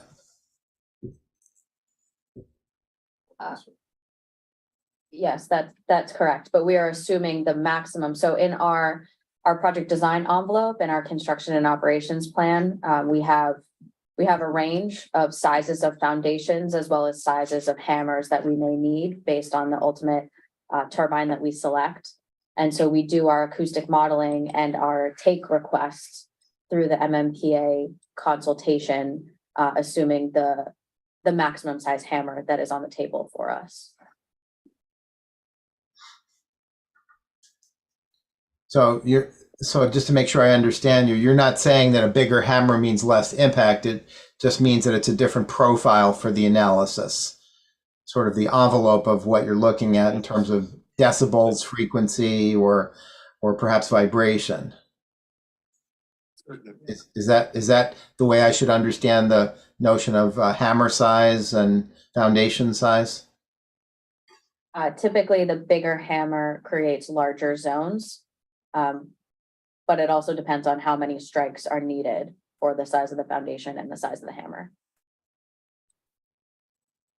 Mr. Green, maybe I could help Eric Runge for the company. I think what Ms. Flood is saying is that the use of the assumption of larger hammer size means more impact, and therefore it's a more conservative estimate when looking at potential impacts by looking at the greatest impact that could occur. That's more conservative. Thank you for the clarification, Mr. Runge. Also wanted to get your reaction to another area of potential concern, which I think we've all heard about, which is physical impact between vessels and right whales that perhaps could be a risk, particularly during construction, but maybe even during operation, during maintenance activities, or, heaven forbid, there's just a direct impact into the turbine foundation for some reason. What is the company's understanding of those types of risks for North Atlantic right whales? We pay close attention right now in our site characterization phase, and we will continue through the construction and operation phase on the establishment of any dynamic management areas or seasonal management areas where there is a high presence of marine mammals, specifically North Atlantic right whales. And we have committed to abide by any speed restrictions that are put in place for those areas, or if there are a pod of North Atlantic right whales spotted. And so we will abide by vessel speed restrictions that come out in our Marine Mammal Protection Act consultation that we're in the middle of right now with the National Marine Fisheries Service. This is Sam Ashley. I just hope to add a little bit more. So also with our current on the water operations, and I would expect through our construction phase, we have protected species officers on board or protected species observers. Their job is to site out marine mammals such as North Atlantic right whales and others that have been highlighted. So basically when those are sighted, operations are ceased for a duration of time. That includes vessel movement as well as whatever construction element they're working on at the time. So other than visual observation of right whales when they surface, are there other technologies that are used to track where they are relative to project activity? Yes, in our Marine Mammal Protection Act consultation right now, we are discussing the specifics for passive acoustic monitoring that will be implemented during our installation phase of the project. And would that acoustic monitoring take place all the time when construction activity is ongoing, or is that periodic monitoring? The specifics are still being discussed and worked out with the National Marine Fisheries Service on the exact timing and breadth of the zone that the passive acoustic monitoring buoys essentially will cover. Mm-hmm. Help me out here in terms of understanding whether the National Marine Fisheries Service also covers Massachusetts and Rhode Island state waters. Do they have oversight of all of the marine implications of the project, or just federal waters? The installation and mitigation and monitoring measures for the installation of our project, including cable laying, is included in the application that NIMS and BOEM review. Including state waters.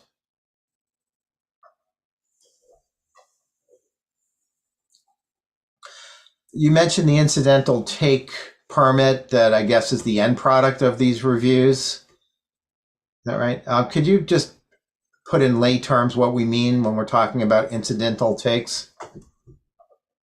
So we will be authorized level A and level B takes. And level A and level B are specific exclusion zone sizes based on the acoustic modeling of the given installation activity being assessed. And the number of takes authorized is species specific for the marine mammal being assessed. And that is essentially what that number of takes is what we are authorized for the installation and operational period of the first 5 years of our project. So does take always mean mortality, or can it be injury? A level A take means injury, and those are much smaller zones and have that is much more unlikely. Level B take is more associated with harassment or disturbance of a marine mammal. So basically it could be something, for an example, if a marine mammal is swimming and then hears a noise within the larger exclusion zone associated with level B, and then changes its path of swimming or changes its behavior. So what category entails more actual mortality? Is there one? I think that would be associated with level A, but we are certainly not authorized mortality. Level A is more injury. So if there were a very unfortunate incident where, let's say, a right whale did come into contact with a construction vessel and did not survive the impact, what would be the repercussions to the company, assuming it held the incidental take permits that you mentioned? I think I would have to double check to make sure I'm giving the correct answer, but they would be severe. Do you want to make that a record request so that you can consult with your colleagues and get back to us in an authoritative way? Sure. Yeah. Okay, let's make that a record request, Mr. Shea. Okay, that's record request RR-EFSB-16. And I guess the question was, what would happen if a right whale came into contact with a vessel operated by the company or on behalf of the company and did not survive the impact? What would be the ramifications? Exactly. Yep. Thank you. From a regulatory standpoint.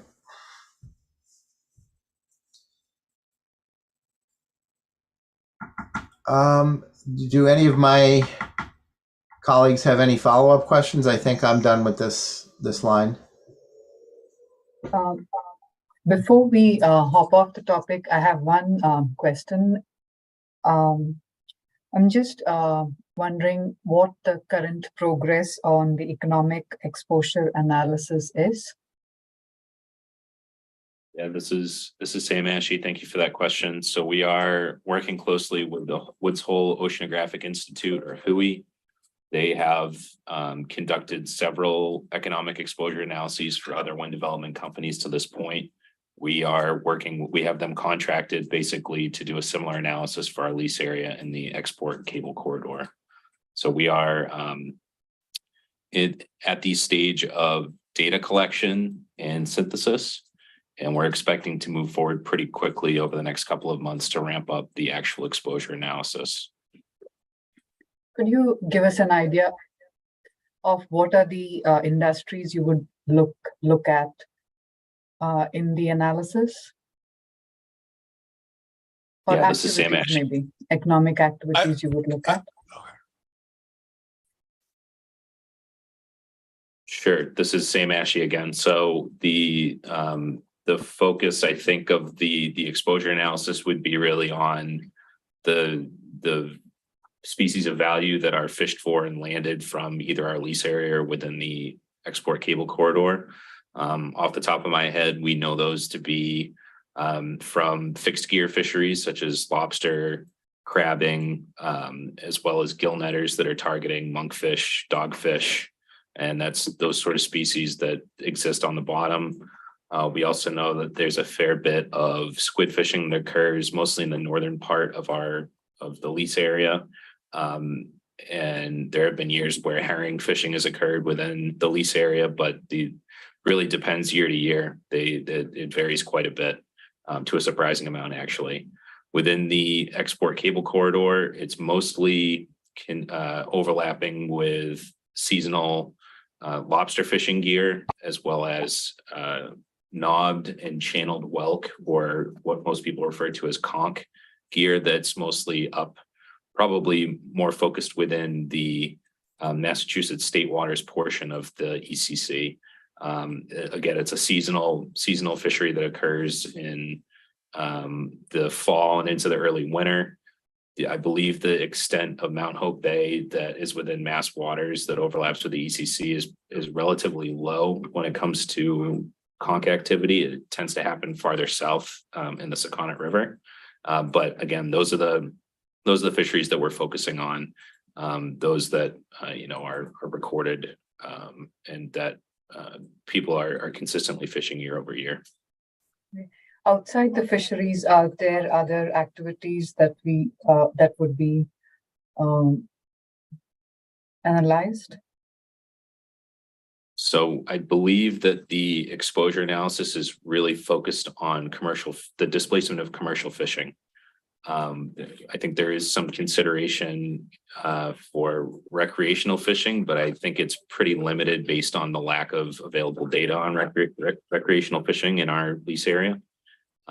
So really the core of the analysis and the core of what will eventually be a mitigation plan is focused on commercial fisheries. Thank you, Mr. Ashe. That's all I had.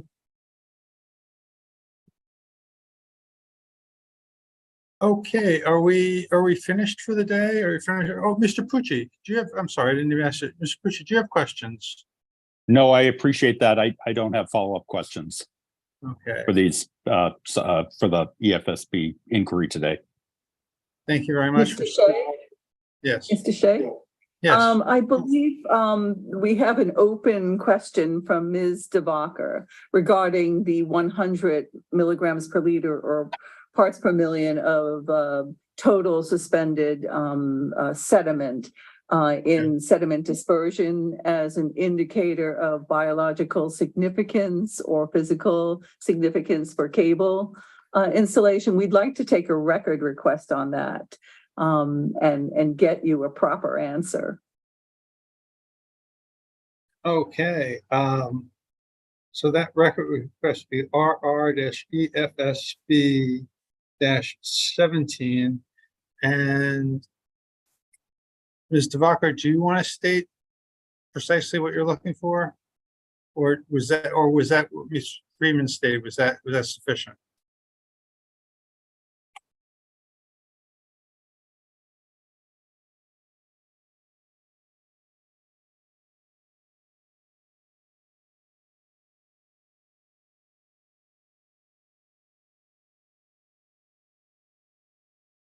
You're on mute. You're on mute.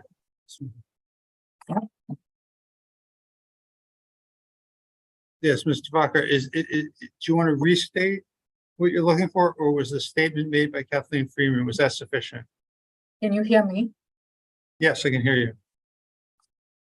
So the question was this, during the company's discussion of sediment dispersion modeling results for the ECC, there is repeated reference to a desirable TSS concentration limit below 100 milligrams per liter. Please explain the company's choice of this TSS concentration value. What does this signify in terms of impacts? The reference was 6-10 of the DEIR. Okay, so Ms. Freeman, do you understand what's being asked of you? I do, thank you. Okay, and as I mentioned before, that's record request RR-EFSB-17. So if we are done with questions, I'd like to address some procedural issues. Excuse me, Mr. Shea. Yes. I think Ms. Flood had something for Mr. Green. Ms. Flood, yes.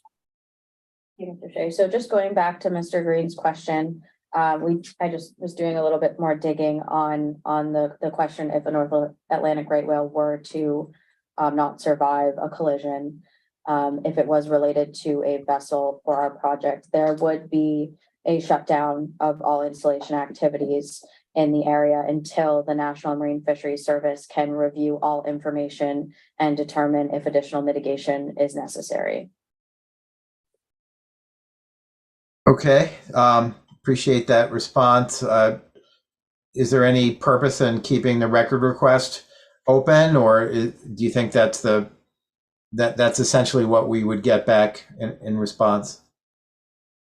I think that is what you would get back. I think anything further than that would be very situation specific. Do you have a citation, Ms. Flood? I do not. No. This is based off our communications and our discussions with our contractor that helps us write the Marine Mammal Protection Act consultation documents. Okay, because if there is a federal regulation on the subject, that would be very helpful to see. I mean, it sounds like there's a very precise answer. You gave a very precise answer, which is very helpful. But a precise answer often has an origin in a statute or a regulation. So can we keep RR EFSB 16 open, and you can tell us if you can find a site. If you can't find a citation, then you can't. It's not the end of the world. But if you can, that would be very helpful. That sounds good. Thank you. Thank you. That's I'll regard that as a friendly amendment, Mr. Shea. Thank you, sir. Okay, if we are done with questions, then we should address some procedural matters. Our next scheduled hearing date is Monday, July 24th. we've gone through environmental impacts, I believe. So the only question scheduled for that day would be zoning. But I understand that Kelsey Perry is the person who understands zoning the best. So it might not be a wise use of time to ask a lot of zoning questions that can't be answered. And I'm wondering whether we should cancel Monday, the 24th as a hearing date. Do you have any thoughts on it? Does anyone have any thoughts on that? May I just, Eric Runge for the company, may I ask, are you saying that you think that staff has no more environmental impact questions? Is that right? I'm not aware of any. I'll ask Mr. Wong, Ms. Divakar. And if that's the case, may I ask Mr. Pucci, does he have environmental impact questions aside from those related to town specific or zoning specific questions? Right. How do I answer that? I mean, definitely yes, but with the caveat that we discussed, I think it was yesterday, is I have environmental impact related questions of my own and in follow-up to some of the siting board staff questions. But I specified yesterday I would save them to do it as sort of, one group specific to local concerns, and then I would try to segregate out anything that I anticipated. The answer would be that we have to rely on Ms. Perry for the answers. So I was going to try to do it in 2 short groupings, but I definitely have environmental impact related questions particular to how the siting board had stated it: noise, air safety, vibrations, those types of issues that were covered at yesterday's session. And again, a lot of them blend over into zoning questions and public outreach and outreach with the town and other local provisions, and also health and safety issues particular to the neighborhood. And as I said, what I would try to do is kind of do them in groupings to leave out things that I anticipate Ms. Perry will have to answer and save those for later. Having said that, I can do all of this in one grouping as long as we have, in other words, I'm happy to skip Monday as long as I know that Ms. Freeman and there was another, Ms. Smith, I think answered most of the questions that I had follow-up on yesterday on these issues. So if they were going to be here Wednesday, along with Ms. Perry, is it Kelsey Perry? Ms. Yes. Perry, that I think would be very efficient. I would be happy to do that all then at that time. So hopefully that's helpful. All right, well, Eric Runge again. So thank you, sir. I think that's what I was trying to get at. And I think that certainly can be done. I wanted to ask the question of you because I want to know who to have here for the company to be most helpful as witnesses. And it sounds like you've identified Ms. Freeman, Ms. Smith, Ms. Perry, and we might have 1 or 2 others. Did you say air is one of the concerns or not? For sure. Yeah. The issue of, particularly like particulate matter or any type of potential release of contaminants during the construction process, obvious concerns about the neighborhood downwind of the facility, those types of questions on that. Right. And I think you had mentioned possibly Mr. Hubbard would be there Wednesday. I would think he might want to answer some of these, as particularly when it gets to like public outreach questions. So that kind of sums it up, I think. Okay, I think we can. Ms. Freeman and Ms. Smith, I think, definitely answered the bulk of the questions yesterday that I had specific follow-up on, from the siting board. So if they're going to be here along with these others, along with Ms. Perry, I think that would work really well. And I should preview to Mr. Presiding Officer, my as opposed to the type of very thorough questions the siting board has been asking, really, getting discovery on a lot of aspects of the project. My questions are more targeted, to specific local concerns. So it's a little different. And I would anticipate being able to move fairly quickly through my questions. Okay, so that leaves the question of whether it makes sense to go forth on Monday. We certainly can. I'm concerned that a lot of questions might. Well, you know what? Maybe can we go off the record for this discussion? Sure. I'm sorry. Are we off the record? Are we off the record? Oh, I'm asking if anyone objects to going off the record for this discussion. I don't mind staying on the record. Just to note, I think it would make sense to move it over to Wednesday. Would be the most efficient, but I'm happy to go off the record too. Okay. Thank you. So let's go off the record. So it just seems like, Ms. Perry is a person who has a lot of the answers to important questions, and she's not available Monday. We could all meet on Monday, and I could ask my zoning questions. Let me ask Mr. Runge. I mean, if we met on Monday and I asked my zoning questions and basically consistencies with the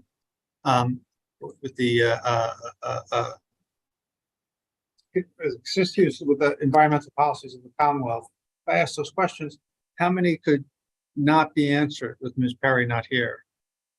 Perry is probably not going to answer questions that are legal in nature. I'm probably going to have one of our other lawyers that worked on the zoning petition available. But I think I agree with Mr. Pucci that we could do most of this on Wednesday, if not all of it. And it just depends on how much extra you have, Mr. Shea, for your questions. But I think it seems like it's doable on Wednesday. Yeah, my questions are not terribly extensive, but they're not short either. And I don't know. I mean, some of them have been answered, and I don't know how long they would take. I think that well, Mr. Runge, so we do have Thursday as cleanup and follow-up. Is it possible you think that could help if we run long on Wednesday? I think it is. I don't know about the zoning person I just mentioned on Thursday, but certainly it's quite likely that we could make that happen.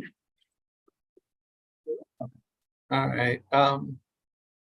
Then does anyone object to the idea of canceling Monday and going straight to Wednesday?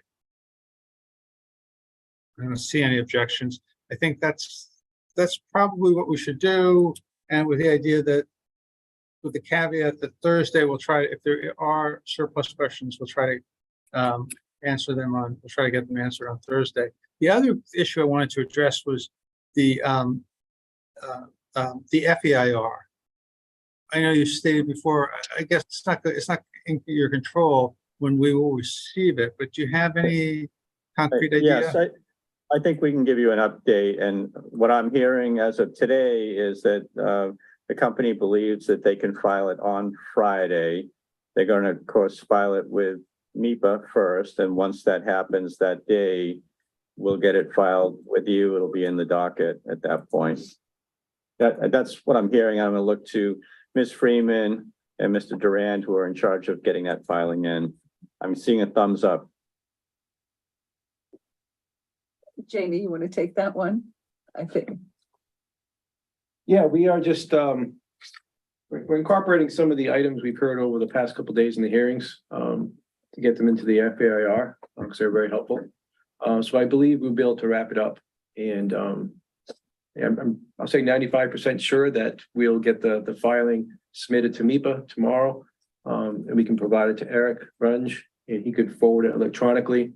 And I also know that some of the members like to receive hard copies. So once we get electronically, we can start copying it and mail out hard copies to those who would like to see hard copies. Okay, so why don't we all right, so why don't we go back on the record? On the record, there's been a discussion off the record, and we've decided that the best use of time will be to cancel our hearing for Monday, July 24th, and just go straight to Wednesday, July 26th. And then we also have a hearing scheduled for Thursday, July 27th, and that will be to some extent a cleanup in nature, questions that we don't get to before then. Does anyone else have anything to add? And thank you for also, we got the information that it appears likely that we'll all be able to get a copy of the final environmental impact report tomorrow, Friday. And that would be very helpful. Does anyone else have anything they want to say? All right. Well, thank you very much for being here. I will see you all Wednesday at 10 a.m., Wednesday, July 26th at 10 a.m. Excellent. Thank you. Thank you. Bye-bye. Thank you. Thank Have you. a good weekend. Take care. You as well. Thank you.